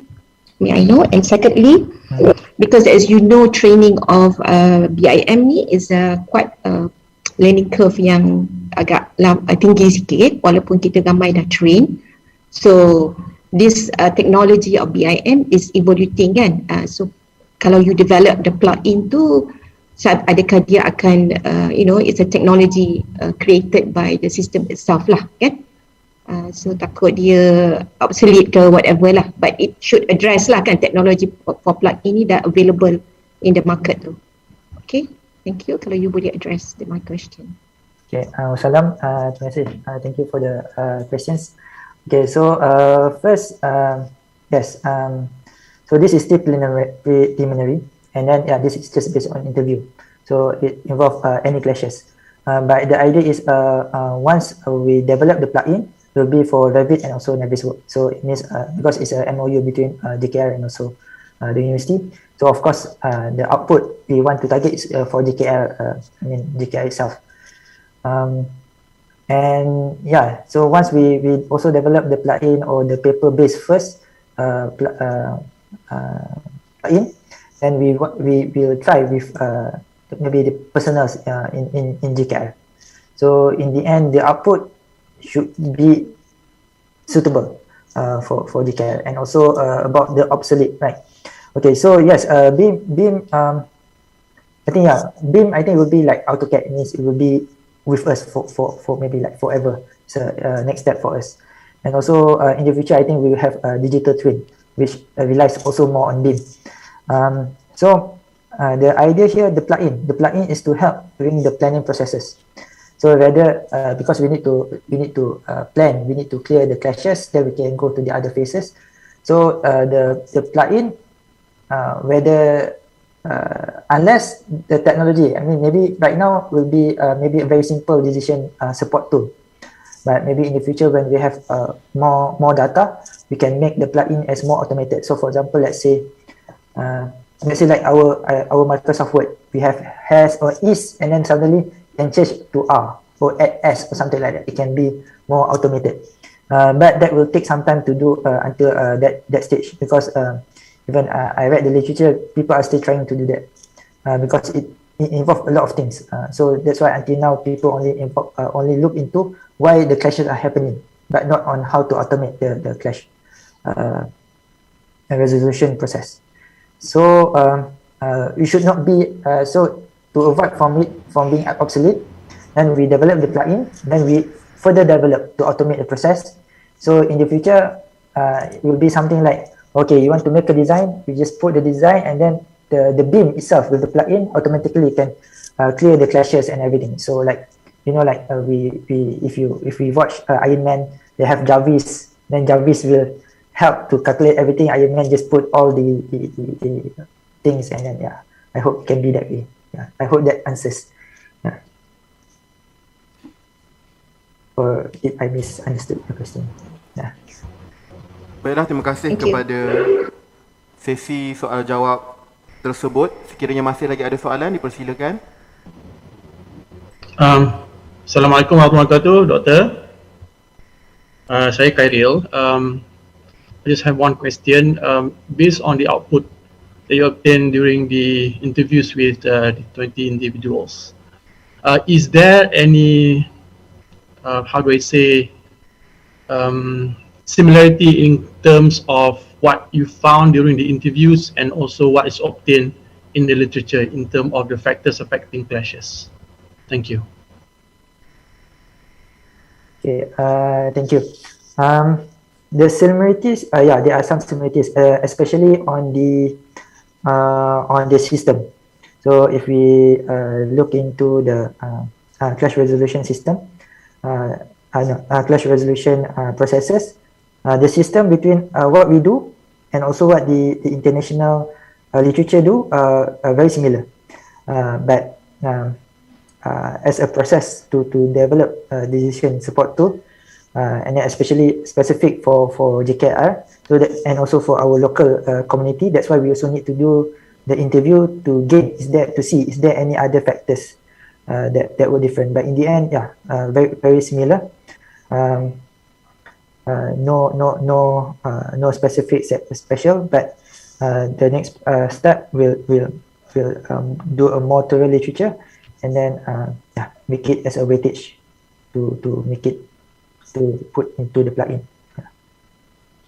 Awesome, thank you, Doctor. Thank you. Very question. Yeah.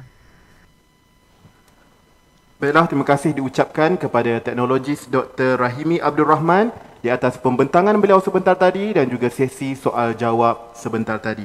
Tuan-tuan dan puan-puan, sebelum kita teruskan dengan pembentangan yang seterusnya, suka untuk saya ingatkan kepada para peserta yang menyertai program kita secara maya, secara langsung di laman YouTube dan juga WebEx, sila pastikan pendaftaran dilakukan untuk sesi petang ini bagi membolehkan tuan-tuan dan puan-puan mendapatkan sijil penyertaan.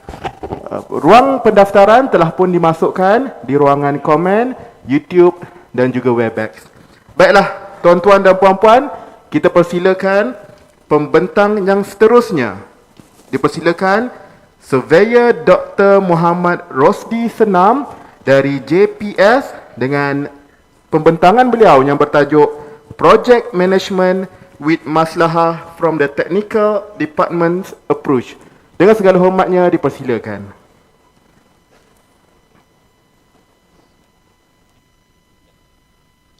Assalamualaikum. Boleh nampak Slide okay, slide. Ustia, slide okay. Okey, Doktor, jelas. Okey, alhamdulillah. Okay, bismillahirrahmanirrahim. Thank you Ustia and Create and JKR for giving me the opportunity to present my paper today. Assalamualaikum warahmatullahi wabarakatuh. I'm Muhammad Rosdi bin Islam, Bahagian Perubahan dan Urusan Kontrak, Jabatan Pengadaan dan Sarana Malaysia, JPS Malaysia. My topic is Project Management with Maslahah from the Technical Department's Approach. InsyaAllah, I will be presenting in the time. This is my little bit of my background. Okay, just to give a scenario, last time, we have this during this statement, this Pemerkasaan was from last time, 2006, 2007, something like that. It's about the poor delivery of our projects, non-projects. So 15 years from has been passed. Yet we are improving, but still we do face problem and also issues of project delivery. Still, just for example, project Sakit and 6 project we still having. This is just to give glimpse, quick review. Same JKR and JPS, and to make things worse, now suddenly corruptions and bribery and rashwas is on the rise again. We have reported cases that is spiraling and increasing. So, but that's one thing. But on the other hand, we have pandemic. Pandemic COVID-19 hit the world since last year, and still we are still fighting. But we do know that pandemic is not all about bad things. Yes, people suffer, and many people, many have died, have lost their life. But we do benefits in some way or another from pandemic. Say, for example, Datuk Zaini Ujang said, one of the most predominantly reported positive effects of COVID-19 is, air quality, reduced greenhouse gases, carbon emissions, cleaner water, cleaner river, and so on. So just some example, we have this Sungai Kelang. It used to be brown or black, now becomes green. This was last year during the total lockdown last year, and now still I think we still have now Sungai. This is in Pulau Pinang. Black turned into river into green. This is Sungai Melaka, and many sungai and many rivers in the world, even Sungai Ganges in India, one of the dirtiest river, we can say, in the world because of their activities, turn into clean. And we also have these blue skies. This is these two photos in comparison, and where birds can fly happily and freely, and they even made love formation. This was a photo from India. We can see a very clear difference between the two, between before lockdown and after lockdown. And even animals that it was not possible before COVID to walk on the street, to be on the road. They might get hit and run, but this was the fact during lockdown. And this is a picture of bull on the road, where there was nothing, cars.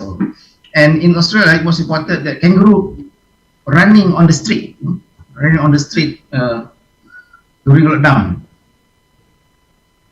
So, in one way or another, that shows that God shows us how actually the world should be, how actually the world, the earth, our life should be. And we have, maybe if even not the best, we have well published technical guidelines We have PM we have project management, we have arahan teknik jalan, we have the specification, everything we have. It's like everything is well written technically, but we have to take the people also. We have to take care of the persons who are actually operating the technical, but that's why after all we do face issues in project management after everything is well written. So what is actually the biggest and the most important thing that we learned from pandemic, on top of the many lessons, workshop, on top of the many lessons, webinar that we JKR and JPS always have, every single project normally we have lesson learned. So loss of balance. So everything has limit, but if you go beyond the limit, if you trespass, you encroach, something bad will happen, and sometimes it is irreparable. Sometimes it is the damage is not easy to repair or to recover or to restore. So it's like this pandemic. There was one theory that this came from the zoological habitats, where the viruses actually used to be in the zoological habitat, have leaked into the world outside. So it's like the mizan, Raci mizan. But for mizan, if the good deeds is heavier, then it's better. So Allah says in the Quran, it's very clearly. So when you measure the balance. You measure what is true. Do not measure what is wrong, because it will give balance. Do not cheat in everything you do. Do not cross the border. And now time is running out. Because what we learned from the pandemic, everything is rushing. Everything is running out of gas, running out of oxygen, running out of resources, and that is actually showing us that this time around it's so bad. It's so bad that people are actually in emergency in most places, and time is running out very fast. Very fast. We have daily cases that the frontliners are unable to cope, and people and the ambulance keep on queuing up, and the cases are climbing every day. So what now is the time for us to act, to take actions. The action. Therefore, we can no longer. We have to be different. And for our project management, now it is challenge. The challenge is far. The challenge is huge, and that our project management must be correct on time. Resource and time efficient. So we can no longer do project management like we used to be in the past. We can't afford any more mistake. Clear practices. So waste no more distraction, and we have to take care of the people in the projects. It has to be on top of the technical guidelines. We have to be divine leadership, because every mistake and waste is too costly to bear in both worlds, and many people have died. So we have to really concern about the future of our project. So let's go back. Let's go to the straight path. Let's follow the path of the correct path. So why divine. So Allah says that whoever chose the correct path of divine of Islam, he will be assisted. Whoever fears Allah and taqwa, he will make for him his method is. This is so true for the Quran. And the Quran and the Sunnah are complete and comprehensive guidance for mankind to cover everything, not only for the religious activities, not only for the religious purposes, but to cover all facets of life, including business, and of course our project management. So there is no creatures. We have not neglected anything. So for Muslim, it's not ambition to follow the path of Islam, to follow the guide. It is obligatory. But for a Muslim, even though it is not obligatory, but Islamic principles offers one of the best alternative to practice, because so Islam and Sharia is not only for the Muslim, but is for the whole ummah, rahmatan lil alamin. And we have not sent you overseas, the prophets, except for the Masjid. And Islam is not only for ritual, but is to be the way of life. And it is also empirically proven. For example, Islamic leadership has positive impacts in various organizational types, and these are examples. And my PhD contribution is that Islamic leadership principles can enhance the chances of or the likelihood of meeting project success. And my case study was JKR. So with that, we offer project management with maslahah. So maslahah, we always say in Melayu, maslahatan, maslahat. So what is maslahah? Is to protect. Is actually maslahah is protecting the public interest and also the safeguarding the benefits for the people. So actually, generally, it is the general objective of Sharia. Other than to worship Allah, it is also to ensure that there is maslahah in the society and for people. So maslahah actually versus mafsadah, which is the evil, the harm, and the corruption. So this is actually the reason why Sharia is sent down Sharia to the people. So Islam is built upon these three: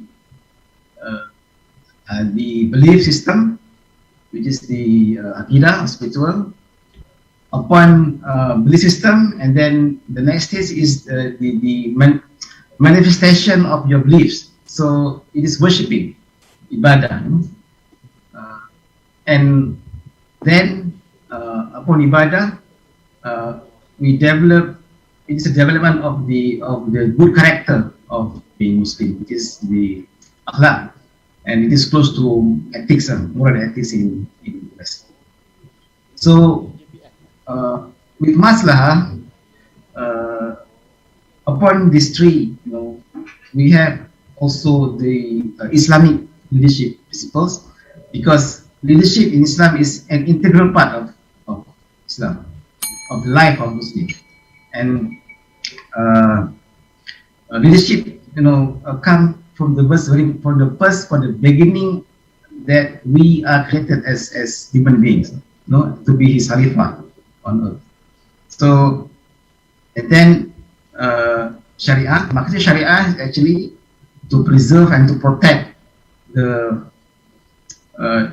Makasih Sharia is to ensure that maslahah is met.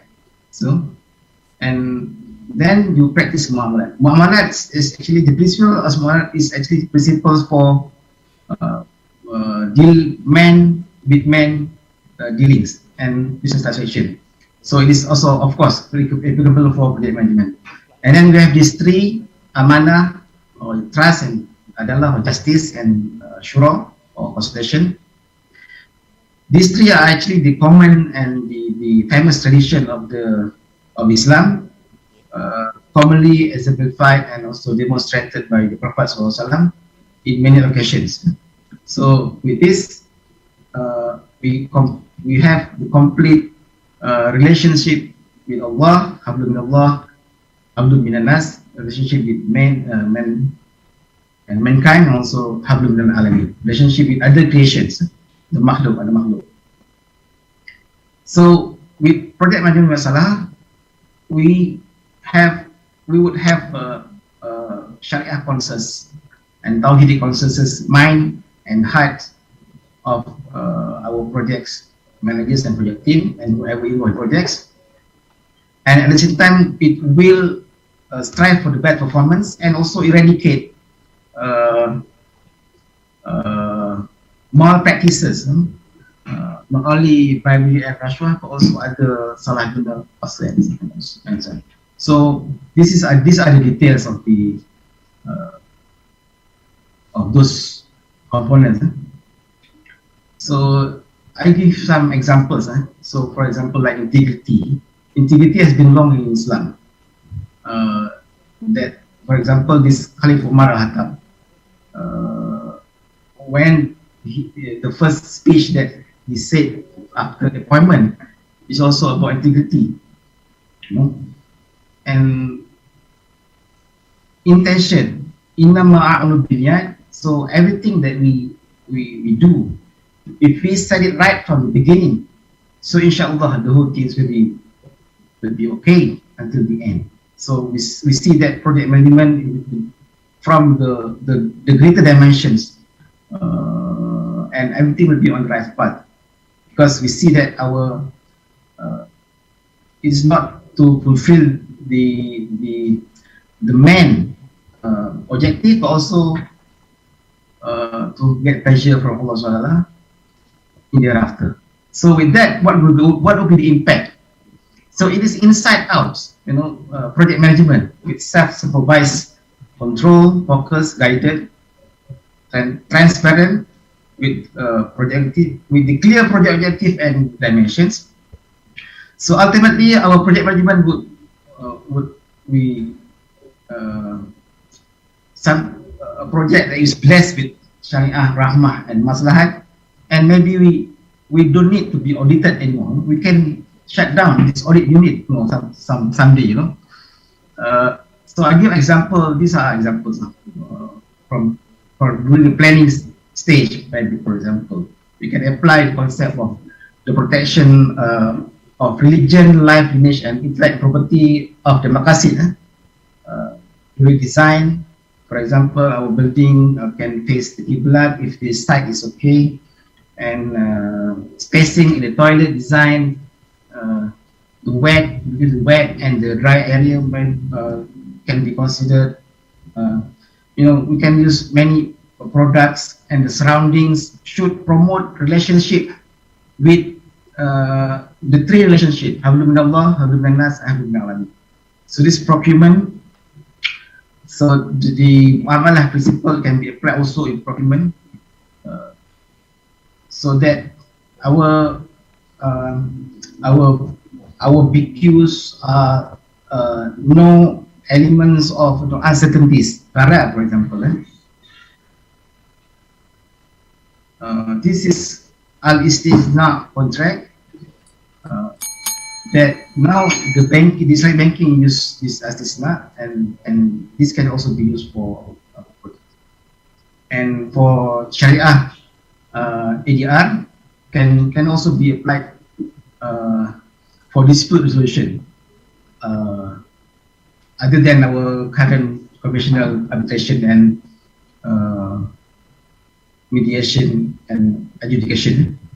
So inshallah, Allah said in the Quran, "Qad aflahal mu'minun," certainly those believers will succeed.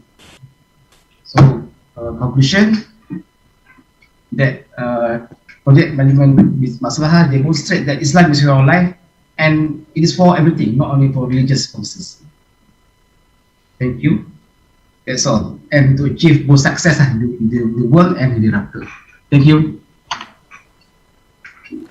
Baiklah, terima kasih diucapkan kepada Surveyor Dr. Muhammad Rosli Senam di atas pembentangan tersebut. Kini kita beralih pula ke sesi soal jawab. Sekiranya ada sebarang soalan yang ingin dikemukakan kepada pembentang kita, dipersilakan. Kita ada terima. Assalamualaikum Dr. Rosdi. Ya, dipersilakan dulu. Yes, sir. Ya, terima kasih. Right, thank you Dr. Rosdi for the wonderful presentations. I would like to touch a little bit about your project management with Maslahah framework. It was an all-inclusive framework which encompassed all factors that are required in project management. Based on your paper or your research studies, have you come across any project that have, in a way, aligned with your framework, or do you intend to undertake a project that incorporate this project management with Maslahah framework? Inshallah, I've actually presented this in GPS internally, and also I presented this concept last year in webinar, and it was well accepted by the academia and as well as the practitioners, because now we are at the juncture that there is conflict between project management. We have achieved technical competencies.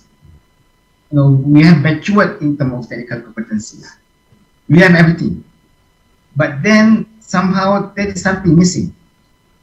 I'm not talking about the JKR and JPS, but the industry as a whole, including the consultants and the contractors. In the West, they talk about ethics, but ethics alone does not cover what is missing. So the divine will actually fill up this missing, because technical guidelines, no matter how good, it's like the machine, no matter how good, but the people who operate the project management, the people who operate the machine has to be in a good and positive mind and heart and balance. I talk about balance in this presentation. Balance. If it is not balanced, then the technical guidelines will go astray. I hope you get my point. Okay. Thank you, Dr. Rosdi. Yeah, thank you. Baiklah, terima kasih Doktor. Seterusnya kita ada terima soalan daripada YouTube. Soalan ini dari CK Stone TCK. Soalan beliau, how should JKR transform through the impact from this pandemic where contract is concerned? Dipersilakan Doktor.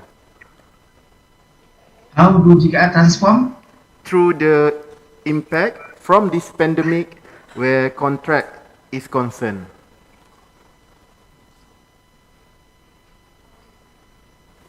Well, JKR and GPS, I see both are important. JKR and GPS, we must work hand in hand. This pandemic not only open up our eyes and our mind and our heart, that we have no option. We must put things correctly according to the technical guideline as well as the divine guidance.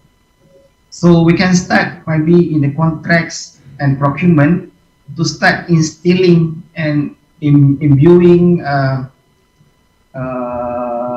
basic and also the muamalah principles. I also propose that Sharia ADR is one of the way forward for quick win, because it has been applied in IFRAC in Algeria and some Middle East country, that Sharia ADR, other than the conventional arbitration, will give more just and fairness, justice, because we don't, the lawyers and the arbitrators will not spinning the words according to their interests, but they would be giving a fair and because they have taqwa and also they have fear and God consciousness fair trials and fair representations to the people in dispute. So actually many can we can imbue many, and also for the HODT in JKR, we can also imbue and start instilling some maqasid Sharia in our design. I just give example, but actually there are many actually in literature, and some experts have also come up with what are the Sharia principles for design and effect perspective, and also from the engineering perspective, and of course the procurement perspective. Okay, Baiklah, terima kasih diucapkan kepada Surveyor Dr. Muhammad Rosli Senam di atas pembentangan tersebut dan sesi soal jawab sebentar tadi. Tuan-tuan dan puan-puan, kita beralih kepada pembentang yang ketiga. Dengan ini dipersilakan Engineer Syed Zulkarnain Shah Syed Ahmad Akmal dari Cawangan Kejuruteraan Mechanical dengan tajuk pembentangan beliau A Case Study of Rail and Bus Transit Services between KLIA and Kuala Lumpur.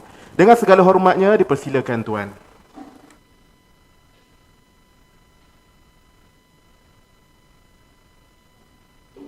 Terima kasih kepada Tuan Pengerusi Majlis.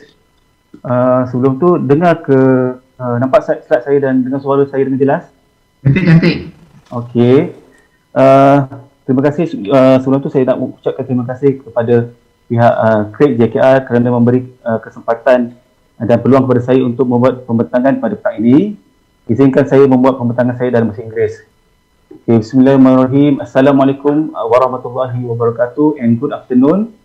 My name is Syed Zulkarnain Shah bin Syed Ahmad Kamal from Cawangan Kejuruteraan Mechanical, Jabatan Kerja Raya Malaysia. Today, I would present a case study of rail and bus transit services between KLIA and Kuala Lumpur. Ladies and gentlemen, this study is a quantitative study that used a questionnaire instrument that was randomly distributed to a total of 500 passengers, each for rail and bus services, to evaluate the user's level of satisfaction of making decision whether using rail and bus services based on the parameter set. And of course, this study was done before the pandemic COVID-19 crisis, in case some of you would like to know. The content of my presentation will be divided into 4 sections. The first one is introduction. The second one is methodology. The third one is result and discussion. And I will end my presentation with a significant conclusion. When we talk about rail and bus transit services, we are referring to a land public transport system. As we know, public transport is important as a transit of mechanism for a community to move from one place to another easily, safely, efficiently and effectively. Therefore, on 17 October 2019, our government has launched National Transport Policy 2019-2030 that was formulated with a vision to develop a sustainable transport sector that drives economic growth and support the wealth of its users. In a project life cycle, the chunk of my studies were focusing between project closeout and project initiation to implement smarter and more efficient use of existing infrastructure and in developing new infrastructure to support public transportation. I am sure all of you have used public transport before, the main ones being rail and buses. We have our preferences, and if I am to ask you which mode of transportation is more efficient, each of us might have different answers. Here, I want to present you to a detailed systematic study on the comparison of customer satisfaction level between rail and bus, and to show relationship between user satisfaction and selected parameters, which is accessibility, safety, and onboard facilities.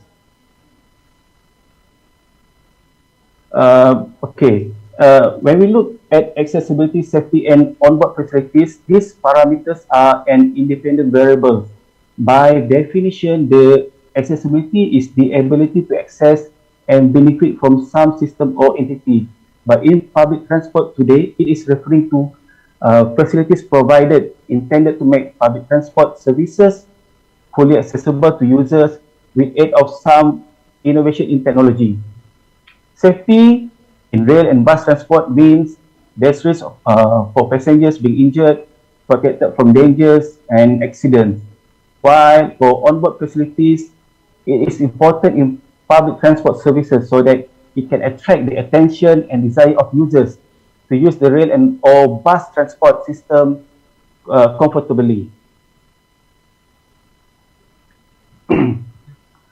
Okay, the case studies presented today focusing on passenger safety and accessibility with time travel from KL Central and Kuala Lumpur International Airport.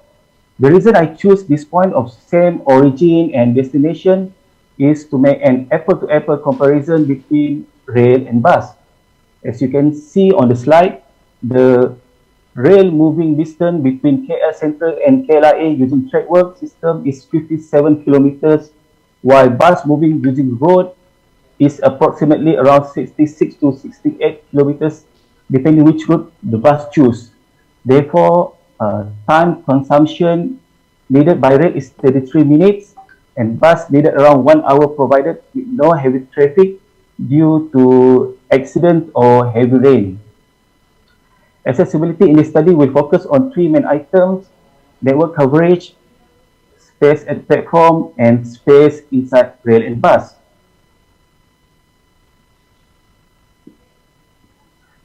For safety, this study focuses on provision of facilities such as safety instruction and safety equipment by service provider. For bus, the service provider is Airport Coach Sdn Bhd, and for rail, the service provider is Express Rail Link Sdn Bhd.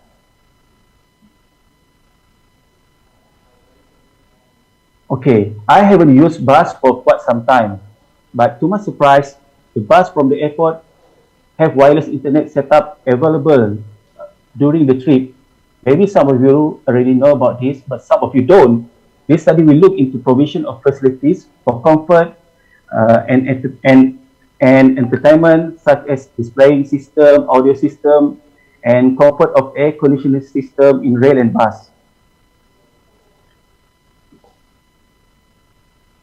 Moving into methodology section. Okay, this is a typical flowchart process for a research. In the process of preparation of observation and survey form, the sample size of the studies determined using a table that had been built by Richard Morgan to facilitate population sampling. In this case, the sample of passenger and for rail and bus are more than 2 million per year. Therefore, 500 respondents have been set for each rail and bus. Okay, for next one is the conducting field studies and data collection. The reliability tests of the questionnaire have been tested with an average 0.8 combat alpha. And then the face-to-face survey was conducted in KL Central and KLIA. The respondents have to evaluate all the variables mentioned, the accessibility, safety, and onboard facilities, based on their observation and satisfaction to the public transport that they are using, either rail or bus. It is just 5-minute questionnaire using Likert scale, and I really appreciate their time, response, and warm cooperation.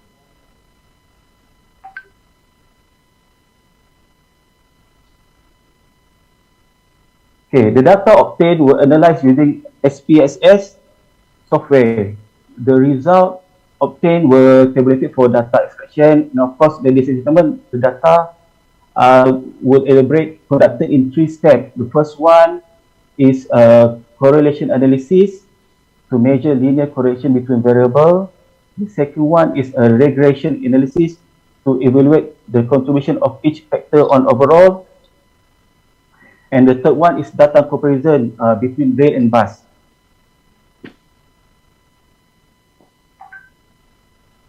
Okay, this is the demographic of respondent, and statistically, I would say represent rail and bus users on average. As you can see, taking 500 respondents from the sample, 80% of rail users and 89% of bus users are Malaysian. And interestingly, we can also see that majority of rail users are female, while majority of bus users are male. This is the demographic of respondent age. Through the pie chart in yellow color, we can see majority respondent of rail and bus are between 26 to 44 years old. We can also see that a person with an age more than 60 years old are the minority users of rail and bus. The reason being is majority respondent of rail and bus are using the public transport for works, for leisure and for social activities. It shows that public transport is important for economic growth and connectivity.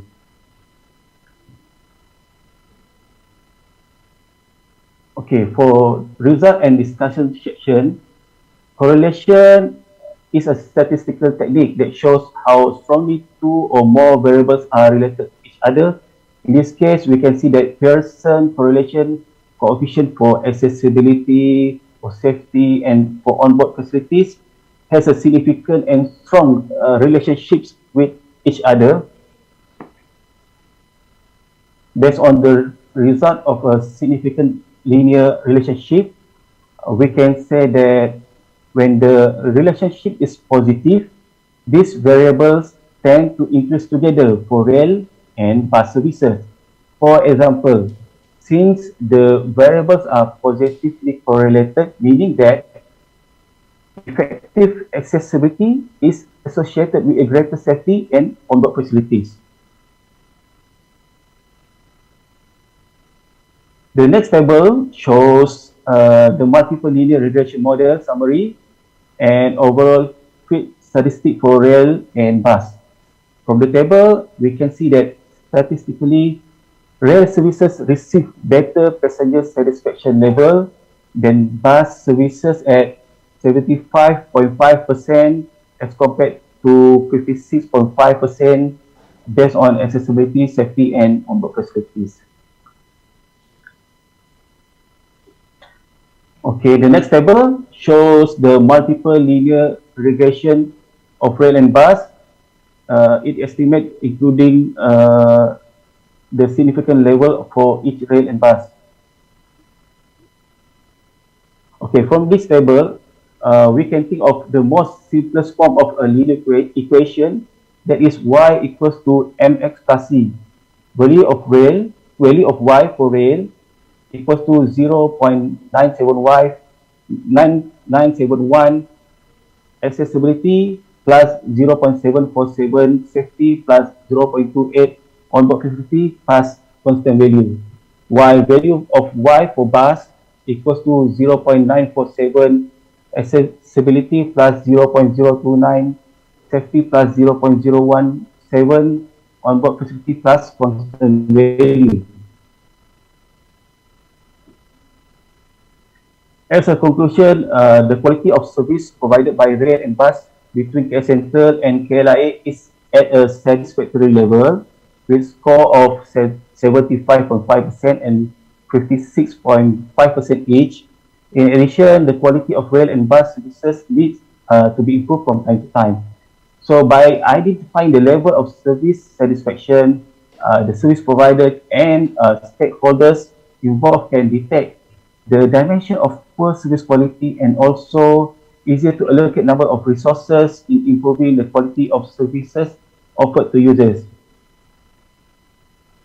Last but not least, the service level of public transport with provision of facilities and infrastructure will give a linear impact on user satisfaction in public transport, especially in rail and bus services. That's all for my presentation and thank you for your kind attention. Terima kasih. Saya serahkan semula pada pengerusi majlis.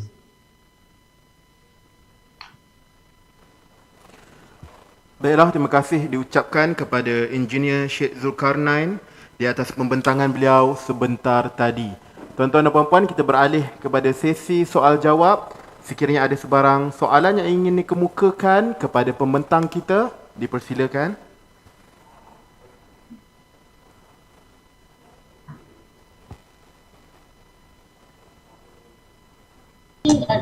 Julai. Sorry, saya ada satu soalan. Silakan Doktor. Your research tadi mainly based on perception kan, based on perception, because it's based on questionnaire and you translate that perception into a result. Tadi saya tak perasan ada presentkan dia punya what do you call it, the questionnaire punya reliability, ada buat ke? Okey Doktor, terima kasih. Okey, kita memang ada, sebelum kita buat questionnaire, kita kena buat reliability test, dan saya telah terangkan sebentar tadi, kita telah mendapat reliability test dengan comeback alpha 0.8.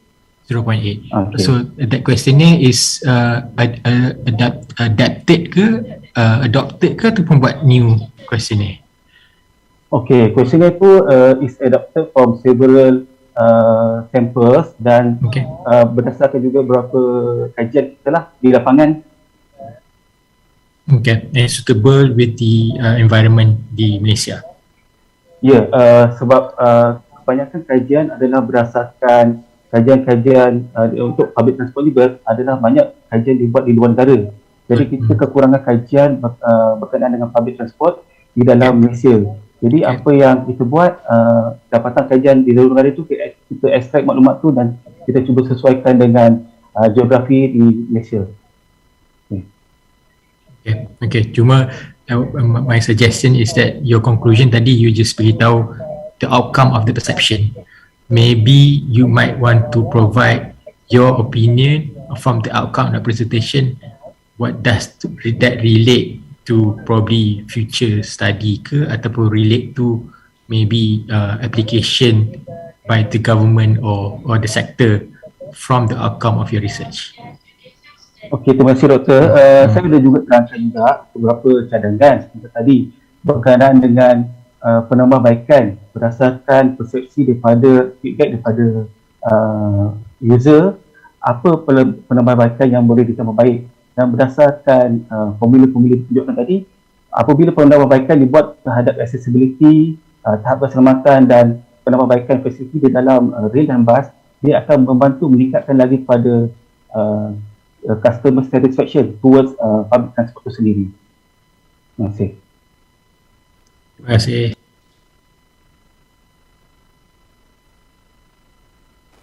Baiklah, sekiranya tiada soalan, terima kasih diucapkan kepada Engineer Syed Zulkarnain Shah di atas pembentangan dan juga sesi soal jawab sebentar tadi.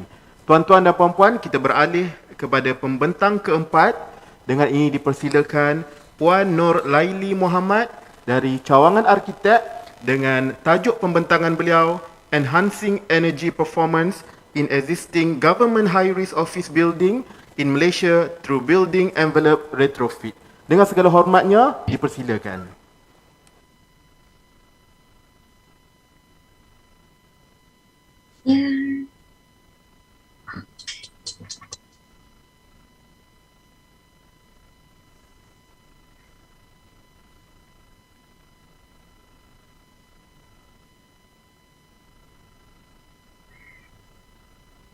Okey, Assalamualaikum.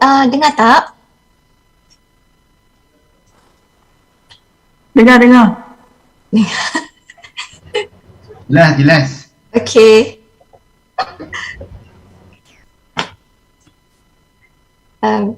Okay, kita mulakan sekarang Bismillahirrahmanirrahim. Our beloved Prophet Muhammad sallallahu alaihi wasallam said, "The earth is green and beautiful, and Allah has appointed you His stewards over it. And do not commit abuse on the earth, spreading corruptions." Surah Al-Baqarah, verse 60. From the Quranic perspective, corruption on earth is not confined to only political crimes or frauds. Deforestation, dumping toxic waste, wasting water or electricity are also grave corruption on the earth. And with this perspective, I welcome you to my paper presentation today. Assalamualaikum and Salam Sejahtera. My name is Nurlaili Muhammad and I'm from Kumpulan Kepakaran Fasiliti Kesihatan BRBF-K1 Cawangan Arkitek JKR. Today, I'm going to present my paper with the title Enhancing Energy Performance in Existing Government High-Rise Office Buildings in Malaysia through Building Envelope Retrofits.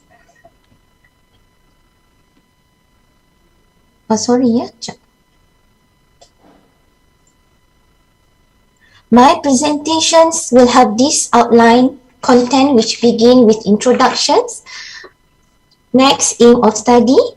I will spend some time on methodology followed by result and analysis. These are the most important part of my paper. Then I'll share my findings. Finally, I conclude with a few summaries. Now at present, it obviously that we need sustainability in most part of life, especially in order to mitigate climate change and pollutions. Construction industry and buildings is the biggest energy consumer with their emission accounts for 39% in 2018. The world building stock is set to double by 2050. On top of that, office building is the largest energy consuming in commercial building type. So, it is very important that both new and existing buildings to be green. Retrofitting of existing buildings are not solely to save energy, but it can provide opportunity for better thermal and visual comfort, improve air quality, and reduce building maintenance costs. In Malaysia context, retrofit project demonstration by government or private sector are rare.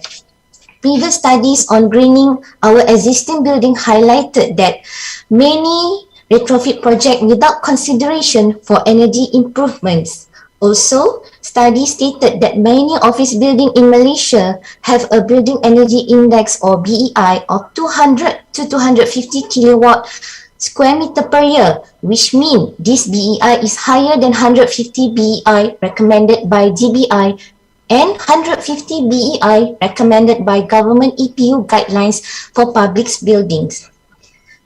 Please look at this picture. Our Block F JKR Ibu Pejabat, original facade design was typical facade of Wisma Persekutuan buildings, but the facade has been renovated without taking the opportunities to improve the building's energy consumptions. Another example, Wisma Persekutuan Kuantan. The original facade was completely stripped off and replaced with full height of light green tinted glass window. Now what happened to the electricity consumptions? The energy consumption after these renovations was approximately 15% higher in comparison to the previous builds before the renovation. Sad but true, right?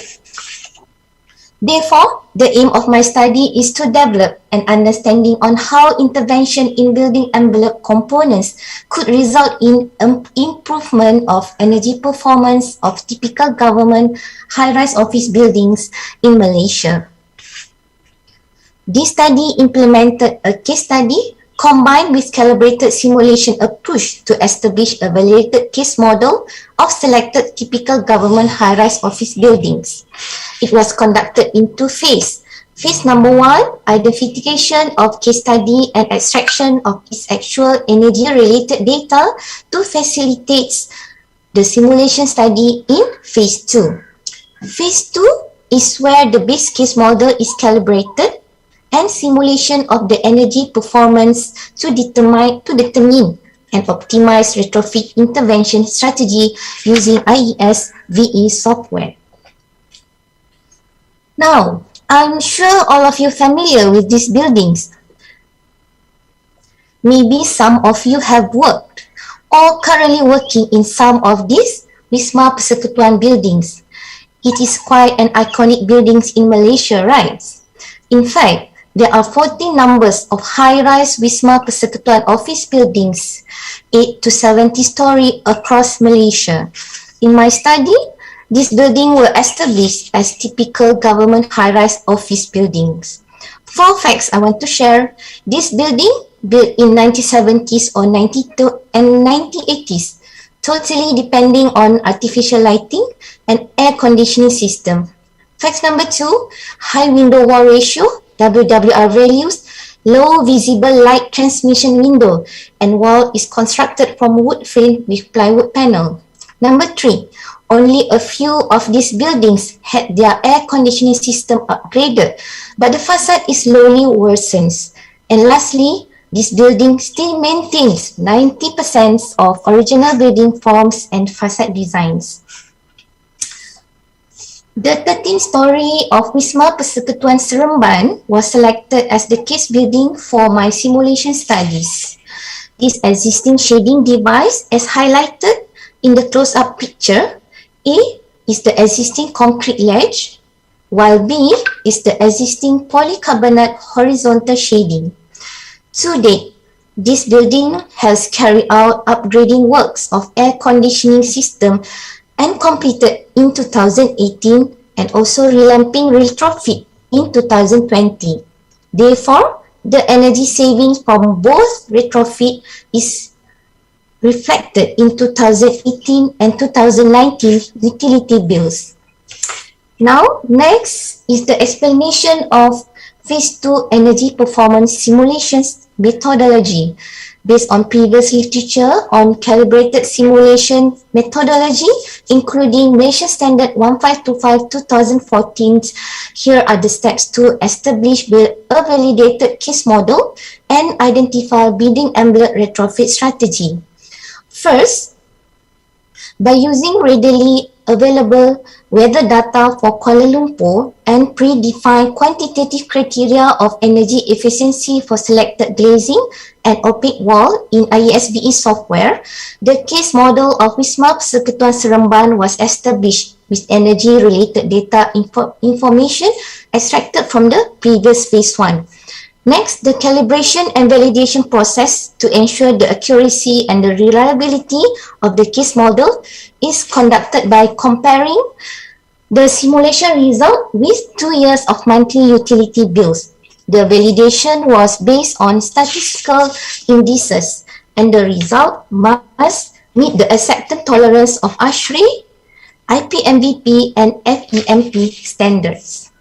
The last step is identification of retrofitting strategies where the energy retrofit measures or ERMs are selected based on its capacity to optimize daylight and building thermal mass.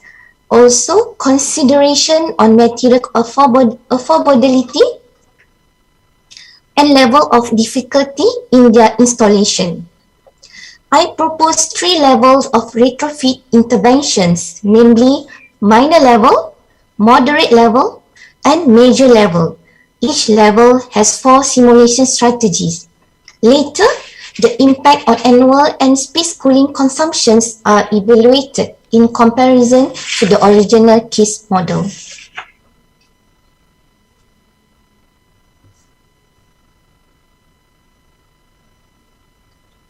These are the proposed individual building envelope energy retrofit measures.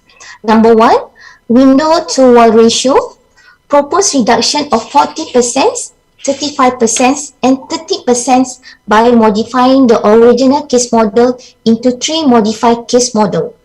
Number 2, the opaque wall retrofit strategized with installation of suitable insulation, external board and lightweight concrete block.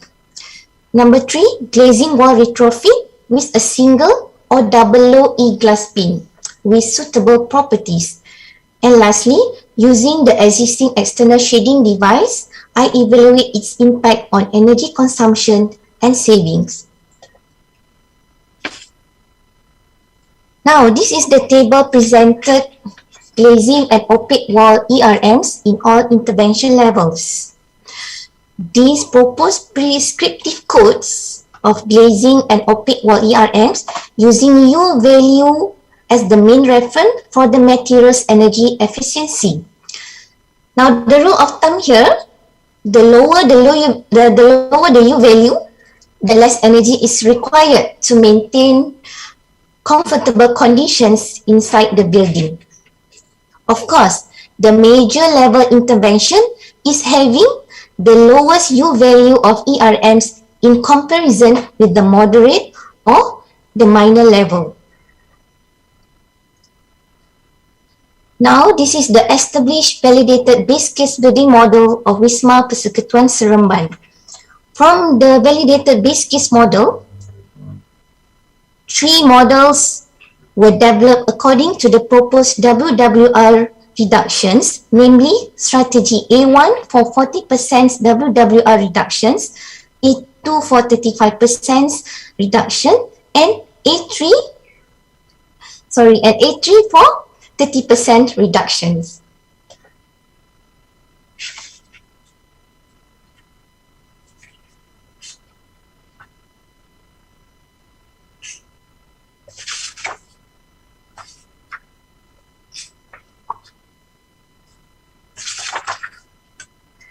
Alright, from the slide here, this is the established case building model as I told you. Now, the finding from the energy related data extraction from the phase 1, the facade here is having 45.1% WWR, which is more than recommended WWR by ASHRAE for tropical climate countries. From 2000 to 2017 energy consumption data, which is before the air conditioning upgrading works, BEI is 16.63 kilowatts square meter per year, which is higher than the GBI or EPU standards recommendation. But we can see here that the BEI for the 2018 and 2019 are lower than the GBI and EPU standards, an improvement of 13% to 18%. Also, from the data of 2017, the OTTV was calculated and the case building OTTV is 61.75 watt per square meter, higher than the 50 watt per square meter recommended in MS 1525. Now we move on to the results. The result from the phase 2 energy performance simulation. The chart here describes the comparison of annual energy consumption for simulation strategies in all intervention levels. From the chart, the least energy saving of negative 2.95 is S1 of minor level. The most energy saving of negative 0.08% is S9 of major level. The most savings are combinations of 30% WWR reduction simulation strategy for all level of intervention. As expected, omitting existing shading device in all simulation have resulted in no energy saving at all. Now these bar charts describe the comparison of annual space cooling energy consumption for simulation strategy in all intervention level. From the chart, the least energy savings of negative 4.32% is S1 of minor level. The most energy savings is negative 13.30% is S9 of major level. Again, the most saving are in combination of 30% WWR reduction simulation strategies. The table presented here is the simulation result of glazing and opaque wall ERMs on annual and space cooling energy consumptions. From the simulation, it was observed that the glazing replacement for minor and moderate levels didn't produce any energy saving, but only double glazing replacement in major level with the lowest U value produced energy savings. Also, all opaque walls ERMs and have resulted in energy savings. Analysis of ERMs and retrofit intervention on energy consumptions are conducted by calculating the BEI and OTTV using the simulation result from 30% WWR case model combination in all model. So you can see here, the minor level intervention, the BEI is 115.63 kilowatts square meter per year, with the OTTV calculated 40.94 watt per square meter. For the moderate level, the BEI is 113 kilowatt square meter per year, with the OTTV 39.06. Then the last one is major level intervention, is having 110.06 kilowatt square meter per year, with the OTTV calculated 37.90. So it is found that all intervention levels resulted in all values of BEI and OTTV are lower than the recommended standard, namely the GBI, EPU, and also the MS 1525. So a simple analysis of cost saving by using OTTV reduction formula, the cost saving in Ringgit Malaysia have resulted in all interventions offered more than 60,000 per year, with the most savings of approximate 69,000, which come from the major level.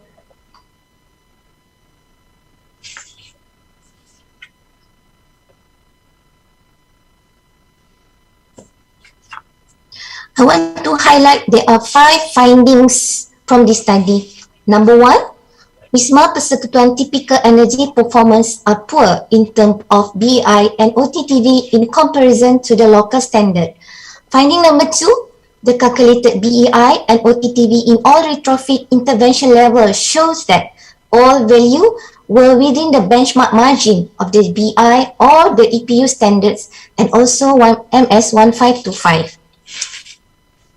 As you can see here, the calculated BEI shown reductions of 23 to 27% from the recommended value by GBI standard, 18 to 21% reduction from recommended value by EPU standard, and all OTTV value from the 3 levels of intervention showed a lower value than 50 watt per square meter.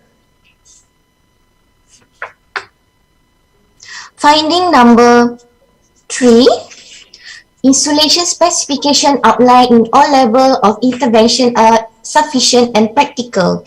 Next, glazing improvement combined with the existing shading device provided better energy efficiency in the building.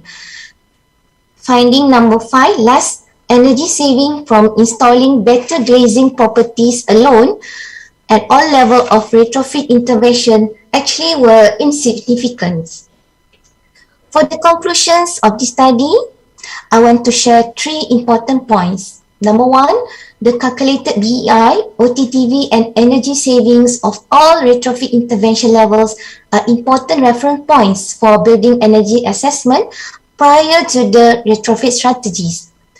Point number 2, the methodology adopted in this study, which is the simulation, model calibration, and validation with predefined 3-level retrofit interventions, can be customized to similar types of office building, not just for the Wisma Persekutuan office buildings. And last but not least, the predefined retrofit interventions actually can assist building owners or stakeholders to consider implementing different levels of measures. With that, I thank you.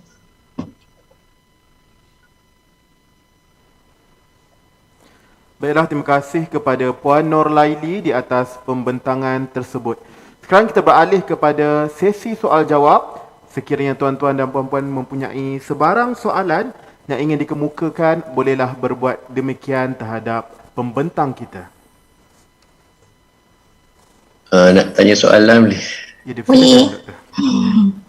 Okay, ada banyak juga nak tanya soalan ni, tapi kena PM direct, PM tepi kot ya. Tapi saya nak caution sedikit lah tentang tentang MS 1525 tu. Okay. Sebenarnya dah ada version baru dah sebenarnya. Betul. Masa study tu belum keluar lagi. Tapi at least sebelum slide tu kena tukar saya tahun 2017 tu. Okey. Okey, satu lagi MS garis panel EPU tu saya rasa tak tahu maybe someone can correct me ya. Saya rasa EPU tu, garis panduan tu adalah untuk bangunan baru sahaja, bukan bangunan sedia ada. Betul. So maknanya nampak mungkin kena consider jugalah kalau nak buat retrofit untuk bangunan sedia ada, menggunakan garis panduan untuk bangunan baru, saya nampak macam mungkin kena consider jugalah, sebab bangunan-bangunan sedia ada ni dia energy performance dia, energy profile dia sangat unik. Dia berbeza-beza antara bangunan satu sama lain. Jadi itulah saya nak confirmkan tu, sebab bangunan sedia ada ni memang bangunan kerajaan ni kadang-kadang dia punya penggunaan tenaga dalam bangunan tu kadang-kadang memang sangat rendah. Jadi retrofit, fasad retrofit dan apa-apa retrofit yang terlibat pun mungkin tidak akan membawa banyak. Memang ada penjimatan tapi not much as we have wanted lah. Satu lagi, make sure dia punya saya punya pandangan kena lihat penjimatan tu not so much, jangan bergantung sangat kepada BI. Ni untuk bangunan sedia ada, jangan bergantung sangat kepada BI tu, tapi lebih kepada retrofit ni membawa kepada berapa banyak penjimatan yang mampu affordable pada building user. Sebab retrofit fasad ni macam kita lah tengok macam tu, saya suspect mungkin akan melibatkan kos yang sangat tinggi. So kos yang tinggi kalau mengikut area, just to get the to get reduction in the number the amount of BI tu. Cuma dari segi pandangan saya, instead of BI mungkin tengok guna energy audit untuk that particular building, and then from there you target banyak reduction you boleh dapat. Supaya untuk menjadi macam sebab kalau banyak you have to spend more on the retrofit ni, tengok dapat sikit je dia punya BI penurunannya. So it will mungkin akan lemahkan semangat building user tu jugalah, sebab you have to spend more to get just a very reduction tu. Itu je pandangan saya lah. Okay, terima kasih. Terima kasih Doktor.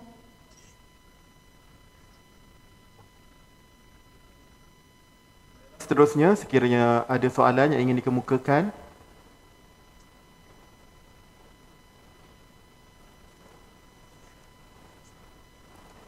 Baiklah, sekiranya tiada, terima kasih diucapkan kepada pembentang kita, Puan Nurlaili Muhammad, di atas pembentangan dan juga sesi soal jawab sebentar tadi. Tuan-tuan dan puan-puan, kita teruskan dengan pembentang kelima. Dengan ini dipersilakan Engineer Siti Hafsah Muhammad Zain dari Cawangan Kejuruteraan Elektrik yang akan menyampaikan pembentangan yang bertajuk Smart Fault Monitoring System for Traffic Light Using Wireless Technology. Dengan segala hormatnya, dipersilakan. Terima kasih Tuan. Saya bernama Siti Hafsah binti Muhammad Zain. Saya bertugas di Cawangan Kejuruteraan Elektrik sebagai jurutera elektrik di Ibu Pejabat. Hari ini saya akan bentangkan berkenaan dengan Smart Fault Monitoring System for Traffic Light Using Wireless Technology. Izinkan saya membentangkan pembentangan saya dalam bahasa Melayu. Ini adalah agenda pembentangan saya hari ini, iaitu dimulakan dengan penyataan masalah, kemudian saya akan berikan maklum objektif, kerangka konseptual, dan kemudian pada kaedah penyelidikan, finding, batasan kajian, kesimpulan daripada kajian saya dan impact. Untuk maklumat tuan-tuan, berdasarkan input yang saya terima semasa saya bertugas di JKR Selangor, dianggarkan lebih 600 lampu ranti kawalan lampu isyarat yang perlu dikawal sedia bawah JKR Research Selangor, dan berdasarkan jumlah lampu isyarat yang sangat besar tu, dianggarkan 7 aduan sehari diterima oleh pihak JKR Research Selangor berkaitan kerosakan dan kegagalan fungsi lampu isyarat. Kegagalan ini adalah disebabkan oleh pelbagai, antaranya disebabkan kemalangan, vandalism, kesan cuaca, gangguan bekalan listrik dan lain-lain lagi. Untuk makluman semua juga, kita menerima laporan kerosakan ini melalui pelbagai saluran, antaranya Facebook, Twitter, di laman web sistem pengurusan aduan atau email dan panggilan telefon yang dibuat oleh orang awam. Seperti yang tuan-puan boleh lihat, seperti yang saya paparkan ni adalah keratan surat khabar yang menunjukkan laporan daripada orang awam dan surat khabar sendiri mengenai kerosakan lampu isyarat. Dan seperti yang saya maklumkan tadi, ada panggilan telefon yang diterima untuk membuat aduan kerosakan. Seperti yang saya tunjukkan ini, dipaparkan telefon JKR yang terlibat serta yang boleh dibuat untuk melaporkan kerosakan ini. Kebanyakan masalah ini yang kita terima adalah kerana terdapat gangguan bekalan listrik, berlakunya RCCB trip, vandalism dan sebagainya.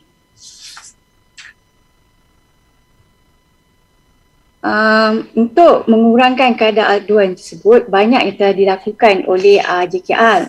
Antaranya dengan mewujudkan sistem synchronized screen wave. Selain itu juga JKR juga mewujudkan bilik kawalan bagi memantau keadaan semasa lampu isyarat. Selain itu juga mewujudkan SMS modul untuk membolehkan SMS dihantar kepada pegawai yang terlibat dengan kerja pembaikan dan action boleh diambil dalam secepat mungkin. Selain itu juga JKR juga memasang pelbagai jenis jenama controller di pelbagai kawasan. Namun begitu, masalah masih lagi dihadapi kerana kos sistem dan kos perkhidmatan komunikasi itu agak tinggi. Selain itu juga model pemantauan yang digunakan tidak sesuai untuk semua jenis controller lampu isyarat dan harga modul sistem pemantauan juga agak mahal.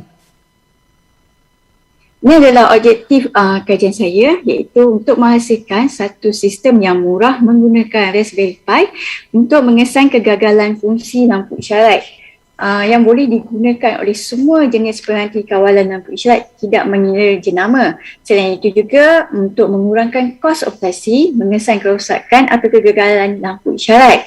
Dan yang terakhir adalah menyediakan sistem yang lebih cekap dan cepat dalam penyampaian maklumat kerosakan dan kegagalan lampu isyarat kepada pegawai yang terlibat dalam kerja pembaikan. Ini adalah kerangka konseptual pembangunan modul pengesan kerosakan dan masalah di lampu isyarat, iaitu saya menggunakan Raspberry Pi 3. Kenapa saya menggunakan Raspberry Pi 3 ni? Kerana dia adalah satu small single board komputer. Dia sama seperti Arduino, microcontroller yang lain, tapi Raspberry Pi ni lebih murah dan dia dilengkapi dengan Wi-Fi adapter yang memudahkan saya untuk mendapatkan akses internet untuk menyampaikan maklumat kepada person yang terlibat. Untuk kajian saya ini, saya membangunkan smartphone monitoring system for light using wireless technology dan faulty yang di-trigger itu akan dihantar dalam dua keadaan, iaitu secara email dan telegram. Kenapa saya memilih email? Kerana Raspberry Pi ini berupaya untuk menghantar seberapa banyak email ke akaun Gmail yang ada yang kita setkan untuk kita terima. Selain itu juga, saya gunakan email ni sebagai database saya untuk saya paparkan maklumat melalui web yang boleh dilayari oleh orang awam.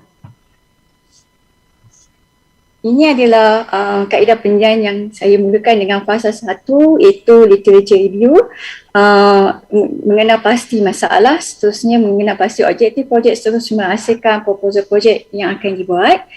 Fasa kedua adalah melibatkan pembangunan hardware untuk pemilihan komponen dan peranti yang sesuai, seterusnya pembangunan perisian. Untuk fasa ketiga adalah untuk integratekan antara hardware dan perisian yang telah saya bangunkan. Dan fasa keempat adalah melibatkan pengujian sistem dan yang dibangunkan serta menganalisis keputusan yang diperolehi. Okey, ini adalah gambar controller traffic light yang sebenar, di mana saya gunakan AC power relay AC input untuk memberi input kepada Raspberry Pi, iaitu dengan menukarnya kepada DC menggunakan channel 5 volt relay module yang berupaya untuk mengesan 3 masalah, iaitu main supply trip, RCCB trip dan amber flash. Untuk mengurangkan kerana vandalism, saya menggunakan metal long lever arm micro limit switch untuk mengesan jika berlaku bukaan pada pintu controller. Dan output daripada metal long lever arm micro limit switch itu akan dihantar secara direct kepada Raspberry Pi. Dan Raspberry Pi ini berupaya untuk menghantar output dalam bentuk mesej melalui aplikasi Telegram dan email. Ini adalah contoh prototype yang saya telah hasilkan dalam projek ini. Relay ini adalah AC relay yang saya gunakan untuk mengesan jika berlaku gangguan bekalan elektrik. Dan satu ni saya akan pasang kepada selepas incoming breaker. Satu lagi relay saya akan pasang selepas RCCB untuk mengesan jika berlaku RCCB trip. Dan AC relay yang ketiga adalah saya pasang pada output untuk ke lampu isyarat berwarna kuning untuk mengesan amber flash. Saya gunakan DC relay modul 5 volt untuk menukar ke input tersebut kepada DC boot, dan input tersebut saya akan hantar direct kepada Raspberry Pi 3. Untuk mengesan vandalism, iaitu mengesan door open, saya gunakan metal long lever arm micro limit switch. Dan yang switch ini saya hantar direct input tersebut kepada Raspberry Pi 3.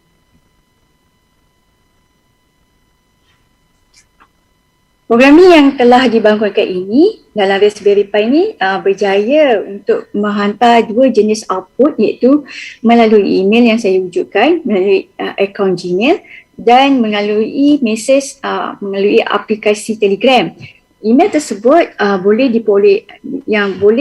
diterima oleh pegawai untuk membuat laporan bagi kerja-kerja pemantauan dan juga sebagai database untuk web server yang saya bangunkan. Web server ini penting untuk diakses oleh orang awam, juga oleh pihak-pihak yang berkenaan.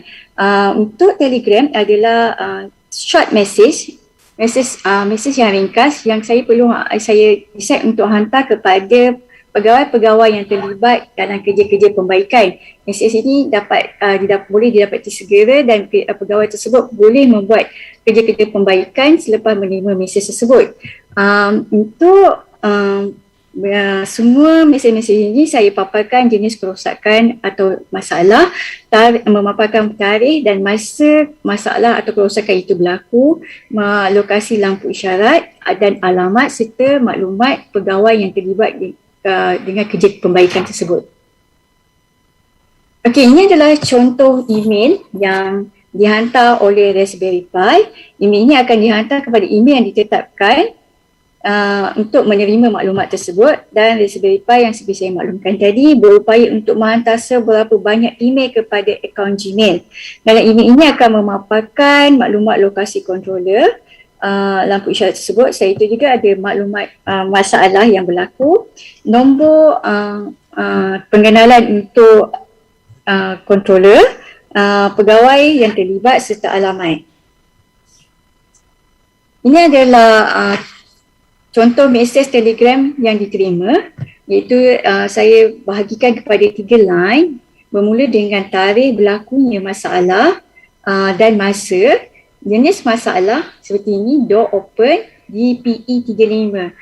Untuk controller JKR, dia ada ID pengenalan dia. So kalau orang yang membuat kerja pembaikan, kalau kita sebut PE35 tersebut, mereka tahu kat mana location.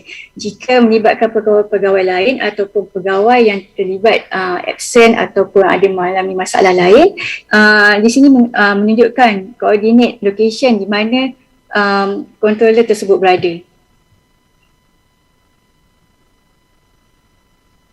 Ini adalah contoh website yang telah dibangunkan menggunakan input yang dihantar oleh Raspberry Pi. Website ini dapat dilayari oleh orang awam dan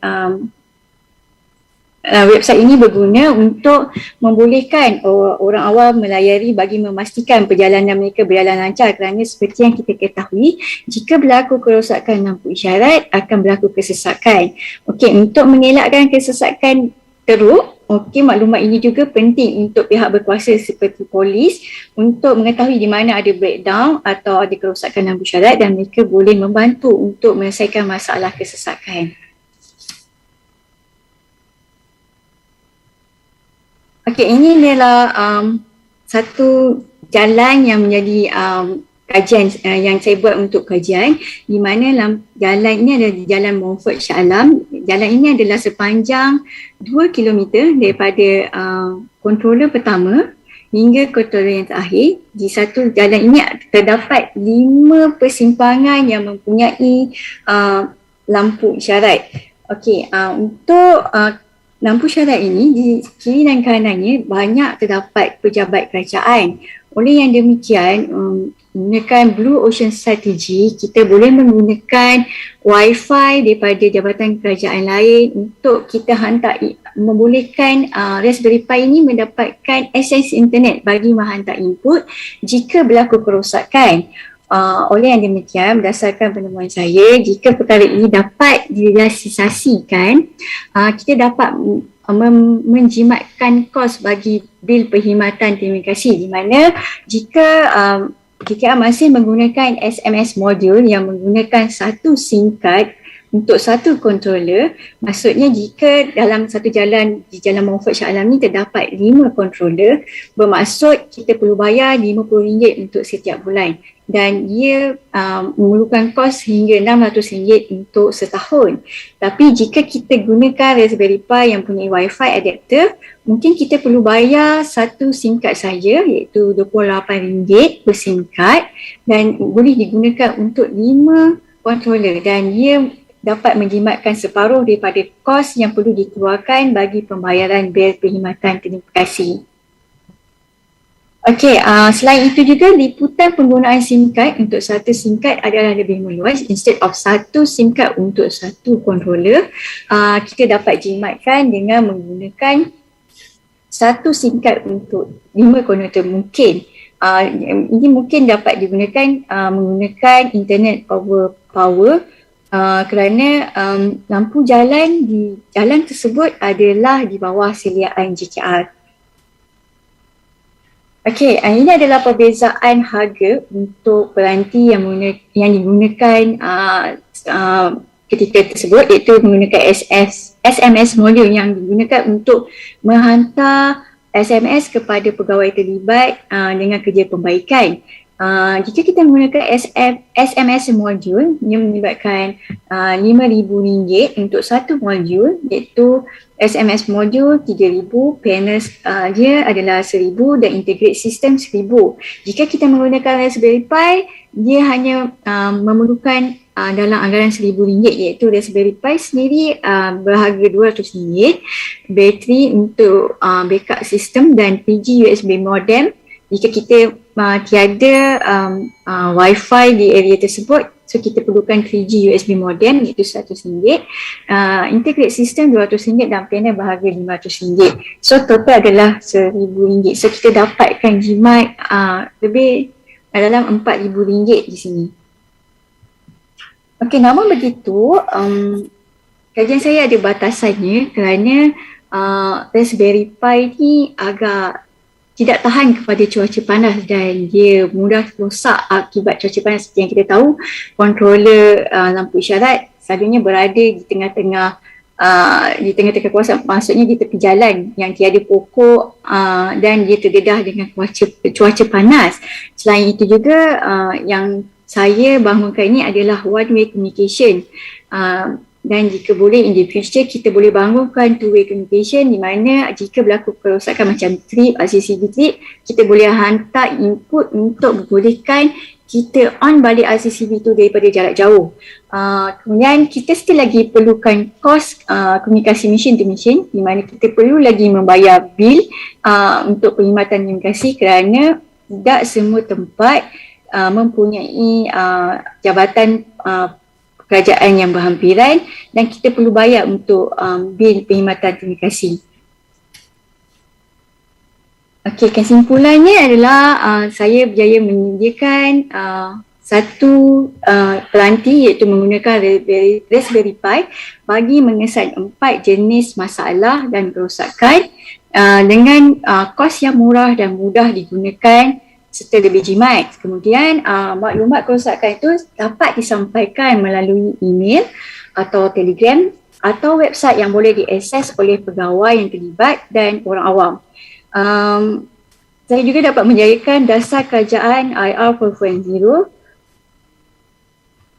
dengan menghasilkan satu sistem IoT yang digunakan untuk utiliti awam yang boleh digunakan oleh semua orang awam.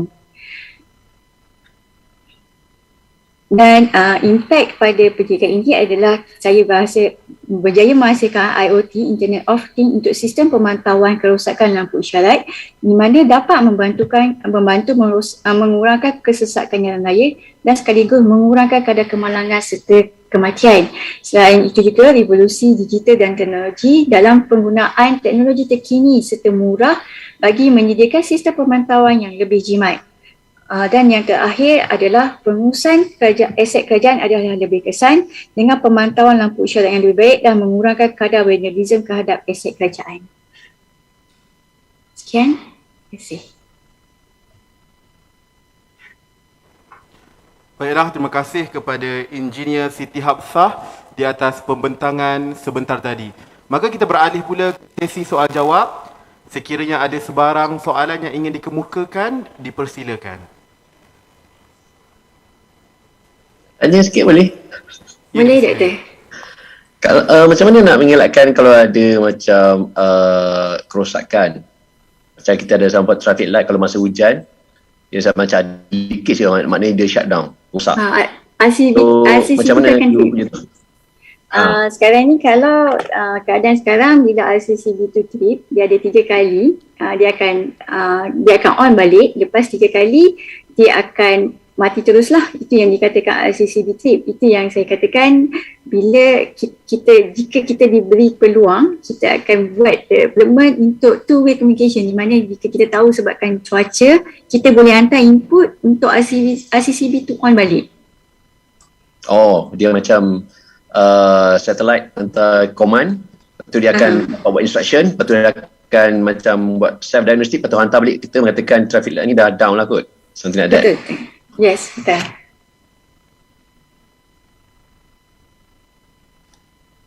Just a simple comment untuk Siti Hafsah. Saya suka the idea of yang tadi blue ocean strategy yang menggunakan available connectivity, salah satunya menggunakan Wi-Fi yang available di kawasan sekeliling. Maybe masa sekarang ni dia kurang praktikal sebab kita menggunakan network orang, tapi that konsep tu perlu diambil kira sebab di dalam pelaksanaan infrastruktur kita sering menggunakan pakai konsep ini saya punya, tak boleh share. Bagi contohnya kamera CCTV di traffic light contohnya, kalau digunakan untuk tujuan traffic light, polis nak pasang kamera, dia pun pasang kamera dia untuk membuat penguasaan. Orang lain guna kamera untuk benda lain, terpaksa pasang sendiri. So konsep tu perlu diterapkan dalam kita pelaksanaan penggunaan teknologi, sebab walaupun kita berkongsi infrastruktur tapi elemen security tu dah ada, kita boleh aplikasikan dia dalam menggunakan infrastruktur yang sama, tapi kita memastikan security dan juga pengasingan tu dapat dilaksanakan menggunakan teknologi lah. So terima kasih dengan kaedah tu memang di luar kotak, walaupun peringkat awal kita rasakan benda tu ni tidak praktikal, tapi aplikasi yang sama boleh digunakan pakai di dalam pelaksanaan akan datang lah. Terima kasih. Terima kasih, Doktor. Ke kotak masing-masing lah, dia tak mau piggyback. Sebab hantar mesej dengan email kita menggunakan data yang kecil, so saya rasa tak ada impact kot kalau kita gunakan Wi-Fi jabatan lain untuk kita dapatkan input yang boleh memberi kesan yang baik kepada orang awam. Kita boleh pakai buat macam pre-arrange agreement ke kalau kita nak gunakan kongsi network ni? Ini saya tak boleh nak jawab sebab kena tanya jabatan yang mungkin kita boleh adakan arrangement dengan semua jabatan yang ada di Malaysia untuk kita gunakan macam blue ocean strategy.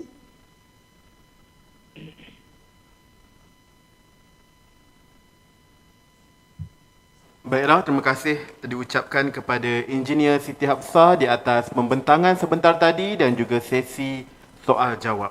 Tuan-tuan dan puan-puan, kita teruskan dengan pembentang ke-6.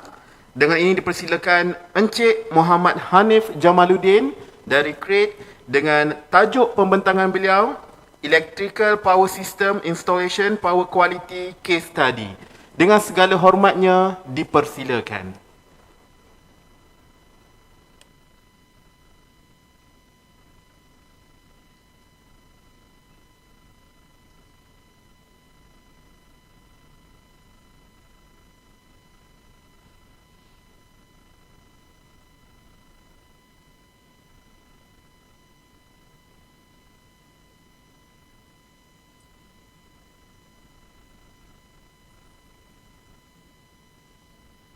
Okay. Bismillahirrahmanirrahim. Assalamualaikum warahmatullahi wabarakatuh. My name is Muhammad Hanif Jamaluddin. So I will present my study on electrical power system installation on power study. So this is my contents of my study. First, introduction, and then research methodology, background of study site and results and discussion, and finally conclusion and future work. So, introduction to power quality study. The objective of the study is to extract and localize power quality behavior of electrical installation and to analyze the power quality disturbances, if any, and also of monitoring of power quality supply and its usage conditions.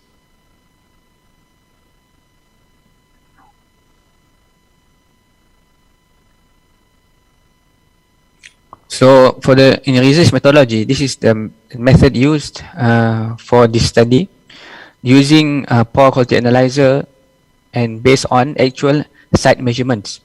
So the process of monitoring will take for about 1 week. First, by identifying the point of monitoring, and secondly, install the PQ monitoring equipment, record and extract data, and acquire data. And if the data is not enough, we will continue acquire a different site. So this is the outline of the study. On the method of analysis, the analysis is based on IEEE standards 1159.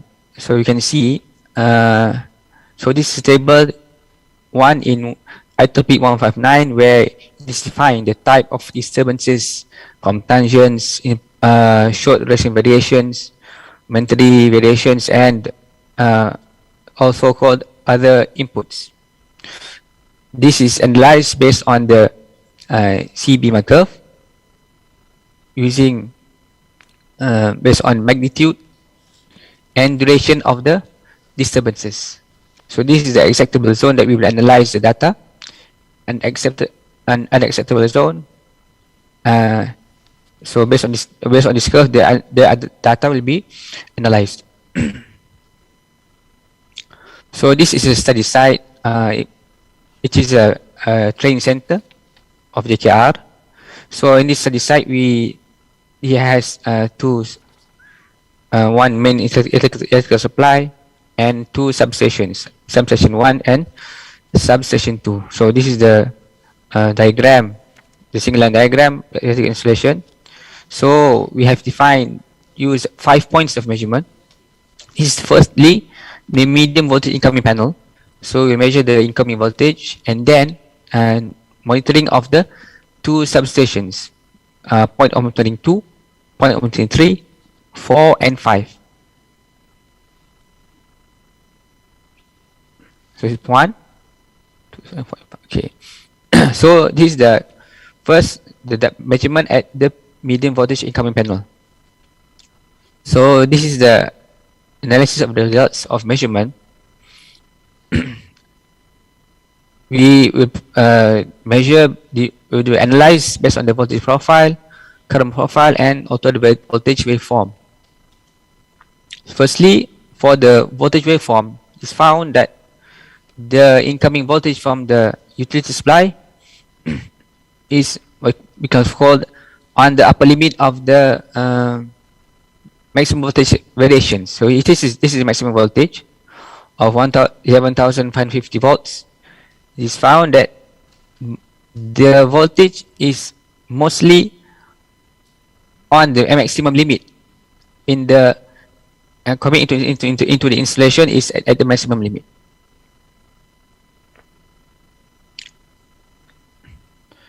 And then if you monitor the frequency, you can see that the frequency is mostly in values of 50 Hertz, not in the medium and in the average, not reaching the maximum or minimum frequency regulations.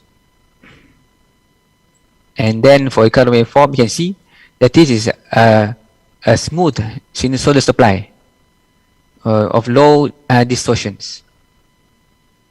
So this will react with the substation values. So the current waveforms, you can see there are high surges in the beginning of the day. You can see there are high current surges. We can relate this to the chiller plant installed in the facility and the starting of the day, or at the starting of the day.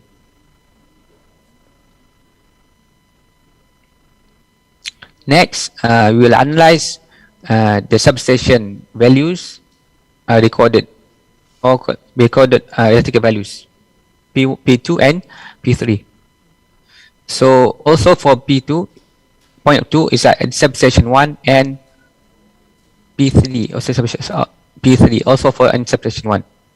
So from this you can see the voltage is of the higher values in the voltage limit. This is made due to the already high incoming voltage from the utility. So you can see the value is 240 volts, 250, near 250 volts, and also this is the steady state power supply, also near the values of 250 volts.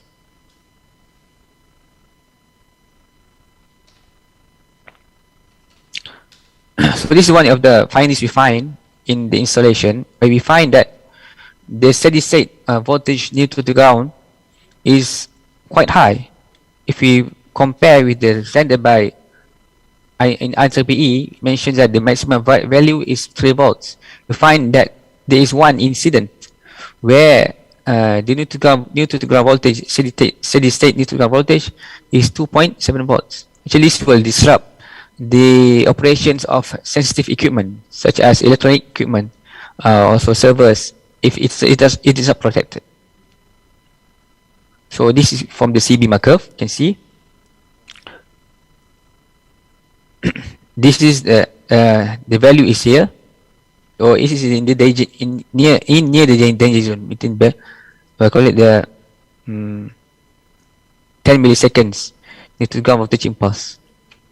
So this will disrupt the, even though not higher than 3 volts, it may create noise on the operations of equipment.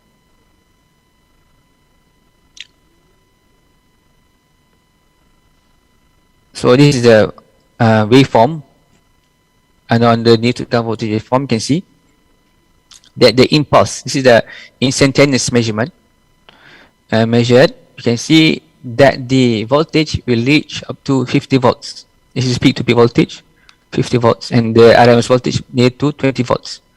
So if this is not taken care of, the operation of equipment will degrade quicker than as expected.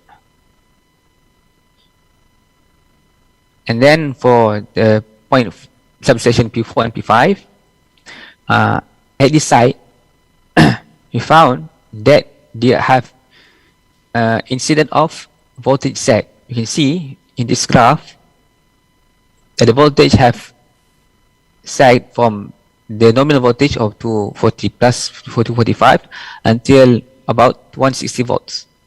So this may disrupt the operations of equipment. We can relate this maybe to the operations of motors, lifts. It will shut down and it will hinder the operation of the facility. If we again zoom in to the waveform, we found that there is an incident of phase shift. This is the distorted waveform, and at the point here, this is a phase shift. You can see that the phase has shifted. It's not a smooth sinusoidal voltage again here, and then also from here. You can see this is spike here. It's not a smooth waveform. We can maybe can be related to why the voltage sag occurred.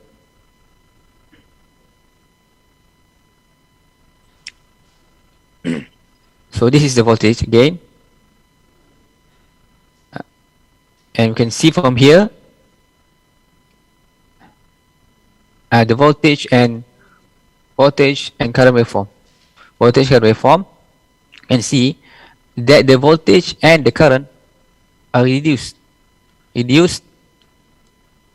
and then there is no increase in the current waveform. You can see that from here we can include that the voltage, the source of this voltage sag is upstream from the point of measurement. This is measured at the substation 2, so we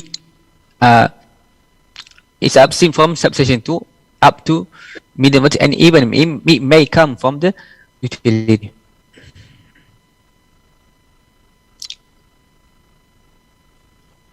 So this is another incident of voltage sag, voltage neutral ground impulse. This is steady state value actually, 2.69. So this will affect, if this occurs frequently, it will affect the operation of sensitive equipment. So in conclusion, the electrical power system in the university was studied with an objective to investigate the fitness of the electrical system. So total 5 measurements was carried out. It's found that the incoming supply from the utility is a stable supply with minimum voltage fluctuation. However, we find that inside the facility there is an incident of voltage sag, high neutral to ground voltage, phase shift, neutral to ground voltage impulse, and also some load and imbalances. So this study is an initial study where we can conclude the source of the disturbances. So future monitoring is needed to evaluate why this is happened, and also can be discussed further in this facility. Thank you.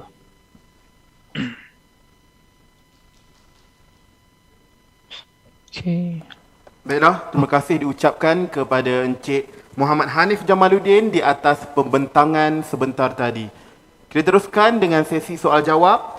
Sekiranya ada sebarang soalan yang ingin dikemukakan kepada pembentang, dipersilakan.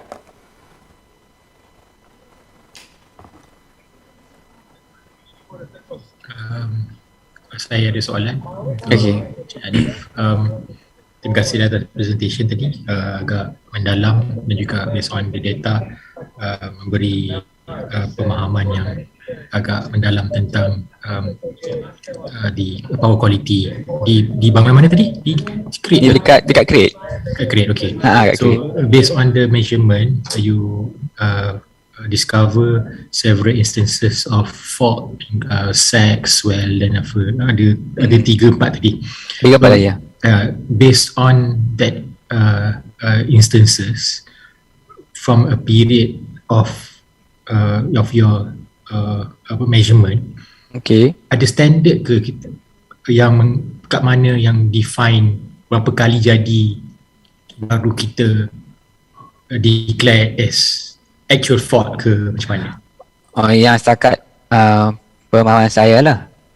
Saya tak jumpa lagi standard yang kata jangan maximum value ada berapa kali insiden, tapi cumanya bila benda tu berlaku, dari segi operasi memang dia akan terganggu lah. Yang ni saya based on IEEE 1159 measurement analysis method lah, the values. Dari segi standard kata not more than berapa value ni saya belum jumpa lagi lah. Dari segi impact kepada equipment, ada tak numbers? Impact kepada equipment ni yang dekat sini, dekat crate ni. Bukan, maknanya based on ada tak study ataupun standard Kata if more than berapa kali jadi in certain ni, then equipment will reduce in certain performance. Dari segi standard saya belum dapat lagi, tapi dari segi study bila mana tengok bila ada kekerapan yang tinggi akan ada kekerapan yang tinggi, kebanyakan kita lihat akan ada banyak kerosakan yang cepat lah daripada yang kita jangka. Jadi mungkin kita boleh lihat dari segi macam mana improve sistem lah di sini. Cuma definition kekerapan yang tinggi tu kita tu tak tahu define tu. Okay. Ada study mana-mana lagi lah? Belum lagi. Okay, terima kasih.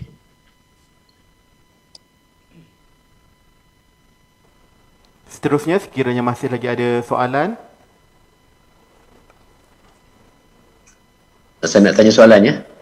Ya, dipersilakan doktor.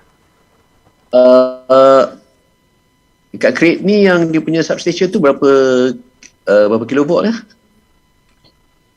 Substation 1.5 kV. 1.5 kV lah ya? 1.5, 1500 kV. 4 kV lah. So maknanya incoming tu yang based on yang conclusion tu nampak macam even though dia stable, tapi ada disturbances lah. Disturbances dekat belah dalam, bahagian dalam. Jadi kita tak dapat conclude lah, sebab kita kalau nak conclude sambil luar atau dalam kena buat macam parallel measurement. Luar at dia punya main incoming dengan internal punya measurement. Ini kena buat sekali. Okay. Yang kita buat sebelum ni kita buat satu-satu. Okay. So akan equipment yang diperlukan untuk nak buat yang parallel tu? Dia kena buat measurement at same time. Kita boleh conclude either from daripada luar atau daripada dalam. Okay, tapi sekarang ni dia evidence kat dalam lah ya? Evidence yang kita dapat tak pasti. Oh, okay. Okay, faham. Okay. Diucapkan kepada Encik Muhammad Hanif bin Jamaluddin di atas pembentangan sebentar tadi dan juga sesi soal jawab sebentar tadi. Kita beralih kepada pembentang terakhir bagi third JKR Research Colloquium 2021. Dengan segala hormatnya, dipersilakan Engineer Teknologis Nur Ezlin Othman dari JKR Kedah dengan tajuk pembentangan beliau Best Management Practice on the Implementation of Bioecological Drainage System at JKR Pilot Projects. Dengan segala hormatnya, dipersilakan. Okay, thank you very much, organizer. Assalamualaikum warahmatullahi taala wabarakatuh. Very good day to all of you. So I'm the last one. Please bear with me. Right. My name is Nur Ezlin Othman, and I'm from Civil and Structural Design Section, Public Works Department Kedah, and I'm also one of the research member on a study on the effectiveness of green technology implementation in urban drainage system for JKR pilot projects, a collaboration between JKR, SICAS, and REDAC USM. So this afternoon, we're very honored to share with you on our findings and also the some of our recommendation for best management practices on the implementation of bioecological drainage system at JKR pilot projects. So this presentation is subdivided into a few segments. We start with an of bioecological drainage system, followed by a little bit of background on JKR pilot projects. Then we discuss what are the issues and challenges on the implementation of these bioecodes, followed by the gist of our discussion today, that is the best management practices for design, procurement, and construction of bioecodes, and then finally some bioecological drainage system. So Public Works Department as leading technical agency is adopting more sustainable drainage system. So in support of Sustainable Development Goal 2030. So in order to achieve this objective, we are adopting bioecological drainage system. It is a system that combines infiltration, delayed flow, storage, and purification as a pre-treatment to stormwater drainage before discharging it into constructed wetland or ecological pond.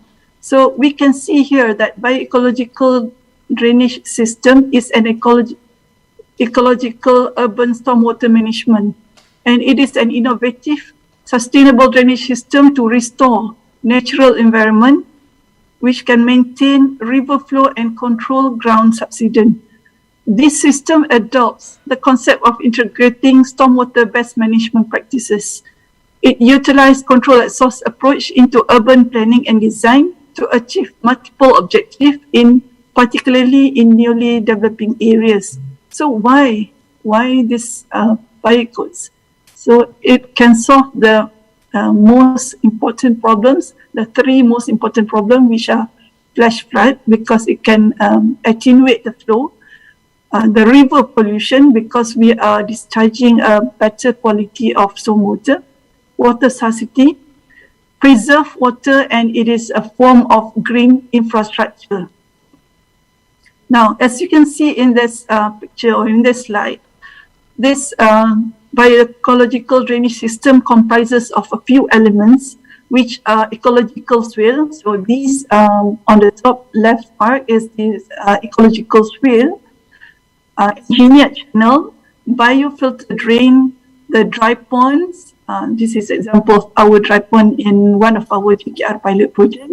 Bioretention, water quality pond, on-site detention, wetlands, and detention pond. So all these components work together or integrated together to achieve four main objectives, which are better water quantity, water quality, for aesthetic, amenity and biodiversity, and operation and maintenance, utilizing the control at source approach and multiple treatment train towards green and sustainable system. Now, what will gone here is all this, why the typical concrete drainage system to be replaced by this shallow swale. So you can see that a lot of this will enhance the well. So we are adopting this system and to study the effectiveness of this bioecos to be implemented in all our JKR projects. So the concept of ecological swale, our grass channel. So you can see here, while the methodology of constructing this seems very simple, we start out with setting out and survey works, then followed by excavation works, then sand bedding of 100 millimeter. Then we install the module. This module is covered with a layer of geotextile.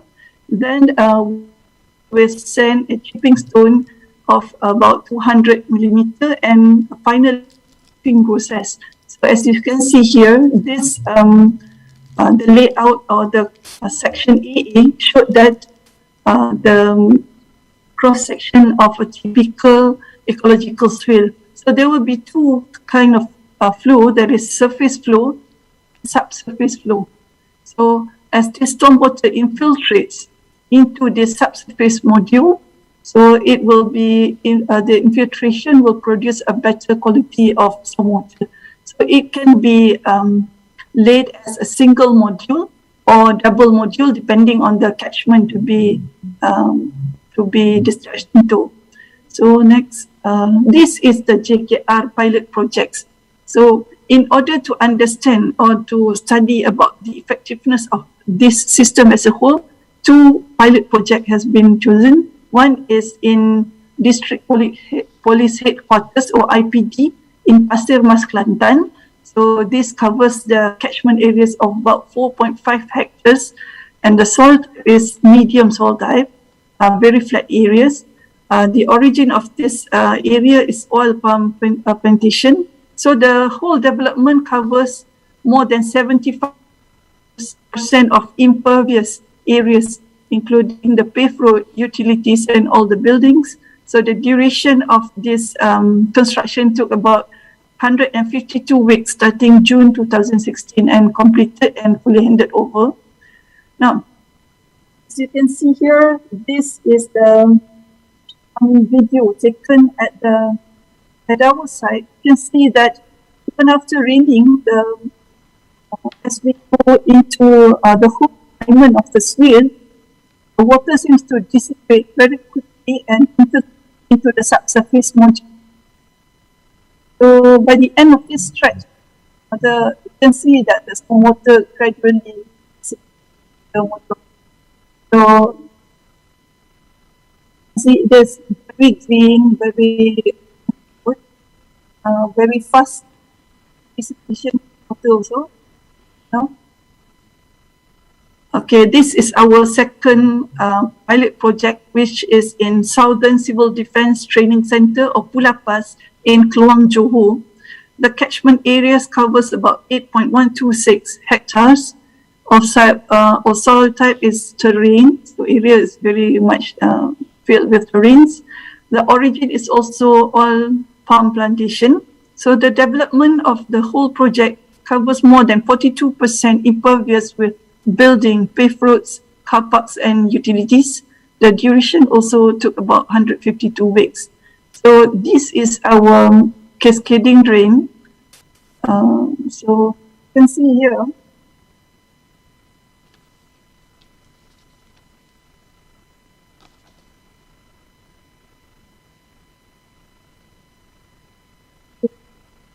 From this, you can see that from our cascading drain, so it discharged the high velocity of water discharged into our swale, which act as a tow drain. Okay. Now, what are some issues and challenges in BioCode's implementation? We have recorded several issues. Some deals with designing stage and some during the construction stage.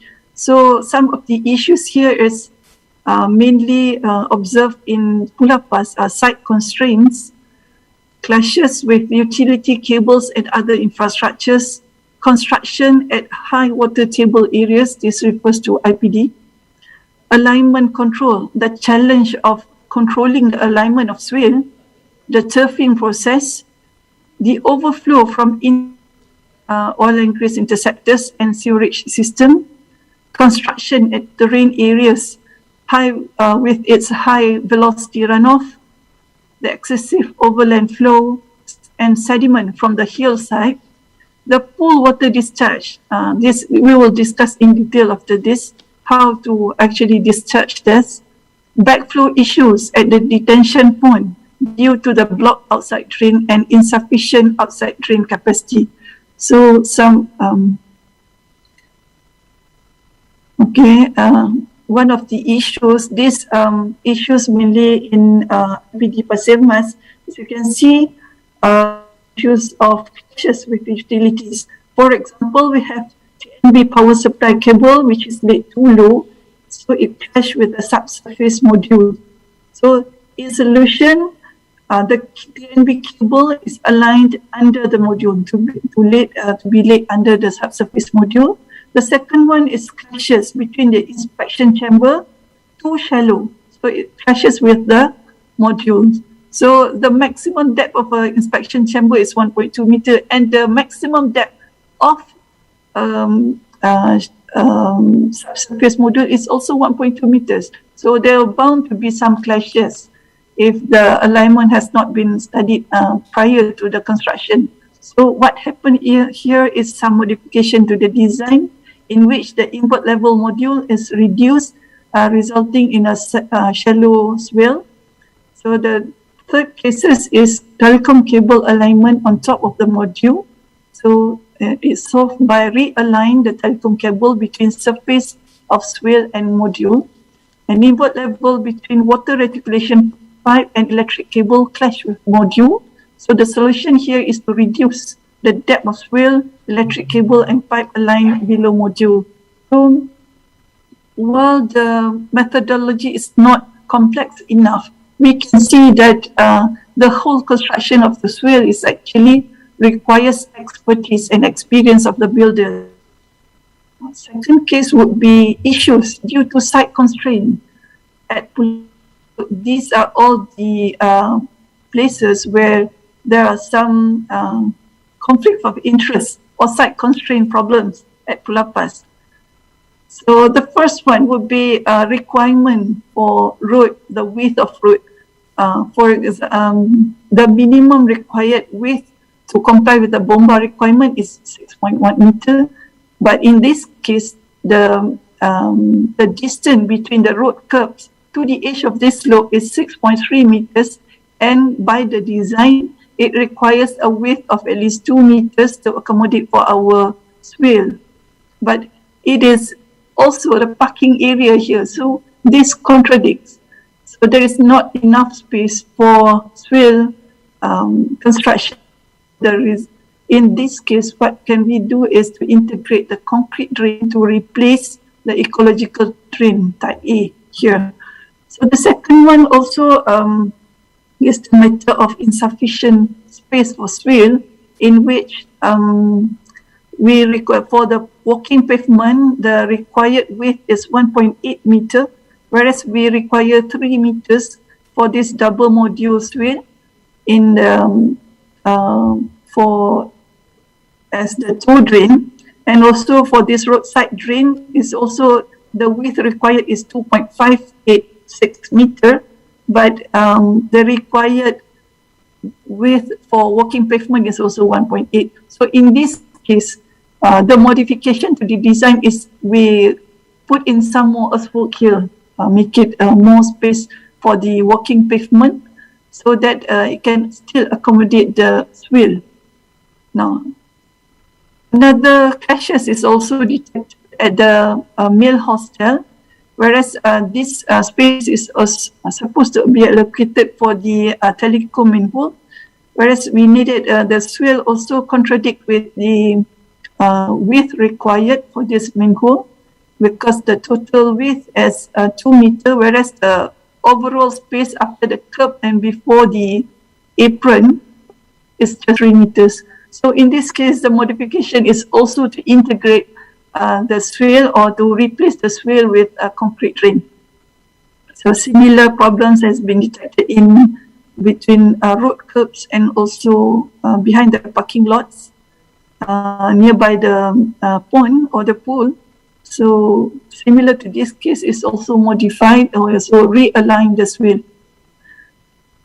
Now, another case of clashes, insufficient space in which the premix, the swale will be aligned under the premix to the perimeter drain, and insufficient space also for the apron.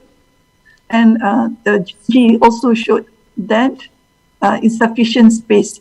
So what we can deduce here is that there will be some constraint at the site where you are to build this swale. To accommodate this, there must be some design background to our builders, right?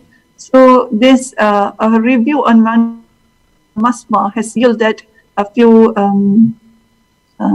topics in which we discuss what are the limit for chlorine water, the ppm for chlorine content, in which we recommend that the content to be limited between 2 to 5 ppm and to provide separate channel to discharge pump water from swimming pool. And the second one is to review the guideline for construction with stormwater with erosive velocity that is more than 2 meters per second. So include guideline for check dam spacing, and also to replace sand with boulder spacing to increase the infiltration rate.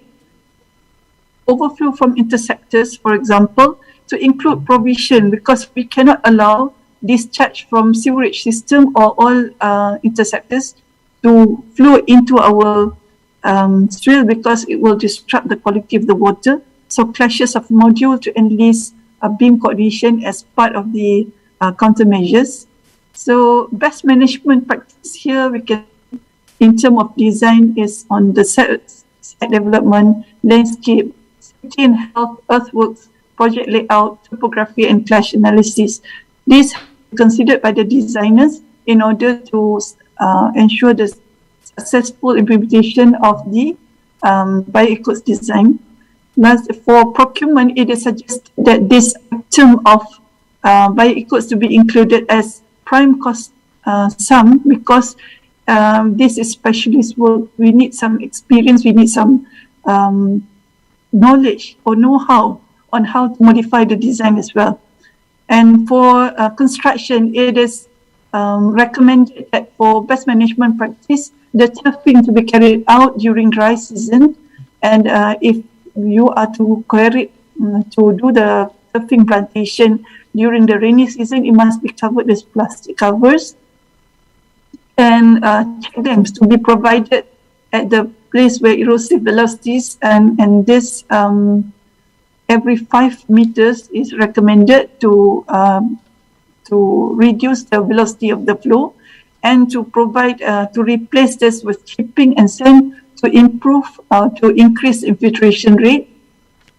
Now, next, as a conclusion, BioEcots has been proven as a system for better stormwater quantity and quality control. Some of the issues and challenges here include construction at terraneous area, site constraint, clashes with utilities and other infrastructures, the challenges of alignment control, turfing and overflow interceptors and sewerage system. So recommendation include the improvement of the current manual saliran mesra alam, including the limit of allowable contaminant concentration, for example, chlorine, provision for separate channel for overflow from interceptors, beam coordination for clashes, and detail on check dam provision and filtration rate. Best management practice for design include the consideration for overall project layout, site development, earthwork, landscape, topography, and safety and health consideration. And this BioEcots is recommended to be procured under prime cost sum. And best management for construction include location of excavator, turfing control, alignment control, provision of countermeasures to reduce erosive velocities, beam coordination for clashes, and access for proper planning, etc. So with that, thank you very much for your attention. So I open for Q&A session. Thank you. Baiklah, terima kasih kepada Engineer Teknologis Nur Ezlin di atas pembentangan sebentar tadi. Kini kita beralih pula kepada sesi soal jawab. Untuk makluman, kita ada terima satu soalan daripada laman YouTube Create. Soalan ini datangnya dari Hanis Alia. Soalan beliau, dari segi kos untuk penyelenggaraan longkang, jimat atau sama dengan penyelenggaraan biasa? Dipersilakan Puan. Okey, terima kasih Tuan. So dari segi penyelenggaraan, kita ada buat cost benefit punya ni study juga as part of the kita punya study as effectiveness of the system. So daripada overall, because dia boleh diadaptasikan dengan kos penyelenggaraan landscape secara keseluruhan, jadi didapati dia jauh lebih rendah lah kos penyelenggaraan dan juga pembinaan BioEcots secara keseluruhan.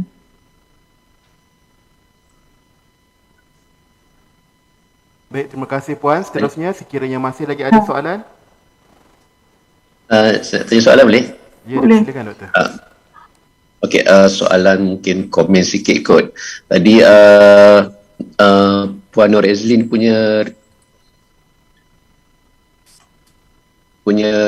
presentation tu nampak macam banyak kepada application dan juga practice daripada JKR lah. Nampak macam saya tak nampak research punya elemen tu lah. Cuma mungkin research elemen tu yang saya nampak bekas lepas ni, pasal projek ni pun ada start dah lebih 5 tahun lepas kan, dekat macam kat Kelantan tu. Betul saya tengok ada 2 projek yang pakai BioEcots ni, saya nampak macam mungkin ada soil type ni berbeza kan. Ya, betul. So mungkin saya nampak research yang mungkin boleh digunakan kalau Puan Nur Ezlin nak follow up daripada apa yang dah dibuat di balik projek ni. Mungkin research yang saya boleh nampak the erosion velocity. Erosion velocity untuk 2 types of soil dekat different projects tu, dan juga the rate of water absorption lah kot. Supaya itu mungkin boleh kita dapatkan data dan juga kita boleh review semula recommendation dalam manual tu lah, stormwater management tu. Betul. Dia ada sebab saya nak tengok Sebab kita dah pakai benda ni lama, nak improve manual tu punya recommendation based on, for example, erosion velocity tu, some of them tu kena datang daripada research lah. Maknanya research tu, follow up research pada dua projek ni lah, dia punya effectiveness of erosion velocity tu dan juga rate of water absorption daripada surface tu terdekat dalam tanah lah. Saya nampak itulah, itu yang saya rasa mungkin kita boleh tambahkan lagi elemen research on the practical tu. Sebab saya rasa material yang dipakai untuk dua projek tu material yang sama kan. Betul, material yang sama. Tapi different soil type. So mungkin research boleh kita buat untuk kita upgrade, tambah baik lagi recommendation dalam manual tu lah. Itu yang saya nampak. Baik. Terima kasih Doktor. For your information, dalam kita punya kajian ni sebenarnya ada banyak parameter lagi yang kita study.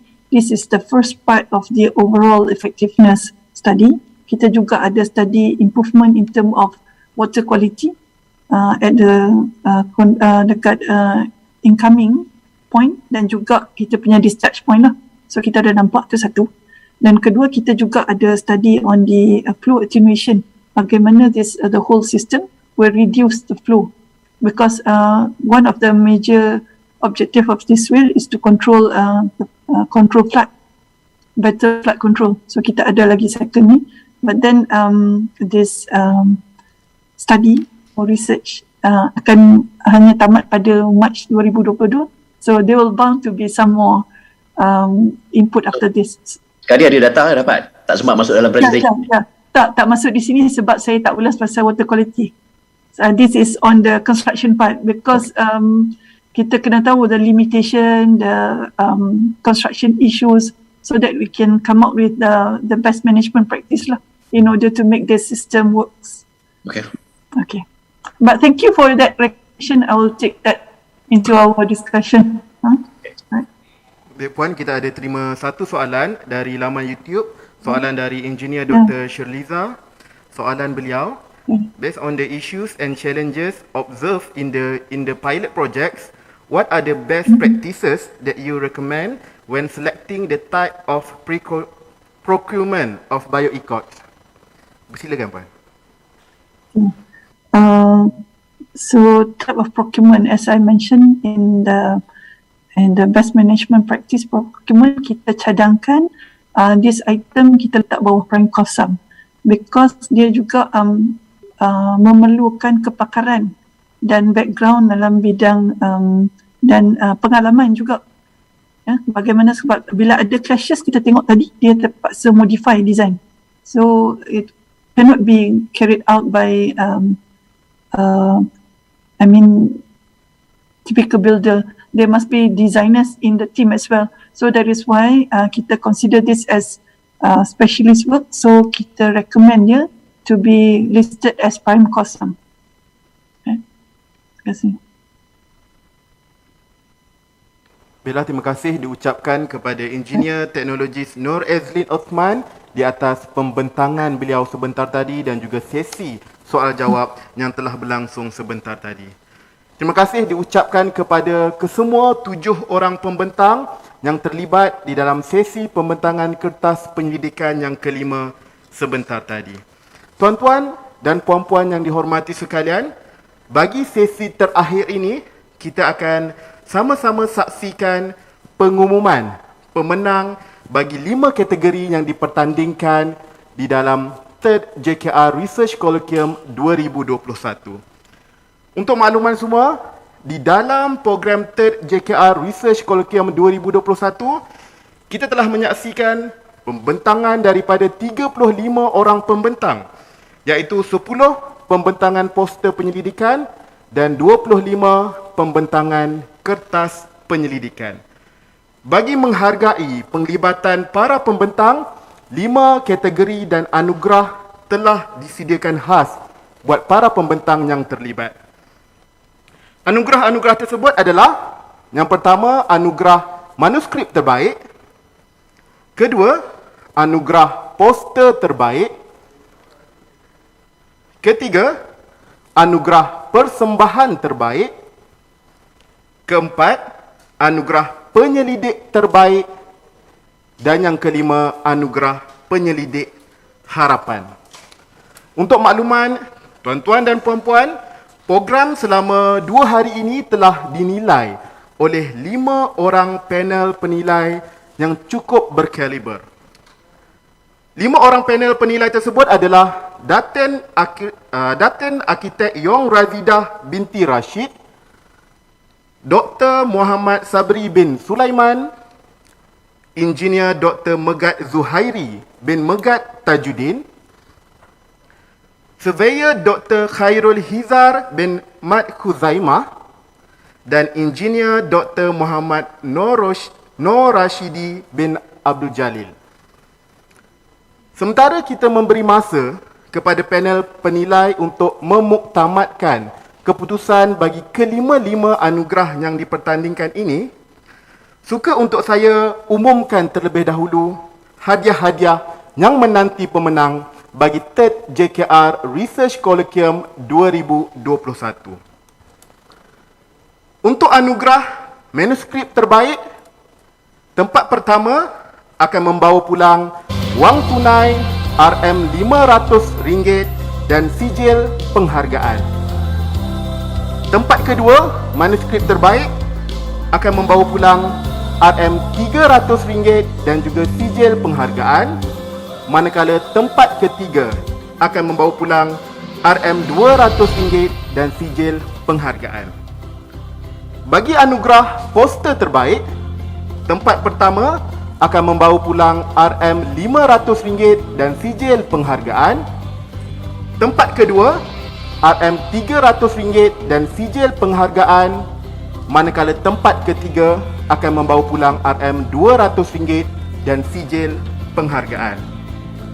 Manakala bagi anugerah persembahan terbaik, tempat pertama akan membawa pulang RM500 dan sijil penghargaan. Tempat kedua akan membawa pulang RM300 dan sijil penghargaan, manakala tempat ketiga bagi persembahan terbaik akan membawa pulang RM200 dan sijil penghargaan. Manakala bagi anugerah penyelidik terbaik dan penyelidik harapan, hanya satu pemenang sahaja yang akan dipilih, yakni untuk penyelidik terbaik akan membawa pulang RM500 dan sijil penghargaan, manakala bagi anugerah penyelidik harapan akan membawa pulang wang tunai RM500 dan sijil penghargaan. Baiklah tuan-tuan dan puan-puan, bagi memberi masa kepada panel penilai untuk memuktamadkan keputusan dan mengesahkan keputusan bagi anugerah-anugerah yang dipertandingkan, sama-sama kita saksikan terlebih dahulu video corporate create. Sama-sama kita saksikan. Assalamualaikum, nama saya Muhammad Afiq Betan Bicik dan saya merupakan seorang jurutera di Makmal Penyelidikan Struktur Konkrit dan Alam Sekitar.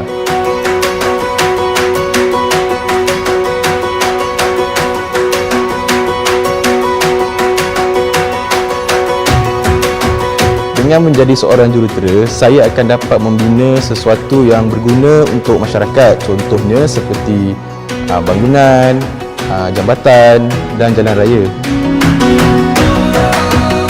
Namun begitu, terdapat juga jurutera yang melakukan penyelidikan bagi mencari penyelesaian kepada suatu masalah. Dengan membuat penyelidikan, saya akan mengetahui punca kepada suatu masalah dan juga kita akan dapat memahami dan menyelesaikan masalah tersebut.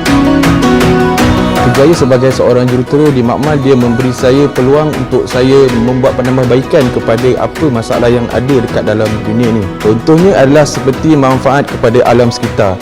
So kami ada menjalankan satu kajian yang di mana ia menggunakan bahan-bahan buangan yang tiada nilai di pasaran. Contohnya seperti debu kuari, kita boleh gunakan dalam konkrit sebagai bahan ganti untuk memberi kekuatan kepada konkrit tersebut.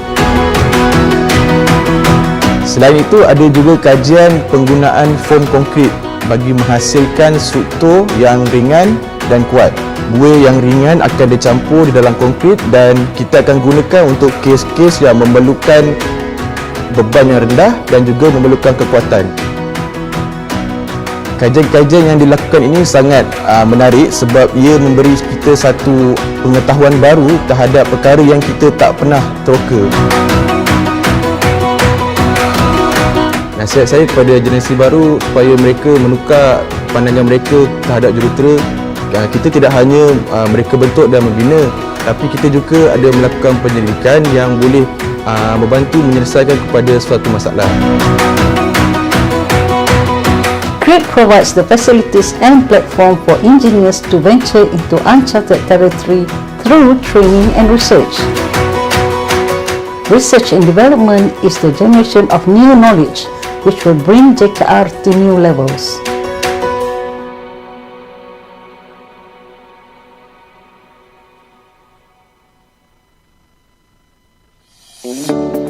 Assalamualaikum, nama saya Siti Nur Azila binti Khalid. Saya salah seorang jurutera di Makmal Penyelidikan Mekanikal. Saya lebih cenderung kepada bidang mekanikal kerana saya tertarik dengan idea Tuan M berkenaan kereta terbang. Di CREAT terdapat 10 makmal kejuruteraan mekanikal, antaranya adalah kejuruteraan otomotif yang mana kenderaan diuji dengan menggunakan chassis dyno.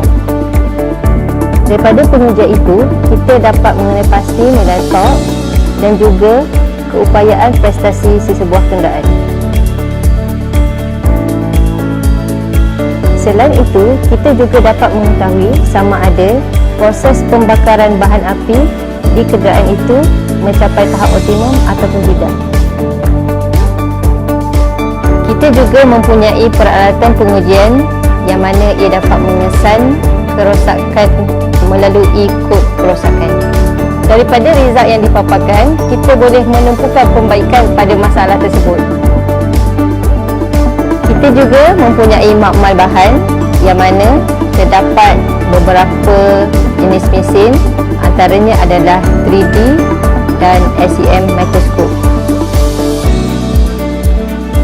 Daripada situ, kita dapat menganalisis masalah-masalah pada permukaan dengan lebih terperinci.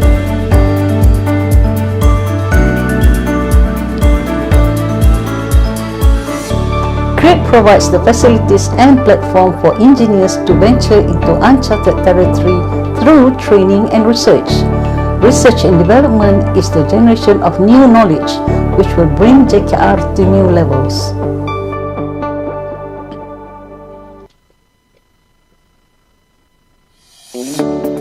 Assalamualaikum, nama saya Siti Nur Azila binti Khalid. Saya salah seorang jurutera di Makmal Penyelidikan Mekanikal. Saya lebih cenderung kepada bidang mekanikal kerana saya tertarik dengan idea Tuan M berkenaan kereta terbang.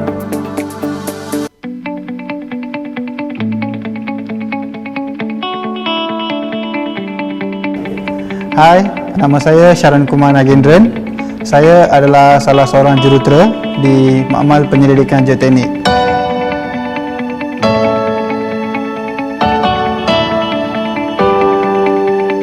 Dengan kejuruteraan, kita dapat mencipta banyak benda yang baru, inovasi yang baru. Dengan idea-idea yang kreatif yang kita sudah ada, kita dapat menyelesaikan dan membantu masyarakat kita. Saya memilih bidang geoteknik ini kerana sejak dari zaman saya belajar di Politeknik dahulu, saya telah mula untuk melaksanakan kajian projek akhir tahun saya. Dengan itulah cetusnya minat saya terhadap bidang ini.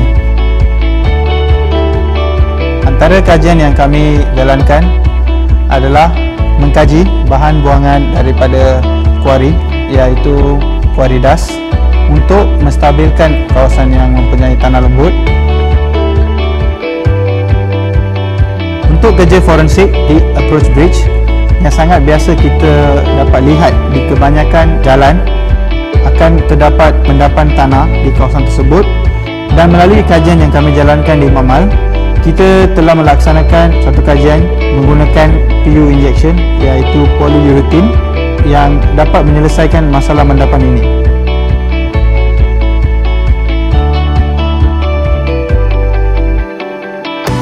CREAT provides the facilities and platform for engineers to venture into uncharted territory through training and research.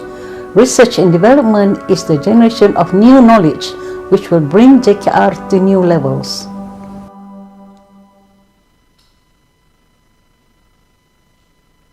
Hai, saya Nur Ain binti Muhammad Bahrul. Saya merupakan jurutera elektrik di Makmal Penyelidikan Elektrik CREAT.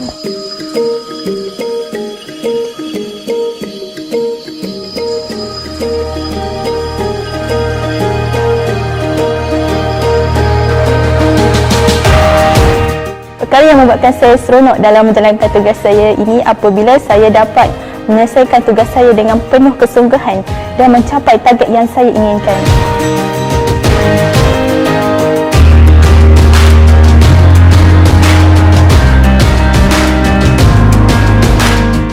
Pelbagai aktiviti yang dijalankan di makmal penyelidikan elektrik antaranya adalah glow wire test yang dijalankan di makmal diagnostik dan juga fotometrik yang dijalankan di makmal gonya.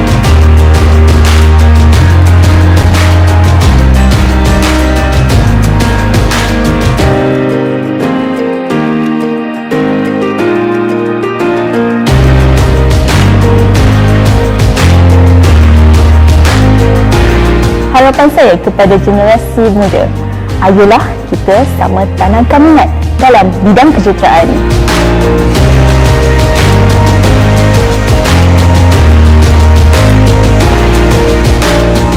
CRIT provides the facilities and platform for engineers to venture into uncharted territory through training and research. Research and development is the generation of new knowledge which will bring JKR to new levels.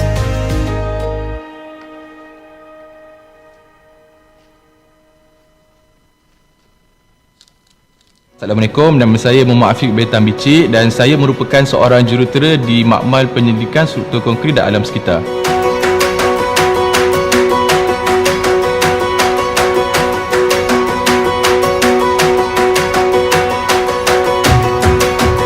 Dengan menjadi seorang jurutera, saya akan dapat membina sesuatu yang berguna untuk masyarakat. Contohnya seperti bangunan, jambatan dan jalan raya. Namun begitu, terdapat juga jurutera yang melakukan penyelidikan bagi mencari penyelesaian kepada suatu masalah. Dengan membuat penyelidikan, saya akan mengetahui punca kepada suatu masalah dan juga kita akan dapat memahami dan menyelesaikan masalah tersebut.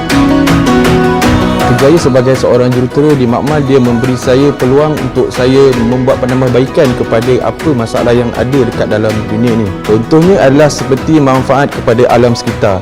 So kami ada menjalankan satu kajian yang di mana ia menggunakan bahan-bahan buangan yang tiada nilai di pasaran. Contohnya seperti debu kuari, kita boleh gunakan dalam konkrit sebagai bahan ganti untuk memberi kekuatan kepada konkrit tersebut.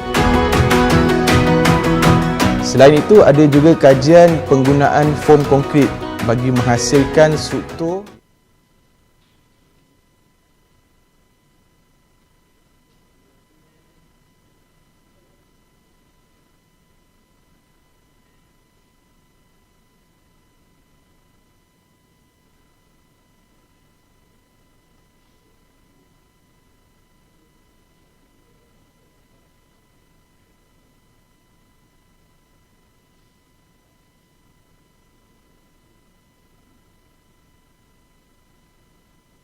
Bismillahirrahmanirrahim. Assalamualaikum warahmatullahi wabarakatuh dan salam sejahtera.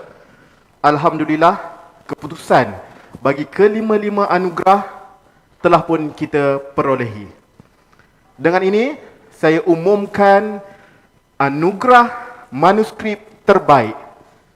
Bagi anugerah manuskrip terbaik ini, saya akan mulakan dengan pemenang tempat ketiga. Tempat ketiga, anugerah manuskrip terbaik dianugerahkan kepada Engineer Teknologi Syahidah binti Arifin dari Makmal Penyelidikan Jalan CRIT dengan tajuk pembentangan beliau, tajuk manuskrip beliau, Effects on Additive to the Binder Properties and Asphalt Stability.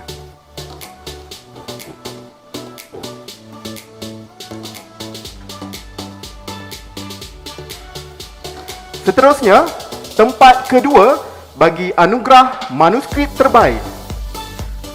Naib Johan, manuskrip terbaik dianugerahkan kepada Dr. Radin Maizatul Aimi binti Muhammad Azam dari Cawangan Kejuruteraan Awam dan Struktur dengan tajuk manuskrip beliau, AEGS as a Self-Healing Agent in Autonomous Healing Mortar. Seterusnya, kita umumkan Johan bagi anugerah manuskrip terbaik. Johan manuskrip terbaik dianugerahkan kepada Engineer Dr. Zuraida binti Zaini Rijal dari cawangan Kejuruteraan Awam dan Struktur dengan tajuk manuskrip beliau, An Overview of Steel Fiber Reinforced Concrete SFRC Confinement for Structural Engineering Application. Tahniah diucapkan buat ketiga-tiga pemenang anugerah manuskrip terbaik. Seterusnya, kita teruskan dengan anugerah poster terbaik. Tempat ketiga, anugerah poster terbaik dianugerahkan kepada Teknologis Bismi Azan bin Abdul Razak dari cawangan Dasar dan Pengurusan Korporat dengan tajuk poster beliau, Thermal Comfort Performance of Naturally Ventilated Royal Malaysian Police RMP Lockup in Hot and Humid Climate of Malaysia. Seterusnya, diumumkan tempat kedua bagi anugerah poster terbaik. Tempat kedua dengan ini dianugerahkan kepada Teknologis Engineer Muhammad Faiz bin Muhammad Fauzi dari cawangan Kejuruteraan Geoteknik dengan tajuk poster beliau, Alternative Rapid Ground Treatment Solution using Polyurethane Prefabricated Flatbed. Seterusnya, Johan bagi anugerah poster terbaik. Johan poster terbaik dengan ini dianugerahkan kepada Encik Ashrif bin Abdul Jalil dari cawangan Kejuruteraan Elektrik Negeri Johor dengan tajuk poster beliau, Power Quality Improvement using UPQC. Tahniah diucapkan buat ketiga-tiga pemenang anugerah poster terbaik. Seterusnya, kita beralih ke anugerah persembahan terbaik.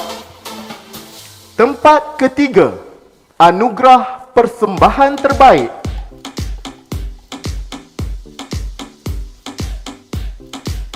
dianugerahkan kepada Engineer Dr. Muhammad Khairul Anwar Sharif dari Bahagian Darat Cawangan Kejuruteraan Infrastruktur Pengangkutan.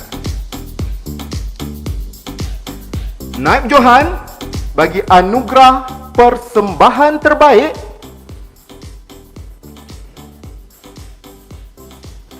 dianugerahkan kepada Engineer Dr. Fairul Zahri Muhammad Abbas dari Bahagian Reka Bentuk Jambatan.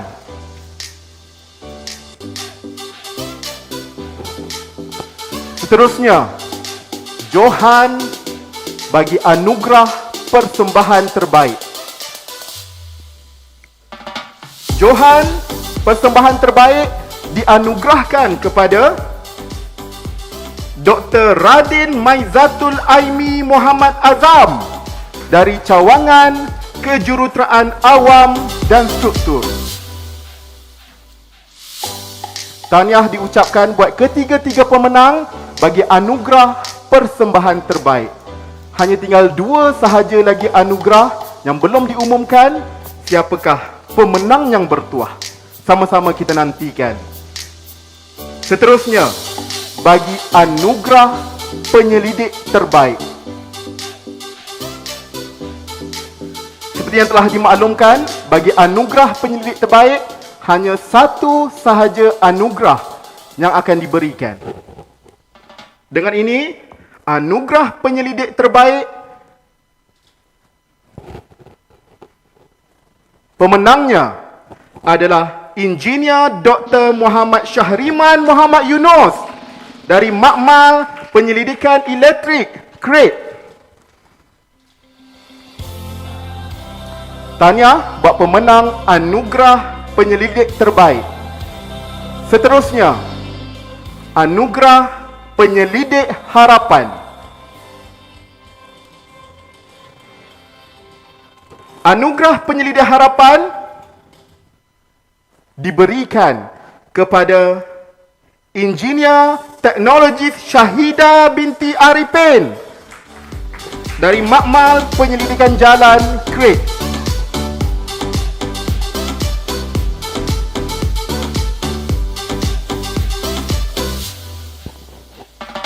Baiklah, tahniah diucapkan buat kesemua pemenang bagi kelima-lima anugerah yang telah dipertandingkan dalam 3rd JKR Research Colloquium 2021.